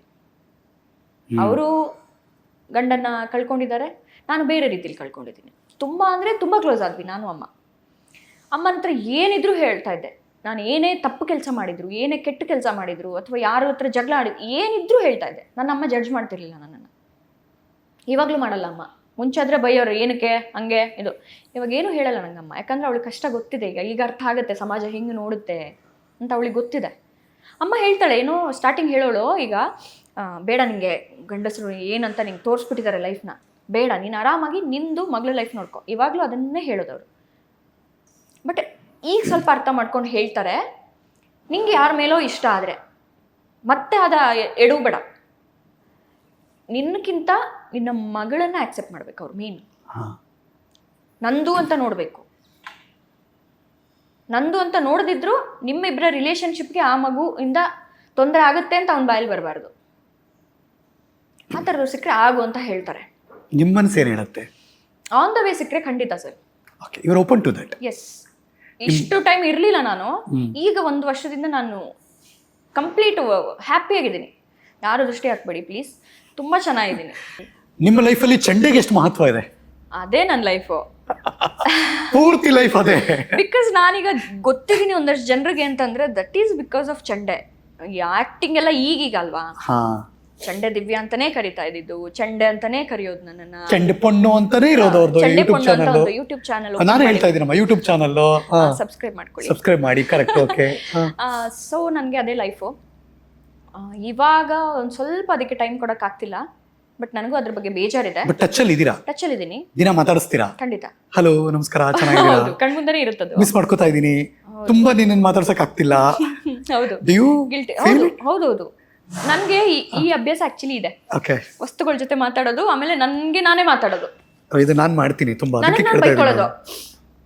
ಏನೇ ಯಾರೋ ಅನ್ಕೋಬೇಕು ಯಾರ ಜೊತೆನೂ ಮಾತಾಡ್ತಿದ್ದಾಳೆ ಅಂತ ನಾನು ಬೈಕೋತಾ ಇರ್ತೀನಿ, ನನ್ನ ಹತ್ರ ನಾನು ಮಾತಾಡ್ಕೋತಾ ಇರ್ತೀನಿ. ಸೊ ನೀವು ಯಾವಾಗ್ಲೂ ಇರ್ಬೇಕಪ್ಪ ನಾವು ಚಂಡೆ ಜೊತೆ. ಖಂಡಿತ ಸರ್, ಅದಕ್ಕೆ ಟೈಮ್ ಕೊಡ್ತೀನಿ, ಒಂದಷ್ಟು ಟೈಮ್ ಪ್ಲಾನ್ಸ್ ಕೊಡ್ಬೇಕು ಇದೆ. ಹಾ ಈಗ ಏನಾಗಿದೆ ಅಂದ್ರೆ ನಾನು ರೀಸೆಂಟ್ಲಿ ಹೋಟೆಲ್ ಹಬ್ಬ ಅಂತ ಒಂದು ಆರ್ ನಗರದಲ್ಲಿ ಶುರು ಮಾಡಿದ್ವಿ. ಹಾ ಇದು ಪಾಯಿಂಟ್ ಶುರುವಾಯ್ತು.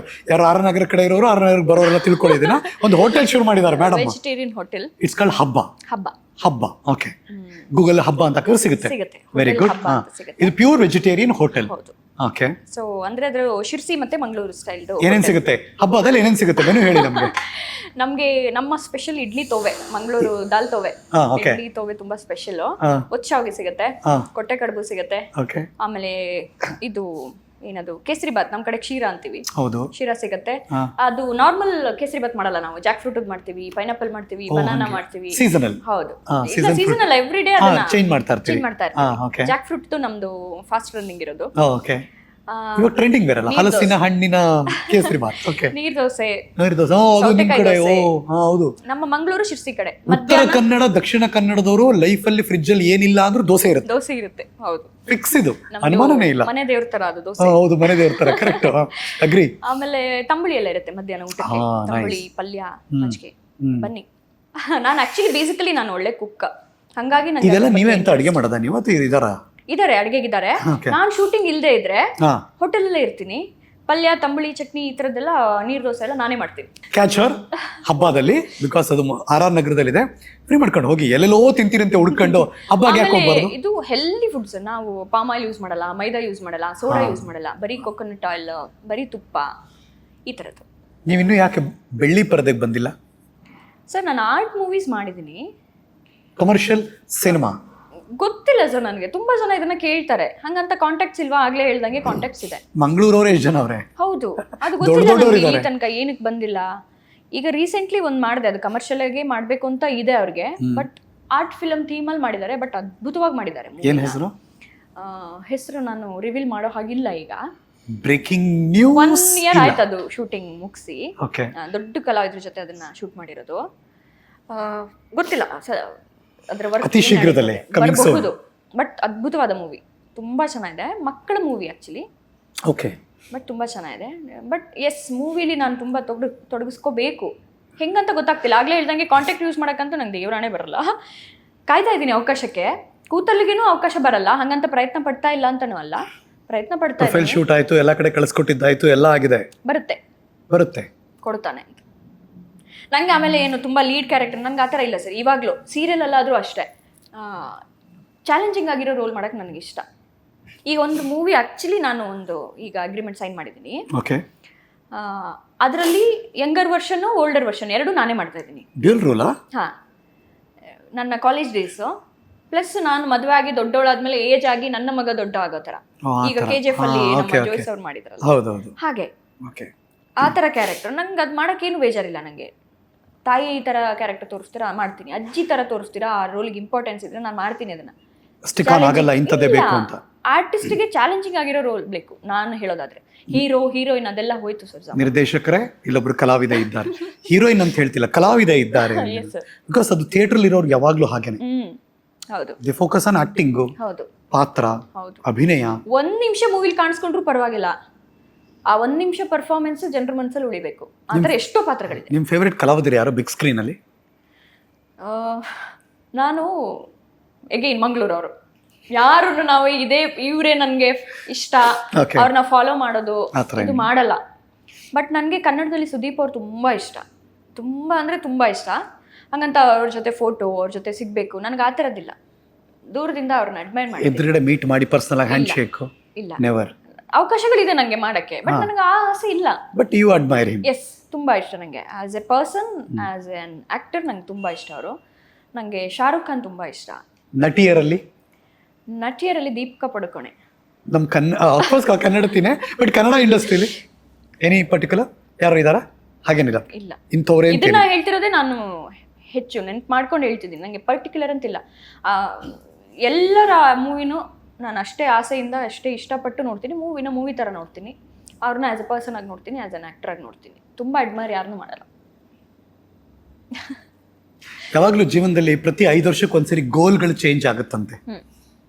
ಇದು ಮಾಡಬೇಕು ಅಂತಿದ್ದೀನಿ, ಅದು ಆಗಿರುತ್ತೆ ಅಥವಾ ಆಗದೆ ಇರ್ಬೋದು, ನೆಕ್ಸ್ಟ್ ಬೇರೆ ಇರುತ್ತೆ. ಬಿಕಾಸ್ ಏನೋ ಮಾಡ್ತಿರ್ತೀವಿ ನಾವು.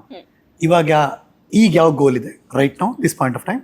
ನಾನು ಹೆಂಗೆ ಅಂದರೆ ಎಸ್ ನನಗಿದೆ ಒಳ್ಳೆ ಆ್ಯಕ್ಟರ್ ಅಂತ ಹೆಸರು ಮಾಡಬೇಕು, ಚಂಡೇಲೇನೋ ಹೆಸರು ಮಾಡಬೇಕು ಹಂಗಂತ ಅಷ್ಟೇ ಅಂತಲ್ಲ. ನಾನು ಆವಾಗಲೇ ಹೇಳ್ದಂಗೆ ನಾನು ಈ ಮೂಮೆಂಟ್ನ ತುಂಬ ಎಂಜಾಯ್ ಮಾಡ್ತೀನಿ, ಈ ಕ್ಷಣಕ್ಕೆ ಬದುಕು ಅಷ್ಟೇ. ಅದರಲ್ಲೂ ನಮ್ಮ ಸುತ್ತಮುತ್ತ ಒಂದಷ್ಟು ನೋಡಿ ನನಗೆ ಇತ್ತೀಚೆಗಂತ ಎಸ್ಪೆಷಲಿ ಆಫ್ಟರ್ ನನ್ನ ಅಪ್ಪನ ಡೆತ್ ಯಾವ ಎಕ್ಸ್ಪೆಕ್ಟೇಷನು ಇಲ್ಲ, ಯಾವ ಜಾಸ್ತಿ ಕಮಿಟ್ಮೆಂಟ್ಸು ಮಾಡ್ಕೋಬಾರ್ದು ಅಂತ ಡಿಸೈಡ್ ಮಾಡ್ಬಿಟ್ಟಿದ್ದೀನಿ. ನೀವು ಅಭಿನಯಿಸುತ್ತಿರುವ ಕೃಷ್ಣ ರುಕ್ಕು ಧಾರಾವಾಹಿಯ ನಿರ್ಮಾಪಕ, ಹೌದು, ನಿರ್ದೇಶಕ, ಅವ್ರದ್ದು ಪ್ರೋಗ್ರಾಮ್ ಅಲ್ಲಿ ಕೂಡ ನಮ್ಮ ಚಾನಲ್ ದಿಲೀಪ್ ರಾಜ್ ಪ್ರೊಡಕ್ಷನ್ ಅಲ್ಲಿ ಅವ್ರು ಕೆಲಸ ಮಾಡ್ತಿದ್ದಾರೆ. ಶ್ರೀವಿದ್ಯಾ ಮತ್ತು ದಿಲೀಪ್ ರಾಜ್ ಪ್ರೊಡಕ್ಷನ್ ಅಲ್ಲಿ ಖುಷಿ ಅನುಭವ ನಿಮ್ಗೆ ಆಗಿರುತ್ತೆ, ಅದನ್ನ ನೋಡಿರ್ತೀರ? ಪ್ರೋಗ್ರಾಮ್ ಆಯ್ತು ರೀಸೆಂಟ್ಲಿ. ಅಲ್ಲಿ ಕೆಲವರೆಲ್ಲ ಬಂದವ್ರು ಹೇಳಿದ್ರು ಅವ್ರಿಗೆ ಅವಕಾಶ ಸಿಗ್ಲಿಲ್ಲ, ಮಾಡಬೇಕಾಗಿತ್ತು. ಅದಕ್ಕೆ ಬಂದವರು ಅಲ್ಲಿ ಇನ್ನೊಬ್ರು ಆರ್ಟಿಸ್ಟ್ ಒಬ್ರು ಹೇಳಿದ್ರು, ನೀವು ಅದನ್ನ ಈಗ ಮಾತಾಡೋದಲ್ಲ, ನೀವೇ ಇಂಡಸ್ಟ್ರಿ ಅವರಲ್ವಾ, ನೀವು ಅವಕಾಶ ಕೊಡ್ಬೋದಿತ್ತಲ್ವಾ, ನಿಮ್ಗೆ ಅವಕಾಶ ಕೊಡೋ ಚಾನ್ಸಸ್ ಇತ್ತಲ್ವಾ, ಈಗ ಯಾಕೆ ಮಾತಾಡ್ತೀರಾ ಅಂತ. ನಾನು ಸರ್ ಬಗ್ಗೆ ಅಂತಾನೆ ಹೇಳ್ತಿಲ್ಲ, ಅವ್ರು ಅದನ್ನೇ ಹೇಳಿದರು ಸರ್ಗೆ. ಏನಂದರೆ ಹೀ ಈಸ್ ಲಕ್ಕಿ, ಎಲ್ಲರೂ ಅವ್ರ ಬಗ್ಗೆ ಒಳ್ಳೇದು ಮಾತಾಡ್ತಾರೆ ಅಂದರೆ ಅವ್ರಿಗೆ ಸಾಕಷ್ಟು ಅವಕಾಶ ಸಿಕ್ಕಿದೆ, ನೀವು ಈಗ ಅವಕಾಶ ಸಿಕ್ಕಿಲ್ಲ ಅಂತ ಮಾತಾಡಬೇಡಿ ಅಂತ. ಸಿಕ್ಕಿದೆ ಅವ್ರಿಗೆ, ಅವ್ನಿಗೆ ಏನು ಮಾಡ್ಬೇಕು ಅದನ್ನು ಮಾಡಿದ್ದಾನೆ ಅವನು ಅಂತ ಅವ್ರು ಹೇಳಿದ್ರು. ನಂಗೆ ಖುಷಿ ಆಯಿತು. ಹೋದ್ಮೇಲೆ ಮಾತಾಡೋದು ಈಸಿ ಸರ್ ನಮಗೆ. ನನ್ನ ಅಪ್ಪ ಈಗ ಸಾವು ಅಂದಾಗ ಹೇಳ್ತೀನಿ, ನಾನು ತುಂಬ ಹತ್ತಿರದಿಂದ ನೋಡಿರೋದು ನನ್ನ ಅಪ್ಪನ ಸಾವು. ಅದು ಅನ್ಯಾಚುರಲ್ ಡೆತ್, ಅದು ನನ್ನ ಅಪ್ಪಂದು. ಏನು ಮಾತಾಡ್ಕೊಂಡಿದ್ದಾರೆ ಕೆಲವರು ಅಂದರೆ, ಮಗಳದ್ದು ಹಿಂಗೆ ಆಯ್ತಲ್ಲ ಮೋಸ್ಟ್ಲಿ ಅದಕ್ಕೆ ಹಂಗಾಗಿದೆ ಅಲ್ಲಿಗೆ ಲಿಂಕ್ ಮಾಡ್ತಾ ಇದ್ದಾರೆ ಸರ್. ಅಪ್ಪಂಗೆ ಏನಾಗಿತ್ತು, ಅವ್ರಿಗೆ ಹೆಲ್ತ್ ಇಶ್ಯೂಸ್ ಆಗ್ತಾ ಇತ್ತು, ಮೆಂಟಲಿ ಅವ್ರು ಎಷ್ಟು ಲೋ ಆಗಿದ್ರು, ಇದೆಲ್ಲ ನಾವು ಫೇಸ್ ಮಾಡಿರೋದು, ನಾವು ನೋಡಿರೋದು, ನಾವು ದಿನ ಕಣ್ಣಿನ ಹಾಕಿದ್ದೀವಿ ಅಪ್ಪನ ನೋಡಿಕೊಂಡು. ಇವನು ಯಾವನೋ ಮೂರನೇ ವ್ಯಕ್ತಿ ಕೂತ್ಕೊಂಡು ಮಗಳಿಗೋಸ್ಕರ ಹಿಂಗಾಯ್ತು ಅಂತ ಮಾತಾಡ್ತಾನೆ. ಸೊ ನಮ್ಮ ಸಮಾಜ ತುಂಬ ಕೆಟ್ಟದು ಸರ್, ತುಂಬ ಕೆಟ್ಟದು. ಆಮೇಲೆ ಕೆಲವೊಮ್ಮೆ ಏನು ಆಶ್ಚರ್ಯ ಆಗುತ್ತೆ ಅಂದರೆ, ಈಗ ನೋಡಿ ನಾವು ಮಾತಾಡ್ತಿರ್ತೀವಿ, ಎಲ್ಲ ಹೊರಗಡೆ ಮಾತಾಡ್ತಿರ್ತೀವಿ, ಎಲ್ಲರೂ ಒಳ್ಳೆಯದೇ ಮಾತಾಡ್ತಿರ್ತಾರೆ. ಹೆಂಗಲ್ವಾ ಸಮಾಜ, ಹಾಗೆ ಸಮಾಜ ಹೆಂಗೆ, ಎಲ್ಲರೂ ಇದೇ ಥರ ಮಾತಾಡೋರು. ಹಂಗಾರೆ ಕೆಟ್ಟವ್ರು ಎಲ್ಲಿದ್ದಾರೆ ಅಂತ ನನಗೆ ಗೊತ್ತಾಗಲ್ಲ. ನಾನು ತುಂಬ ಪ್ರಶ್ನೆ ಮಾಡ್ತೀನಿ ಇದನ್ನು ನಾನು. ನೋಡು, ನಾನು ಎಲ್ಲ ನನ್ನ ಸರ್ಕಲ್ಗೆ ಮಾತಾಡ್ತೀನಿ, ಎಲ್ಲರೂ ಒಳ್ಳೆಯದೇ ಮಾತಾಡೋರು. ನೋಡು ಅಲ್ಲೆಲ್ಲೋ ರೇಪ್ ಕೇಸ್ ಆಯ್ತಂತೆ, ಪಾಪ ನೋಡು ಮಗಳನ್ನೇ ಹಿಂಗೆ ಮಾಡಿದ್ರಂತೆ. ಹಂಗಾರೆ ಎಲ್ಲರೂ ಒಳ್ಳೆಯದೇ ಮಾತಾಡ್ತಿದ್ದಾರೆ. ಹಂಗಾರೆ ಈ ಕೆಟ್ಟವ್ರು ಎಲ್ಲಿದ್ದಾರೆ, ಹೆಂಗೆ ಹುಟ್ಟುತ್ತಾರೆ, ಅಥವಾ ಸಿಚುವೇಶನ್ಗೆ ಅವ್ರು ಹಂಗೆ ಮಾಡ್ತಾರಾ, ಒಂದು ಗೊತ್ತಾಗಲ್ಲ. ಉತ್ತರ ಸಿಗದೇ ಇರೋ ಪ್ರಶ್ನೆಗಳು ಅಲ್ವಾ, ಅನ್ಸಲ್ವಾ ಸರ್ ನಿಮಗೆ? ಸೊ ಸಮಾಜ ಹಂಗಿದೆ. How do you remember Dileep Raj? ಅವರು ಅಂತಂದರೆ ನನಗೆ ನೆನಪಾಗೋದೇ ಅವರ ಪೇಷನ್ಸು ಮತ್ತು ನಗುಮುಖ. ಸರ್ ಏನು ಎನರ್ಜಿಲಿ ಬರ್ತಾ ಇದ್ರು ಸೆಟ್ಗೆ ಅಂದರೆ, ನಮಗೆ ಸ್ಟಾರ್ಟಿಂಗ್ ಅವರೇ ಡೈರೆಕ್ಷನ್ ಮಾಡ್ತಾ ಇದ್ದಿದ್ದು. ಕ್ಯಾಮ್ರಾ ಇಟ್ಕೊಂಡು ನೆಲದಲ್ಲೆಲ್ಲ ಮಲ್ಕೊಂಡೆಲ್ಲ ಶೂಟ್ ಮಾಡೋರು, ಏನೇನು ಆ್ಯಂಗಲಲ್ಲಿ. ನಾವೆಲ್ಲ ಹೇಳ್ತಾ ಇದ್ವಿ, ಸರ್ ಇದೆಲ್ಲ ಹಾಕಲ್ಲ ಸರ್, ಕಟ್ ಮಾಡಿ ಹಾಕ್ತಾರೆ, 2 ಶಾಟ್ ಹಾಕ್ತಾರೆ ಅಷ್ಟೇ, ಯಾಕೆ ಸರ್ ಅಂತ ನಾವು ಹೇಳ್ತೀವಿ. ನಾವು ಮಾಡೋದನ್ನ ನಾವು ಮಾಡೋಣ, ಅವ್ರು ಹಾಕ್ತಾರೋ ಬಿಡ್ತಾರೋ ನೆಕ್ಸ್ಟು. ಯಾವ ಸೆಲೆಬ್ರಿಟಿ ಅಂತ ಇರಲಿಲ್ಲ ಅವ್ರಿಗೆ, ನಾನೊಬ್ಬ ಪ್ರೊಡ್ಯೂಸರು, ಅಷ್ಟು ಹೆಸರು ಮಾಡಿದ್ದೀನಿ, ಏನೂ ಇಲ್ಲ. ಸಖತ್ ಫ್ರೆಂಡ್ಲಿ ಆಗಿದ್ರು, ನಮ್ಮ ಜೊತೆ ಒಂದು ಶಟಲ್ ಆಡ್ತಿದ್ರು, ನಮ್ಮ ಸೆಟ್ ಆರ್ಟಿಸ್ಟ್ಗಳ ಜೊತೆ. ಹೌದು. ಆಮೇಲೆ ಅವರು ವ್ಯಕ್ತಿಗೆ ಬೆಲೆ ಕೊಡ್ತಾ ಇದ್ರು ಸರ್. ಈಗ ನಾನು ಇಷ್ಟು ಸೀರಿಯಲಲ್ಲೂ ನೋಡಿದ್ದೀನಿ ಕೆಲವ್ರನ್ನೆಲ್ಲ ಹೆಂಗೆ ಟ್ರೀಟ್ ಮಾಡ್ತಾರೆ ಆರ್ಟಿಸ್ಟ್ಗಳನ್ನ. ಎದುರುಗಡೆ ಇದ್ದಾಗ ಹೆಂಗೆ ಟ್ರೀಟ್ ಮಾಡ್ತಾರೆ, ನೀವು ಹೋದ್ಮೇಲೆ ಹೆಂಗೆ ಮಾತಾಡ್ತಾರೆ ನೋಡಿದ್ದೀನಿ. ಬಟ್ ದಿಲೀಪ್ ಸರ್ ನಾನು ನೋಡ್ದಂಗೆ ಏನು ಹೇಳ್ಬೇಕು ಅದನ್ನು ನಿಮ್ಮ ಮುಂದೆನೇ ಹೇಳ್ತಾರೆ, ಹಿಂದೆಯಿಂದ ಮಾತಾಡಲ್ಲ. ನನಗೆ ಕಂಪ್ಲೇಂಟೇ ಇಲ್ದಿರೋ ವ್ಯಕ್ತಿ ದಿಲೀಪ್ ಸರ್. ಅವ್ರ ಬಗ್ಗೆ ಕಂಪ್ಲೇಂಟೇ ಇಲ್ಲ. ಟೆಕ್ನಿಷಿಯನ್ ಅಂತ ನೋಡ್ತಿರ್ಲಿಲ್ಲ, ಆ್ಯಸ್ ಎ ಹ್ಯೂಮನ್ ನೋಡ್ತಾ ಇದ್ರು ಅವರು. ಬೇರೆ ಟ್ರೀಟ್ಮೆಂಟ್ ಅವರಿಗೆ ಇವರಿಗೆ ಬೇರೆ ಇಲ್ಲ, ಎಲ್ಲರೂ ಒಂದೇ ಥರ ನೋಡ್ತಾ ಇದ್ರು ಅವರು. ಆಮೇಲೆ ಏನೋ ಆರ್ಟಿಸ್ಟ್ಗಳಿಗೆ ಏನೋ ಹೆಚ್ಚು ಕಮ್ಮಿ ಆಗಿ ಕೆಲವೊಮ್ಮೆ ಲೇಟ್ ಆಗಿ ಬರೋದು ಆಗುತ್ತೆ, ಯಾವತ್ತೂ ಕೂಗಾಡಿರ್ಲಿಲ್ಲ ಅವರು. ಏನೊಂದು ಆಗುತ್ತೆ ಹೆಚ್ಚು ಕಮ್ಮಿ, ಏನೋ ಟ್ರಾಫಿಕ್ ಆಗಿರುತ್ತೆ ಅಥವಾ ಮನೆಯಲ್ಲೂ ಸಮಸ್ಯೆ ಇರುತ್ತೆ, ಆಗುತ್ತೆ ಮಾಡೋಣ. ಆತನು ಹಂಗೆ ಬೆಳೆದು ಬಂದಿರೋದು, ಹಿ ನೋಸ್ ಇಟ್. ಅದೇ ಸರ್ ಹೇಳೋದು, ಕಷ್ಟದಿಂದ ಬಂದವ್ರಿಗೆ ಅದು ಗೊತ್ತಿರುತ್ತೆ. ಹಾಗಂತ ಕಷ್ಟದಿಂದ ಬಂದು ಮರೆತು ಬೇರೆ ಥರ ಬಿಹೇವ್ ಮಾಡೋರನ್ನು ಕೂಡ ನೋಡಿದ್ದೀವಿ ನಾವು. ಬಟ್ ಅವರು ಗಂಡ ಹೆಂಡ್ತೀರ ಹಾಗೇನೆ, ಆಕ್ಚುಲಿ ಎಕ್ಸಾಂಪಲ್ ಗಂಡ ಹೆಂಡ್ತೀರ ಹಾಗೇನೆ ಅವರು. ಅವರಿಬ್ರು ಸರ್, ನನಗೆ ದಿಲೀಪ್ ಸರ್ ಅಂದ್ರೆ ಅವರು ಸಪ್ರೇಟ್ ಅಲ್ಲ, ಅವರಿಬ್ರನ್ನೇ ನೋಡಿ ಗೊತ್ತು ನಮಗೆ. ಈಗ ವಿದ್ಯಾ ಮ್ಯಾಮ್ ಒಬ್ಬರೇ ಬರ್ತಾರೆ, ಇಲ್ಲ ಯಾವಾಗಲೂ ಇಬ್ರು ಒಟ್ಟಿಗೆ ಯಾರು ಕೇಳ್ಬೇಕಾಗಿಲ್ಲ, ವಿದ್ಯಾ ಮೇಡಮ್ ಬಂದ್ರು ದಿಲೀಪ್ ಸರ್ ಬರ್ತಾರ ಅಂತ. ಒಬ್ರು ನೋಡಿದ್ರೆ ಇನ್ನೊಬ್ರು ಇದಾರೆ ಅಂತ ಅರ್ಥ ಸೆಟ್ ಅಲ್ಲಿ. ಅದ ಅಂಡರ್ಸ್ಟುಡ್, ಅದು ಇದ್ದೇ ಇರ್ತಾರೆ ಅವರು, ಬಿಟ್ಟಿದ್ದು ನಾವು ನೋಡೇ ಇಲ್ಲ. ಸೊ ಅದೇ ಹೇಳಿದೆ, ಅಗೇನ್ ದಿಲೀಪ್ ಸರಿಗೆ ಹಿಂಗಾದಾಗ್ಲೂ ನಾನು ಬಂದು ಮನೇಲಿ ಅದನ್ನೇ ಮಾತಾಡ್ತಾ ಇದ್ದೆ. ಇಷ್ಟೇ, ನಾವು ಇದಿಷ್ಟು ದಿನ ಖುಷಿಯಾಗಿರ್ಬೇಕು, ಓವರ್ ಕಮಿಟ್ಮೆಂಟ್ಸು ಮಾಡ್ಕೋಬಾರ್ದು. ಲಕ್ಷ ಕೋಟಿ ಸಾಲ ಆಗಿಲ್ಲ ಏನೋ ಮಾಡಿ ಮನೆ ಬೇಡ, ಇರೋದ್ರಲ್ಲಿ ಚೆನ್ನಾಗಿರೋಣ ಸಾಕು ಅಂತ. ಅವತ್ತು ಶೂಟಿಂಗ್ ಇತ್ತಾ? ಹೌದು, ಶೂಟಿಂಗ್ ಹೊರಟಿದ್ವಿ, ಅಷ್ಟರಲ್ಲಿ ಫೋನ್ ಬಂದು ಹಿಂಗೆ ಆಗಿದೆ ಅಂತ ಗೊತ್ತಾಗಿತ್ತು ನಮಗೆ. ಶಾಕಲ್ಲ ರಪ್ಪ ಅಂತ. ಹೌದು ಸರ್, ಫಸ್ಟ್ ನಂಬಲೇ ಇಲ್ಲ ನಾವು. ಈಗಲೂ ನಾವು ಆಕ್ಸೆಪ್ಟ್ ಮಾಡಕ್ಕೆ ರೆಡಿ ಇಲ್ಲ ಅದನ್ನ. ನಮಗೆ ಈಗ ನೋಡಿ ಹಿಂಗೆ ಮಾತಾಡಿದಾಗ ಅದು ನೆನಪಾಗುತ್ತೆ, ಬಿಟ್ರೆ ದಿಲೀಪ್ ಸರ್ ಇಲ್ಲ ಆ ಥರದ್ದೊಂದು ಆಗಿದೆ ಅಂತ ನಮಗೆ ಅನ್ಸೋದೇ ಇಲ್ಲ. ಈವನ್ ನನ್ನ ಅಪ್ಪಂದು ಕೂಡ, ಅಪ್ಪ ಇದಾರಂತಾನೆ ಅದೊಂದು ನೆನಪೇ ಆಗಲ್ಲ ಹಂಗಾಗಿದೆ ಅಂತ. ಇದ್ದಾರೆ ಖಂಡಿತ, ಮೇಲಿಂದ ನೋಡ್ತಿರ್ತಾರೆ. ನಮ್ಮ ಟೀಮ್ಗೂ ಕೂಡ ಆಸ್ ಎ ಗೈಡ್ ಆಗಿ ಅವ್ರು ನಮ್ಮ ಜೊತೆ ಇರ್ತಾರೆ ದಿಲೀಪ್ ಸರ್. ಮತ್ತೆ ಶ್ರೀವಿದ್ಯಾ ಅವ್ರ ಅಕ್ಕ ಕೇಳಿದ್ರ? ಹೌದು, she is a strong lady. Correct, I agree. Dileep sir strong ಮಾಡಿದ್ದಾರೆ and she is strong. But yes of course ಆ ಥರದ್ದು ಕಷ್ಟಗಳು ನೋವುಗಳು ನಮಗಷ್ಟೇ ಗೊತ್ತಿರಕ್ಕೆ ಸಾಧ್ಯ, ಒಳಗಡೆ ಏನಿರುತ್ತೆ ಅಂತ. ಅದನ್ನು ತೋರಿಸ್ಕೊಳ್ಳದೆ ಹ್ಯಾಂಡಲ್ ಮಾಡಲೇಬೇಕಲ್ವ ಸರ್. ಸೊ ಪ್ರೊಡಕ್ಷನ್ ವಾಪಸ್ ಬಂದ್ರು ಅಂಡ್ ಚಾಲು ಆಯ್ತು. ಎಸ್, ಮಾಡ್ತಿದ್ದಾರೆ. ಸೊ ಕಲ್ಯಾಣಿ ಮೂಲಕ ಜನರಿಗೆ ಹೆಂಗ್ ರೀಚ್ ಆಗಿದ್ದೀರಿ? ಕಲ್ಯಾಣಿ ಮೂಲಕ ಇನ್ಸ್ಟಾಗ್ರಾಮ್ ಅಲ್ಲಿ ತುಂಬಾ ಜನ ಬೈತಾ ಇರ್ತಾರೆ. ಮೊನ್ನೆ ಚಾನೆಲ್ ಅವ್ರು ಸಿಕ್ತಾಗ್ಲೂ ಅದೇ ಹೇಳಿದ್ರು, ಏನಂತ? ತುಂಬಾ ಕೆಟ್ಟದಾಗ ಕಮೆಂಟ್ ಆಗ್ತಿದ್ದಾರೆ ನಿಮ್ಗೆ, ಹಂಗಂದ್ರೆ ನೀವು ರೀಚ್ ಆಗಿದ್ದೀರಾ ಅಂತ ಅರ್ಥ. ಇದು ಪಾಯಿಂಟ್ ಅಲ್ಲಿ. ಸೊ ತಲೆ ಕೆಡ್ಸ್ಕೊಬಿಡಿ ಅಂತ ನಾನು ಕೇಳ್ತಾ ಇದ್ದೆ. ನಿಜವಾಗ್ಲೂ ನನಗೆ ಪಾತ್ರ ಗೆಲ್ತಾ ಇದೆ ಅಂತ. ಸ್ವಲ್ಪ ಈಗ ಮಧ್ಯ ಪಾಸಿಟಿವ್ ರೋಲ್ ಮಾಡಿದೆ, ನೀನು ಅದನ್ನ to positive role. Nathicharami negative role, but ತೀರಾ ನೆಗೆಟಿವ್ ಏನೋ ಆ ಥರ ತುಂಬ ಕೆಟ್ಟವಳು ಆ ಥರ ಅಲ್ಲ. ಆಮೇಲೆ ಈ ಕೃಷ್ಣ ರುಕ್ಕುಲಿ ಸ್ಟಾರ್ಟಿಂಗ್ ಕಲ್ಯಾಣಿ ಪಾಸಿಟಿವ್ ರೋಲ್ ಇದ್ದಿದ್ದು, ಆಮೇಲೆ ಆಫ್ಟರ್ ಒಂದು ಇನ್ಸಿಡೆಂಟ್ ಅವಳು ನೆಗೆಟಿವ್ ಆಗ್ತಾಳೆ. ಸೊ ಜನ ನೆಗೆಟಿವ್ ನ ಬೇಗ ತಗೋತಾರೆ, ಚೆನ್ನಾಗಿ. ಹೌದು, ನೆನ್ಪಿಟ್ಕೋತಾರೆ, ತುಂಬಾ ನೆನ್ಪಿಟ್ಕೋತಾರೆ. ಸೊ ಜನ ಈಗ ನಿಮಗೆ ಕಲ್ಯಾಣಿ ಬೈದ್ರು ಅಂದ್ರೆ ದಿವ್ಯಶ್ರೀ ಗೆದ್ದಿದೆ ಅಂತ. ಹೌದು, ವೈಯಕ್ತಿಕವಾಗಿ ಲಿಂಕ್ ಆಗ್ಬಾರ್ದು ಅಷ್ಟೇ ಅದು. ಹೌದು, ತುಂಬಾ ಜನ ಹಂಗ್ ಮಾಡ್ತಾರೆ. ಆಗೋಗಿದೆ ತುಂಬಾ ಕಲಾವಿದರಿಗೆ, ತುಂಬಾ ಒದ್ದಾಡ್ಬಿಟ್ಟಿದ್ದಾರೆ ಕಲಾವಿದರು. ಹೌದು, ಕೆಲವರು ಆರ್ಟಿಸ್ಟ್ ಇದು ಮಾಡೋದೇ ಇಲ್ಲ ಇನ್ನು ನೆಗೆಟಿವ್ ಅನ್ನೋ ಥರದ್ದೆಲ್ಲ. ಬಿಕಾಸ್ ಅವ್ರು ಪರ್ಸನಲ್ ಆಗಿ ಅದು ನೆಗೆಟಿವ್ ಆಗಿ ಬಂದ್ಬಿಟ್ಟಿದೆ ಅದೆಲ್ಲ. ಬಿಕಾಸ್ ಈಗ ನಿಮ್ಮನ್ನ ಕಲ್ಯಾಣಿಯಾಗಿ ನೋಡಿದವರು, ಓ ಈ ಕಲಾವಿದ ಇರೋದೇ ಹೀಗೆ, ಈಕೆ ಆಟಿಟ್ಯೂಡೇ ಹೀಗೆ ಅಂತ ಜನ ಫಿಕ್ಸ್ ಆಗ್ಬಿಡ್ತಾರೆ. ನಾನು ಹಿಂಗಾಗಿತ್ತು ಅಂದ್ರೆ ಸರ್, ಇದು ರೀಸೆಂಟ್ಲಿ ಇನ್ಸ್ಟಾಗ್ರಾಮ್ ಅಲ್ಲಿ ಕಲ್ಯಾಣಿಗೆ ಏನೋ ಬೇರೆ ಥರದಲ್ಲಿ ಒಂದು ಕಮೆಂಟ್ ಹಾಕಿದ್ರು. ಈಗ ಬೈಕೊಳ್ಳೋದು ಬೇರೆ, ಅವಳು ಅಂಥದ್ದು ಇಂಥವಳು ಹಂಗೆ ಅಂತ. ನನ್ನನ್ನ ಪರ್ಸ್ನಲ್ ಆಗಿ ಏನೋ ಕಮೆಂಟ್ ಹಾಕಿದ್ರು, ಚೆನ್ನಾಗಿಲ್ಲ ಮೊದಲು ತೆಗೆದುಹಾಕಿ ಅಂತ ಹಾಕಿದ್ರು. ನಂಗೆ ಅದು ಫಸ್ಟ್ ಇಲ್ಲಿ ತನಕ ನಾನು ಆ ಥರ ಕಮೆಂಟ್ ನೋಡಿಲ್ಲ. ನನಗೆ ಎಷ್ಟು ಡಿಸ್ಟರ್ಬ್ ಆದೆ ಅಂದರೆ, ನಾನು ನೀವು ಸ್ಟ್ರಾಂಗ್ ಅಂತೀರನ್ನ ನಾನು ಆವಾಗಲೇ ಹೇಳಿದೆ, ಡೈಲಾಮ ಇದ್ದರೆ ನಾನು ಮಂತ್ರಾಲಯಕ್ಕೆ ಹೋಗ್ತೀನಿ ಅಂತ. ಹೋಗಿದ್ರಾ? ನಾನು ಮಂತ್ರಾಲಯ ಹೊಟ್ಟೆ ಸರ್. ನಾನು ಮಂತ್ರಾಲಯ ಹೋಗಿ ನಾನು ಬೇಡ್ಕೊಂಬಂದಿದ್ದು. ನಂಗೆ ಸೀರಿಯಲ್ ಬಿಡೋಣ ಅಂತ ಅನ್ನೋಷ್ಟು ಬಂದಿತ್ತು ನನಗೆ. ಯಾಕೆ ಈ ಥರ ಕಮೆಂಟ್ ಹಾಕಿದ್ರು, ಚೆನ್ನಾಗಿಲ್ವಾ, ಹಂಗಾರೆ ನಾನು ಇನ್ನೂ ಚೆನ್ನಾಗಿ ನಾನು ಮೇಂಟೈನ್ ಮಾಡ್ಕೊಂಡು ನಾನು ಬರಬೇಕೇನೋ, ಈ ಥರ ಥಾಟ್ ಬಂದಿತ್ತು. ಮಂತ್ರಾಲಯಕ್ಕೆ ಹೊರಟಿದ್ದು. ಮಂತ್ರಾಲಯಕ್ಕೆ ಹೋಗಿ ನಾನು ಇಷ್ಟೇ ಕೇಳ್ಕೊಂಡೆ, ನನಗೆ ಡೈಲಾಮ ಬರ್ತಾಯಿದೆ, ನಾನು ಮಾಡಬೇಕೋ ಬೇಡವೋ ಅಂತ. ನಾನು ವಾಪಸ್ ಹೋಗೋಷ್ಟ್ರಲ್ಲಿ ನನಗೆ ನೀನು ಉತ್ತರ ಕೊಡಬೇಕು ಅಂತ.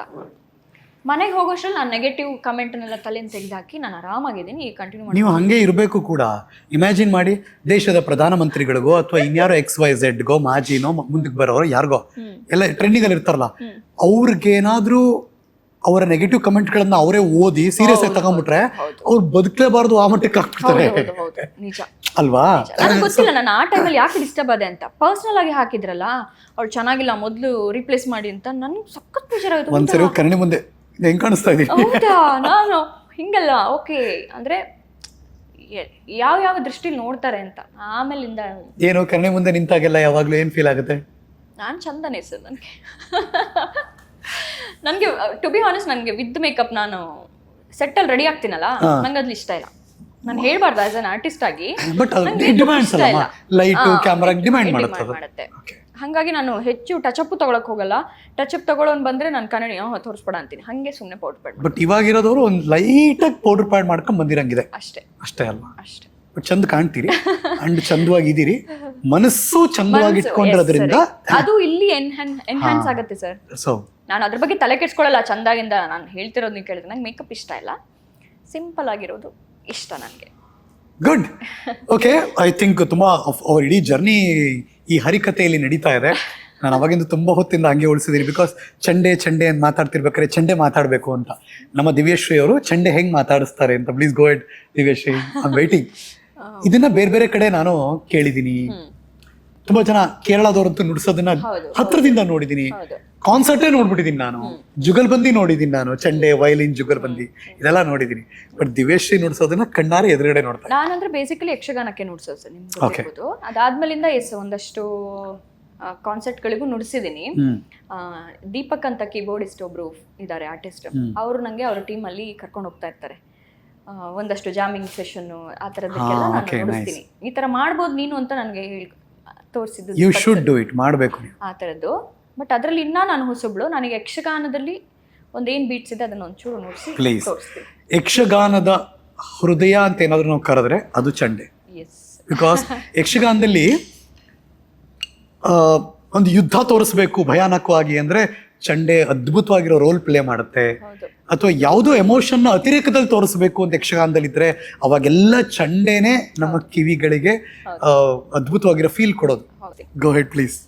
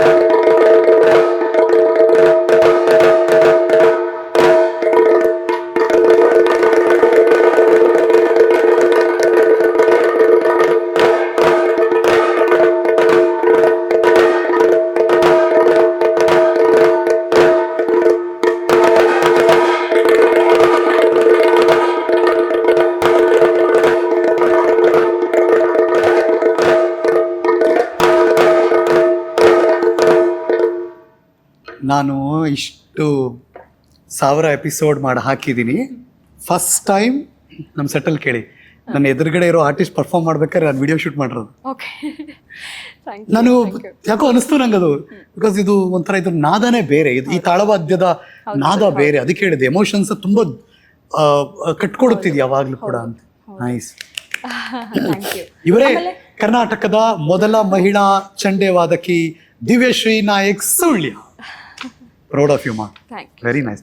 ನಿಮ್ಮ ಬಗ್ಗೆ ನಮ್ಗೆ ಬಹಳ ಅಭಿಮಾನ ಇದೆ. Thank you. ಇದ್ರ ಜೊತೆ ನಾನು ಇನ್ನೊಂದು ಇನ್ಸ್ಟ್ರೂಮೆಂಟ್ ಮದ್ದಳೆ ಅಂತ ಬರುತ್ತೆ. ಹೌದು, ಚಂಡೆ ಮದ್ದಳೆ. ಹೌದು, ಅದನ್ನು ಪ್ಲೇ ಮಾಡ್ತೀನಿ. ಆಮೇಲೆ ಕ್ಲಾಸಿಕಲ್ ಮೃದಂಗಂ ಸೀನಿಯರ್ ಇದು ಮುಗಿಸಿದ್ದೀನಿ. ಹೌದಾ? ಅದಾದ್ಮೇಲಿಂದ ಕಂಟಿನ್ಯೂ ಮಾಡಕ್ಕೆ ಆಗ್ಲಿಲ್ಲ ನನಗೆ. ಮೃದಂಗದಲ್ಲಿ ಹೆಣ್ಮಕ್ಳು ತುಂಬಾ ಕಡಿಮೆ. ನಾನು ನೋಡಿರೋದುವೆ, ನಾನು ಯಾವಾಗ್ಲೂ ಭರತನಾಟ್ಯ ಆಗ್ಲಿ ಅಥವಾ ಯಾವ್ದೋ ಕ್ಲಾಸಿಕಲ್ ಸಿಂಗಿಂಗ್ ಅಲ್ಲಿ ಬರೀ ಗಂಡಸರನ್ನೇ ನೋಡಿರೋದು ನಾನು ಆಕ್ಚುಲಿ. ಹೌದು. ಕಾಂಚನ ಈಶ್ವರ್ ಭಟ್ ಅಂತ ನನ್ನ ಗುರುಗಳು. ಓಕೆ. ಅವ್ರ ಜೊತೆ ಕಂಟಿನ್ಯೂ. ಆಮೇಲೆ ಮೃದಂಗ, ಆಮೇಲೆ ಅಷ್ಟೇ. ಕಂಜರ ಜಯಶ್ರೀ ಅಮ್ಮ, ಬಿ ಜಯಶ್ರೀ ಅಮ್ಮ ಗೊತ್ತಿರ್ಬೋದು. ಹೌದು, ಗೊತ್ತು. ಅವರ ಟೀಮ್ ಅಲ್ಲಿ ಸ್ಪಂದನ ನಾಟಕ ತಂಡ, ಡಾಕ್ಟರ್ ಬಿ ಜಯಶ್ರೀ ಅಮ್ಮ, ಗುಬ್ಬಿ ವೀರಣ್ಣನವರ ರಂಗಗೀತೆಗೆ ಒಂದಷ್ಟು ಸತಿ ಚಂಡೆ, ಕಂಜರ ಇದೆಲ್ಲ ಪ್ಲೇ ಮಾಡಿದ್ದೀನಿ. ಒಂದೊಂದನ್ನೇ ನೆನ್ಸ್ಕೊಂಡು ಹೇಳ್ತಾ ಹೋದ್ರೆ ಸಿಕ್ಕಾಬಟ್ಟೆ ಇದೆ ಲೈಫ್ ಜರ್ನಿ. ಇದು ಶಾರ್ಟ್ ಅಂಡ್ ಸ್ವೀಟ್ ಆಗಿ ನೋಡಿ. ಈ ಕಥೆನೇ ಶಾರ್ಟ್ ಅಂಡ್ ಸ್ವೀಟ್. ಬಟ್ ಒಂದು ಫೇರ್ ಐಡಿಯಾ ಸಿಕ್ಕಿರುತ್ತೆ ನಿಮ್ಮ ಬದುಕೇನು. ಹೌದು. ನಾವು ಮೇಲ್ನೋಟಕ್ಕೆ ಯಾರನ್ನೋ ನೋಡ್ತೀವಿ, ಅವ್ರ ಬಗ್ಗೆ ನಾವು ಅರ್ಥೈಸ್ಕೊಳ್ಳೋದು ಬೇರೆ. ಹೌದು. ಪರ್ಸೆಪ್ಷನ್ ಮತ್ತು ರಿಯಾಲಿಟಿಗಿರೋ ಡಿಫರೆನ್ಸ್ ಅದು. ಅಷ್ಟೇ ಸರ್. ಲೈಫ್ನ ಲೈಟಾಗಿ ತೊಗೋಬೇಕು. ನಾನು ಕಲ್ತ್ಕೊಂಡಿರೋ, ಈಗ ನಾನು ಮಾತಾಡುವಾಗ ತುಂಬ ಜನರಿಗೆ ಅನಿಸಿರ್ಬೋದು ಈ ಇಷ್ಟು ಸಣ್ಣ ಏಜಲ್ಲಿ ಏನು ಫಿಲಾಸಫಿ ಮಾತಾಡ್ತಾಳೆ ಅಂತ. ಬಟ್ ಲೈಫ್ ಏನು ಅಂತ ನೀವು ತಿಳ್ಕೊಂಬಿಟ್ರೆ ಅದಕ್ಕೆ ಏಜೆಲ್ಲ ಇಲ್ಲ. ಈ ಏಜಲ್ಲಿ ಮಾತಾಡ್ತಾಳೆ, ಆಜಲ್ಲಿ ಎಕ್ಸ್ಪೀರಿಯನ್ಸ್ ಲೈಫ್ ನಿಮಗೆ ಕಲಿಸೋ ಪಾಠ ಯಾವುದೂ ಕಲಿಸಲ್ಲ. ಸೊ ತುಂಬ ಜನಕ್ಕೆ ನೀವು ಅಕ್ಕ ಆಗ್ಬಿಟ್ಟಿದ್ದೀರಿ ಈಗ. ನನಗೆ ತುಂಬ ಇಷ್ಟ ಅದು. ನನಗೆ ಹೆಚ್ಚಿನವ್ರು ನನ್ನನ್ನು ಕರೆಯೋದು ಅಕ್ಕ ಅಂತ. ನಂಗೆ ಅದು ತುಂಬ ಇಷ್ಟ. ಏನೋ ದಿವ್ಯಕ್ಕ, ಅಕ್ಕ, ದಿವ್ಯಕ್ಕ ಹೇಳ್ಬೋದು. ದಿವ್ಯಕ್ಕ ಅಂತಾರೆ, ತುಂಬಾ ಜನ ದಿವ್ಯಮ್ಮ ಅಂತಾರೆ. ಅಮ್ಮನೂ ಬಂದ್ಬಿಟ್ಟಿದ್ಯಾ? ಹೌದು, ದಿವ್ಯಮ್ಮ ಅಂತಾರೆ. ಅಂದ್ರೆ ನನ್ನ ನೇಚರ್ ಇರೋದು ಹಂಗೆ. ನಾನು ಸುತ್ತ ಇರೋನ ತುಂಬಾ ಕೇರ್ ಮಾಡ್ತೀನಿ, ಕಾಳಜಿ ಇರುತ್ತೆ, ನನ್ನವರು ಅಂತ ನೋಡ್ತೀನಿ. ಅದು ನಮ್ಮ ಅಮ್ಮನೇ ಇರ್ಬೋದು ಮೋಸ್ಟ್ಲಿ ನಾನು ಕಲ್ತ್ಕೊಂಡಿರೋದು. ನಮ್ಮ ಅಮ್ಮನೂ ಅಷ್ಟೇ. ನಾನು ಫ್ರೆಂಡ್ಸ್ 20-23 ಜನ ಫ್ರೆಂಡ್ಸ್ನೆಲ್ಲ ಮನೆ ಕರ್ಕೊಂಡು ಹೋಗ್ತಾ ಇದ್ದೆ.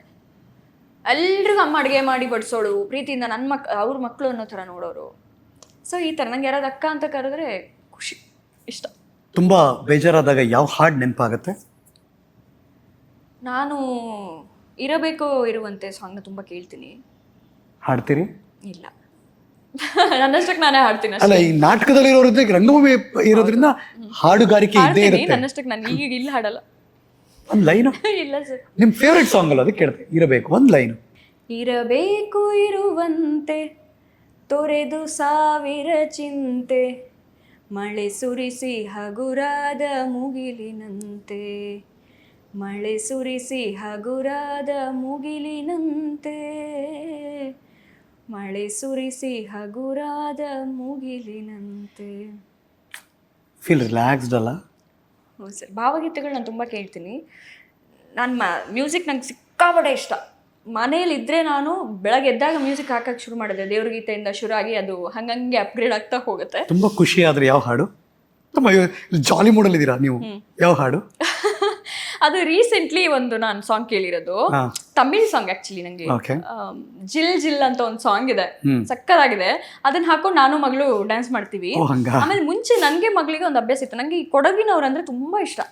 ಅದೆಂತ ಕೊಡಗಿನವ್ರು ಸಿಕ್ಕಾಪಟ್ಟೆ. ಅದು ಮುಂಚೆ ನಂಗೆ ಫ್ರೆಂಡ್ಸ್ ಮಂಗಳೂರು ಕೋಸ್ಟಲ್ಲಿ ನಂಗೆ ಬಂದ್ಬಿಡ್ತೀರಿ ಅಂತ ನೀವು? ಇಲ್ಲ, ನಾವು ಸ್ವಲ್ಪ ಲೈಫ್ ಸ್ಟೈಲ್ ಎಲ್ಲ ಒಂದೇ.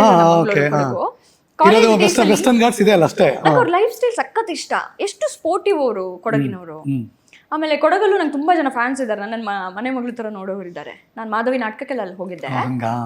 ಆ ಕೂರ್ಗಿ ಅಂದ್ರೆ ಕೊಡವ ಕಮ್ಯುನಿಟಿ ಇದೆಯಲ್ಲ, ಸೀರೆ ನಂಗೆ ನನ್ನ ಫ್ರೆಂಡ್ಸ್ ಅವ್ರ ಮನೆಗೆ ಹೋಗಿ ಕೊಡವ ಸೀರೆ ಉಡ್ಸೋದು ಈ ತರದ್ದೆಲ್ಲ ಮಾಡಿದ್ದಾರೆ. ಅಲ್ಲಿದು ಕೊಡವ ಡ್ಯಾನ್ಸ್ ಇದೆಯಲ್ಲ ಸರ್, ವಾಲಗ, ಅದನ್ನ ಡೈಲಿ ಹಾಕಿ ನಾನು ಮಗಳು ಡ್ಯಾನ್ಸ್ ಮಾಡ್ತಾ ಇದ್ವಿ. ಮಾಡ್ತಾ ಇದ್ವಿ, ಈಗ ಸ್ಟಾಪ್ ಆಗಿದೆ. ಡೈಲಿ ನಾನು ಅವಳು ಇಬ್ರು ಮುಂಚೆ ಚಿಕ್ಕವಳಿದ್ದಾಗ ಅವಳಿಗೂ ಪಾಪ ಏನಾದ್ರು ಬೇಕಲ್ಲ. ಮುಂಚೆ ಟಿವಿ ಇರ್ಲಿಲ್ಲ ಅವಾಗ, ಸುಮ್ನೆ ಸಾಂಗ್ ಹಾಕೋದು, ಡ್ಯಾನ್ಸ್ ಮಾಡೋದು ನಾನು ಮಗಳು. ಯಾವ್ದು ಎಂಟರ್ಟೈನ್ಮೆಂಟ್ ಸಾಂಗ್ ಯಾವ್ದು? ಖುಷಿಯಾಗಿ ಹಾಡೋ ಹಾಡು ಯಾವ್ದು? ನಾನು ಹಾಡೋ ಹಾಡು ಖುಷಿ ಆದಾಗ? ಇಲ್ಲ ಸರ್, ಎಲ್ಲ ಬರೀ ಈ ತರದ್ದೇನಾ? ಈ ತರದ್ದೇ. ಯಕ್ಷಗಾನ ಹಾಡು ಕೇಳ್ತೀನಿ. ಆಮೇಲೆ ಏನ್ ಗೊತ್ತಾ ಸರ್, ನಾನು ಇಂಥದ್ದೇ ಪರ್ಟಿಕ್ಯುಲರ್ ಆಗ್ಲೇ ಹೇಳ್ದಂಗೆ ಇದೇ ಬೇಕು ನಂಗೆ, ಇದೇ ನನ್ನ ಫೇವ್ರೇಟ್ ಸಾಂಗು, ಇದೇ ಅದಿಲ್ಲ. ಮ್ಯೂಸಿಕ್ ಇಷ್ಟ. ಯು ಈಟ್ ಮೋರ್ ಅಥವಾ ಯು ಗೋ ನನಗೆ ಬೇರೆ ಬೇರೆ ರೆಸ್ಟೋರೆಂಟ್ಸ್ ನ ಎಕ್ಸ್ಪ್ಲೋರ್ ಮಾಡೋದು ಇಷ್ಟ. ಹಂಗಂತ ನಾನು ತಿನ್ನೋ ಸ್ವಲ್ಪನೇ ನೋಡಿದ್ರೆ ಗೊತ್ತಾಗುತ್ತೆ. ಇಲ್ಲ, ಅದಕ್ಕೂ ಇದಕ್ಕೂ ಸಂಬಂಧ ಇಲ್ಲ. ನನ್ನ ಫ್ಯಾಮಿಲಿ ಹಂಗಿರೋದು. Foodie in the sense healthy food ತಿಂತೀನಿ. ನಿಮ್ ಫ್ರೆಂಡ್ ಎಲ್ಲ ಎಷ್ಟು ಬೈಕೊಂಡ್ರೆ ಬೇಡ, ಏನೇ ಎಷ್ಟು ತಿಂದ್ರು ಹಿಂಗೆ ಇದೆಯಾ, ನಾವೆಲ್ಲ ದಪ್ಪ ಆಗ್ಬಿಡ್ತೀವಿ ಅಂತ ತುಂಬಾ ಹೇಳ್ತಾರೆ. ಟಚ್ ವುಡ್, ಅದೆಲ್ಲ ನಮ್ಮ ಮಂಗಳೂರವ್ರು ಯೂಶುವಲಿ ಕೋಸ್ಟಲ್ ಅವರು ದಪ್ಪ ಇರಲ್ಲ. ನೀವು ಡಬಲ್ ಚೀಸ್ ಪಿಜ್ಜಾ ತಿಂದ್ರು ಏನೂ ಆಗಲ್ಲ ನಿಮ್ಗಳಿಗೆ. ಆ ಹ್ಯೂಮಿಡಿಟಿಗೆ ಹಂಗೆ ಇರ್ತಿರಲ್ಲ. ನಾವೆಲ್ಲ ಹಂಗಲ್ಲ, ಗಾಳಿ ಕುಡಿದ್ಬಿಟ್ಟು ದಪ್ಪ ಆಗ್ಬಿಟ್ಟಿರ್ತಾರೆ ಈ ಕಡೆಯವರು. ನಾನು ದಪ್ಪ ಆಗಲ್ಲ. ನನಗೆ ನಾನು ಜಾಸ್ತಿ ಪೋರ್ಷನ್ಸ್ ತಿಂತೀನಿ. ಇವಾಗ ತಿಂದ್ರೆ ಆಮೇಲೆ 2 ಗಂಟೆ ಬಿಟ್ಟು ಮತ್ತೆ ಏನಾರು ತಿನ್ಬೇಕು. ನಂಗೆ ತಿಂತಾ ಇರ್ಬೇಕು. ನಂಗೆ ಸ್ಪ್ಲಿಟ್ ಅಂಡ್ ಈಟ್. ಹೌದು, ಒಂದೇ ಸರಿ ತಿನ್ನಲ್ಲ. ಒಂದೇ ಸತಿಗೆ ತುಂಬಾ ಪೋರ್ಷನ್ ತಿನ್ನಲ್ಲ. ಓಕೆ, ಗುಡ್, ಒಳ್ಳೆ ಅಭ್ಯಾಸ. ಆ ಥರ ಹೊಸ ಹೊಸ ರೆಸ್ಟೋರೆಂಟ್ಸ್ ನ ಎಕ್ಸ್ಪ್ಲೋರ್ ಮಾಡೋದು ಇಷ್ಟ. Okay, climax finally down the line another 10 years, ಇನ್ನು ಯಂಗ್ಸ್ಟರ್ ಏಜ್ ಇರೋದ್ರಿಂದ ಕೇಳ್ತಾ ಇದ್ದೀನಿ, ನಿಮ್ಮನ್ನ ನೀವು ಎಲ್ಲಿ ನೋಡ್ಕೊಳಕ್ ಬಯಸ್ತೀರಾ, ಹೇಗೆ ನೋಡ್ಕೋಬೇಕು ಅಂತ ಬಯಸ್ತೀರಾ 10 years from down? ಇವಾಗ ಗೋಲ್ ಅಂದಾಗ ನಾನು ಮೋಸ್ಟ್ಲಿ ಇದನ್ನ ಹೇಳ್ಬೋದಿತ್ತೇನೋ. ನನ್ಗೆ ಏನು ಗೊತ್ತಾ ಸರ್, ಲೈಫಲ್ಲಿ ಒಂದು ಆಸೆ ಇರೋದು, ನಾನು ಯಾವ ಮಟ್ಟಕ್ಕೆ ಬೆಳಿಬೇಕು ಅಂದರೆ, ರೋಡಲ್ಲಿ ಯಾವುದೋ ಒಂದು ಪಾಪ ಕಷ್ಟಪಡ್ತಿರೋ ಮಗು ಅಥವಾ ವಯಸ್ಸಾಗಿರೋರು ಯಾರೋ ಅಂತೂ ಪಡ್ಕೊಂಡಿದ್ದಾರೆ ಲೈಫಲ್ಲಿ, ಬಂದು ನನಗಿದು ಬೇಕು, ಅದೊಂಚೂರು ಕೊಡಿಸು ಅಂತ ಕೇಳಿದ್ರೆ, ನಾನು ಅದನ್ನು ಹಿಂದೆ ಮುಂದೆ ದುಡ್ಡು ಲೆಕ್ಕ ಹಾಕದೆ ಇದೆಯಾ ನನ್ನ ಹತ್ರ ಅಂತ ನೋಡಿದ್ರೆ ನಾನು ಎತ್ತು ಕೊಡೋಷ್ಟು ನಾನು ಬೆಳಿಬೇಕು. ಅಂದರೆ ದುಡ್ಡು ಮಾಡಬೇಕು ಅಂತ ಅಲ್ಲ, ಮನಸ್ಥಿತಿ ಆಗಿರಬೇಕು. ನಂಗೆ ಬೇರೆಯವ್ರಿಗೆ ಕೊಡಬೇಕು ಅಂತ ತುಂಬಾ ಆಸೆ ಇದೆ. ಅದೇ ಮನಸ್ಥಿತಿನೂ ಇರಬೇಕು, ಮನಿ ಸ್ಥಿತಿನೂ ಹಿಂಗೆ ಖಂಡಿತ ಇರಬೇಕು. ಅದಕ್ಕೋಸ್ಕರ ನಾನು ದುಡಿಲೇಬೇಕು. ನಾನು ಮಾಡ್ತೀನಿ ಅದನ್ನು. ಯಾಕಂದರೆ ನಮಗೆ ನಾನು ಆ ಟೈಮಲ್ಲಿ ನೋಡಿದ್ದೀನಿ, ಈ ಇದರಲ್ಲಿ ನನಗೆ ತುಂಬ ಕ್ರೇಜ್ ಇರೋದು ಬಟ್ಟೆಗಳು. ತುಂಬ ಚೆನ್ನಾಗಿ ಡ್ರೆಸ್ ಮಾಡ್ಬೇಕು, ನನಗೆ ಚೆನ್ನಾಗಿ ತಿನ್ಬೇಕು. ಹೆಣ್ಣಾದ್ಮೇಲೆ ಅದು ಸ್ವಾಭಾವಿಕವಾಗಿ ಆಮೇಲೆ ದೊಡ್ಡ ದೊಡ್ಡ ಓಲೆಗಳು ತಗೊಳ್ಳೋದು ನಂಗೆ ಅದು ಕ್ರೇಜ್. ಓ, ಅದಕ್ಕ ಈ ಜುಮ್ಕಾ ಹಾಕಿರೋದು ಇದು ನಂಗೆ ತುಂಬಾ ಇಷ್ಟ. ಫೋಕಸ್ ಮಾಡ್ರಪ್ಪ, ಜುಮ್ಕಾ ತೋರಿಸ್ರಪ್ಪ. ಚೆನ್ನಾಗಿ ಕಾಣಿಸ್ತೀವಿ ಹೆಣ್ಮಕ್ಳಿಗೆ, ಜುಮ್ಕಾ ಚೆನ್ನಾಗಿ ಕಾಣುತ್ತೆ ಬೇಸಿಕಲಿ. ನನ್ಗೆ ಅದು ಅದಕ್ಕೆ ಒಂದು ಸ್ವಲ್ಪ ಖರ್ಚು ಮಾಡ್ತೀನಿ ನಾನು. ಮತ್ತೆ ಮಿಕ್ಕಂತೆ ತೀರಾ ನನಗೆ ಅದೇ ಬ್ರ್ಯಾಂಡೆಡ್, ಇದೇ ಬ್ರ್ಯಾಂಡೆಡ್ ತಗೋಬೇಕು, ಪರ್ಟಿಕ್ಯುಲರ್ ಬ್ರ್ಯಾಂಡೆಡ್ ತಗೋತೀನಿ. ರೋಡ್ ಸೈಡ್ ಅಲ್ಲೂ ತಗೋತೀನಿ 50 ರೂಪಾಯಿದು. ರಿಯಲಿ? ಹೌದು, ಗಾಂಧಿ ಬಜಾರ್ಗೆ ಹೋಗ್ತೀನಿ, ಕಮರ್ಷಿಯಲ್ ಸ್ಟ್ರೀಟ್ ಅಲ್ಲೂ ಶಾಪಿಂಗ್ ಮಾಡ್ತೀನಿ. ಮೇಡಮ್, ನೀವು ಬಂದ್ಬಿಟ್ಟಿದ್ದೀರಾ? ನ್ಯಾಚುರಲ್ ಅಲ್ಲ? ನಕ್ಬಿಟ್ಟು ಸುಮ್ಮನಾಗ ಒಂದು ಸೆಲ್ಫಿ ಕೊಟ್ಟು ಫೋಟೋ ಕೊಟ್ಟು ಮುಂದಕ್ಕೆ ಹೋಗೋಣ. ಅಯ್ಯೋ, ನಾನು ಹೆಂಗೆಂಗೋ ಹೋಗಿರ್ತೀನಿ, ಅವ್ರು ಫೋಟೋ ಕೇಳ್ತಾರೆ. ಅವಾಗ ಶಾಪಿಂಗ್ ಮಾಡಿದಾಗ ಸ್ಟ್ರೀಟ್ ಹೆಂಗೋ ಮನೆಯಿಂದ ಎದ್ಬಿಟ್ಟು ಹೋಗಿರ್ತೀವಿ. ಬಟ್ ನಾನು ಏನು ಗೊತ್ತಾ ಸರ್, ಇರೋದೇ ನಾನು ಹಿಂಗೆ, ಜನ ನನ್ನನ್ನು ಹಾಗೇ ತಗೊಳ್ಳಿ. ಸೊ ನನಗೆ ಸೋಷಿಯಲ್ ಸರ್ವಿಸ್ ಮಾಡಬೇಕು ಸಿಕ್ಕಾಬಟ್ಟೆ ಆಸೆ ಇದೆ. ಯಾಕಂದರೆ ಆ ಕಷ್ಟ ನನಗೆ ಗೊತ್ತಿದೆ. ಕಷ್ಟದಲ್ಲಿರೋರಿಗೆ ನಾನು ಹಿಂದೂ ಮುಂದೆ ನೋಡದೆ ಓಕೆ ಇಷ್ಟ ಕೊಡ್ತೀನಿ ಅನ್ನೋಷ್ಟು ನಾನು ಬೆಳಿಬೇಕು. ಯಾರಿಗೆ ಥ್ಯಾಂಕ್ಸ್ ಹೇಳಬೇಕು? ಎಲ್ರಿಗೂ, ನನ್ನ ಕಷ್ಟದಲ್ಲಿ ನಿಂತವ್ರಿಗೆ, ಕಷ್ಟದಲ್ಲಿ ನಿಲ್ಲದವ್ರಿಗೆ, ಸುಖದಲ್ಲಿ ಇದ್ದವ್ರಿಗೆ, ಸುಖದಲ್ಲಿ ಇಲ್ಲದೇ ಇದ್ದವ್ರಿಗೆ, ಈಗ ನನ್ನ ಈ ಫೇಸಲ್ಲಿ ನಾನು ಮಾಡೋದಕ್ಕೆಲ್ಲದಕ್ಕೂ ಸಪೋರ್ಟ್ ಮಾಡಿಕೊಂಡು ಒಂದಷ್ಟು ಜನ ನನ್ನ ಜೊತೆ ಇದ್ದಾರೆ. ಸ್ಪೆಷಲಿ ನನ್ನ ಅಮ್ಮ, ಅವ್ರಿಗೆಲ್ರಿಗೂ ಥ್ಯಾಂಕ್ಸ್. ನನ್ನನ್ನು ಹಿಂದೆ ಆಡ್ಕೊಂಡವ್ರಿಗೆ ಸ್ಪೆಷಲ್ ಥ್ಯಾಂಕ್ಸ್. ಯಾರನ್ನ ಏನನ್ನ ತುಂಬ ಮಿಸ್ ಮಾಡ್ಕೋತೀರಿ? ತುಂಬ ಮಿಸ್ ಮಾಡ್ಕೊಳ್ಳೋದಾ? ಅಪ್ಪನ ಸಿಕ್ಕಾಪಟ್ಟೆ ಮಿಸ್ ಮಾಡ್ತೀನಿ ನಾನು. ತುಂಬ, ಅದನ್ನು ಹೇಳೋಕ್ಕೆ ಸಾಧ್ಯ ಇಲ್ಲ. ತುಂಬ ಅಂದರೆ ತುಂಬ ಮಿಸ್ ಮಾಡ್ತೀನಿ. ನನ್ನ ಜರ್ನಿಲಿ ಇದ್ದವರು, ಕಂಪ್ಲೀಟ್ ಜರ್ನಿನ ನೋಡಿದವರು. ಆಮೇಲೆ ಈ ಟೈಮಲ್ಲಿ ಅವ್ರು ಇರಬೇಕಿತ್ತು, ನನ್ನ ಈ ಏಳಿಗೆನ ಯಶಸ್ಸನ್ನು ನೋಡೋಕ್ಕೆ ನನ್ನ ಅಪ್ಪ ಇರಬೇಕಿತ್ತು. ಖುಷಿ ಪಟ್ಟಿರೋರು ಸಿಕ್ಕಾಪಟ್ಟೆ, ಬಟ್ ಅಲ್ಲಿಂದ ಖುಷಿ ಪಟ್ಟಿರ್ತಾರೆ ಖಂಡಿತ. ಅಪ್ಪನ ತುಂಬ ಮಿಸ್ ಮಾಡ್ತೀನಿ. Last but not the least, ಕೊನೆಯದಾಗಿ ಅದರ ಕೊನೆಯದಲ್ಲ, ದಿವ್ಯಶ್ರೀ ನಾಯಕ್ ಸುಳ್ಯ ಅವರ ಬದುಕು ಯಾರಿಗೋಸ್ಕರ? ನನಗೋಸ್ಕರ. You love yourself? Of course sir. First ನನಗೆ ನಾನು ಅಂತ ಹೇಳಿದಾಗ ನನ್ನ ಮಗಳು ಸಪ್ರೇಟ್ ಅಲ್ಲ. ಓಕೆ. ನಾನು ನನ್ನ ಮಗಳು ಇಬ್ಬರು ಒಂದೇ. ನಾವು ನನಗೋಸ್ಕರ ನಾನು ಬದುಕಿದ್ರೆ ಆಮೇಲೆ ಮಿಕ್ಕವ್ರಿಗೆ ನಾನು ಏನೋ ಮಾಡ್ಬೋದು. ಫಸ್ಟ್ ನನಗೋಸ್ಕರ ನಾನು ಬದುಕ್ತೀನಿ ಸರ್. ನೈಸ್, ಯಾ, ವೆರಿ ಗುಡ್. ಬದುಕಿನಲ್ಲಿ ಹೌದು. ನಾನು ಎಲ್ರಿಗೂ ಹೇಳೋದು, ತುಂಬ ಚಂದ ಪ್ರೀತಿಯಿಂದ ಇರಿ. ಎಲ್ಲರನ್ನ ಪ್ರೀತಿಯಿಂದ ನೋಡಿ. ನಾನು ಯಾವತ್ತು, ನಂಗೆ ಆ್ಯಕ್ಚುಲಿ ಮುಂಚೆ ಕವನಗಳನ್ನ ಬರೆಯೋ ಅಭ್ಯಾಸ ಇತ್ತು ಸರ್. ಈಗ ಅದು 2-3 ವರ್ಷದಿಂದ ತಲೆನೇ ಓಡಲ್ಲ. ಇದ್ಯಾವುದಿದು ನಮ್ಗೆ ಗೊತ್ತೇ ಇಲ್ವಲ್ಲ ಅದು. ನಾನು ಫೇಸ್ಬುಕ್ಕಲ್ಲಿ ಒಂದಷ್ಟು 100-150 ಮೇಲೆ ಬರೆದಿದ್ದೀನಿ, ಸಣ್ಣ ಲೈನ್ಸ್. ನನಗೆ ಸೀತಾರಾಮ್ ಸರ್ ಯಾವತ್ತೂ ರೇಗ್ಸೋರು. ಏನು ಬಿ ಆರ್ ಲಕ್ಷ್ಮಣ್ ಸರ್ ಜೊತೆ ಸಿಕ್ಕಿದಾಗ ಒಂದ್ಸತಿ ನೋಡಿ, ಇವಳು ನನ್ನ ಸ್ಟೂಡೆಂಟ್, ಇವಳು ಕವನ ಬರೀತಾಳೆ, 4 ಲೈನಲ್ಲಿ ಬರೀತಾಳೆ ಸರ್, ಆದ್ರೆ ಎಷ್ಟು ಚೆನ್ನಾಗಿ, ಎಷ್ಟು ರೊಮ್ಯಾಂಟಿಕ್ ಆಗಿ ಬರೀತಾಳೆ ಗೊತ್ತಾ ಅಂತ ಅನ್ನೋರು. ರೊಮ್ಯಾಂಟಿಕ್ ಆಗಿ ನಾನು ಪ್ರೀತಿ ಪ್ರೇಮ ಕವನಗಳನ್ನು ಜಾಸ್ತಿ ಬರೀತಾ ಇದ್ದೆ. ಇದು ತುಂಬಾ ಚೆನ್ನಾಗಿದೆ, ನೈಸ್. ಅವಾಗ ಅವರು ಲಕ್ಷ್ಮಣ್ ಸರ್ ಹೇಳ್ತಾ ಇದ್ರು, ನಾವಮ್ಮ ಏನಾದ್ರೂ ನಮ್ಮ ಫೀಲಿಂಗ್ನ ಹೇಳ್ಕೋಬೇಕು ಅಂದ್ರೆ ಪುಟಗಟ್ಲೆ ಬರಿಬೇಕು, ನೀನೇ ನಮ್ಮ 4 ಲೈನಲ್ಲಿ ಬರೆದು ಮುಗಿಸ್ತೀಯಾ ಅಂತ. ಸೊ ಆ ಬರೆಯೋದನ್ನ ನಾನು ಮಿಸ್ ಮಾಡ್ತೀನಿ. ನಂಗೆ ತಲೆನೇ ಓಡ್ತಾ ಇಲ್ಲ ಸರ್ ಈಗ. Let's go. ಇವತ್ತಿನ ಹರಿಕತೆ ಕಾರ್ಯಕ್ರಮದ ಪಾಡ್ಕಾಸ್ಟ್ನ ಕ್ಲೈಮ್ಯಾಕ್ಸ್ಗೆ ಬಂದಿದ್ದೀವಿ. ಇದು ಯಾರಿಗೂ ಗೊತ್ತಿಲ್ಲದಿರೋ ಟ್ಯಾಲೆಂಟು, ನಿಮ್ಮ ಮುಂದೆ hidden talent of Divyashree Nayak Sullia. ಕವನ ವಾಚನ ಅವರೇ ಬರೆದಿರೋದು, ಅದು ರೊಮ್ಯಾಂಟಿಕ್ ಕವನ. Go ahead. ಈಗೀಗ ಕುಪ್ಪಸೆಗಳಿಗೆಲ್ಲ ಹಿಂಬದಿ ಗುಂಡಿಗಳನ್ನು ಇರಿಸುತ್ತೇನೆ. ಓಕೆ. ಅವನು ಒಂದೊಂದೇ ಗುಂಡಿಗಳನ್ನು ಸಾವರಿಸಿ ತೆಗೆದಾಗ ಒಂದು ಚಂದದ ಕವಿತೆ ಘಟಿಸಿರುತ್ತದೆ. ರೊಮ್ಯಾಂಟಿಕ್ ಅಂದ್ರೆ ನಾನು ಇದೇ ತರ ಸಣ್ಣದು ಬರಿತಾ ಇದ್ದಿದ್ದು ಸರ್. ಓಕೆ. ಹೆಚ್ಚಿನ ಪ್ರೀತಿ ಬಗ್ಗೆನೇ ಬರಿತಾ ಇದ್ದೆ. ಇನ್ನು ಹೆಚ್ಚು ಬರೆದ್ರೆ ಪದ್ಯಗಳಾಗುತ್ತೆ, ಅದಕ್ಕೆ ಮ್ಯೂಸಿಕ್ ಆಗುತ್ತೆ, ಅದು ಹಾಡಾಗುತ್ತೆ, ಅದೆಲ್ಲ ಮಾಡಬೇಕು ನೀವು. ಬರೆಯೋದು ಮಿಸ್ ಮಾಡ್ಕೋತಾ ಇದ್ದೀನಿ, ಬರಿತೀನಿ. ಆಲ್ ದಿ ಬೆಸ್ಟ್ ಮಾ. Thank you. God bless you. Thank you. ಒಳ್ಳೆದಾಗ್ಲಿ. Thank you. ಇನ್ನು ಎತ್ತರಕ್ಕೆ ಬೆಳೀರಿ. Thank you. ಕನ್ನಡಿಗರ ಮನೆಯ ಮನದ ಕಲಾವಿದೆಯಾಗಿ.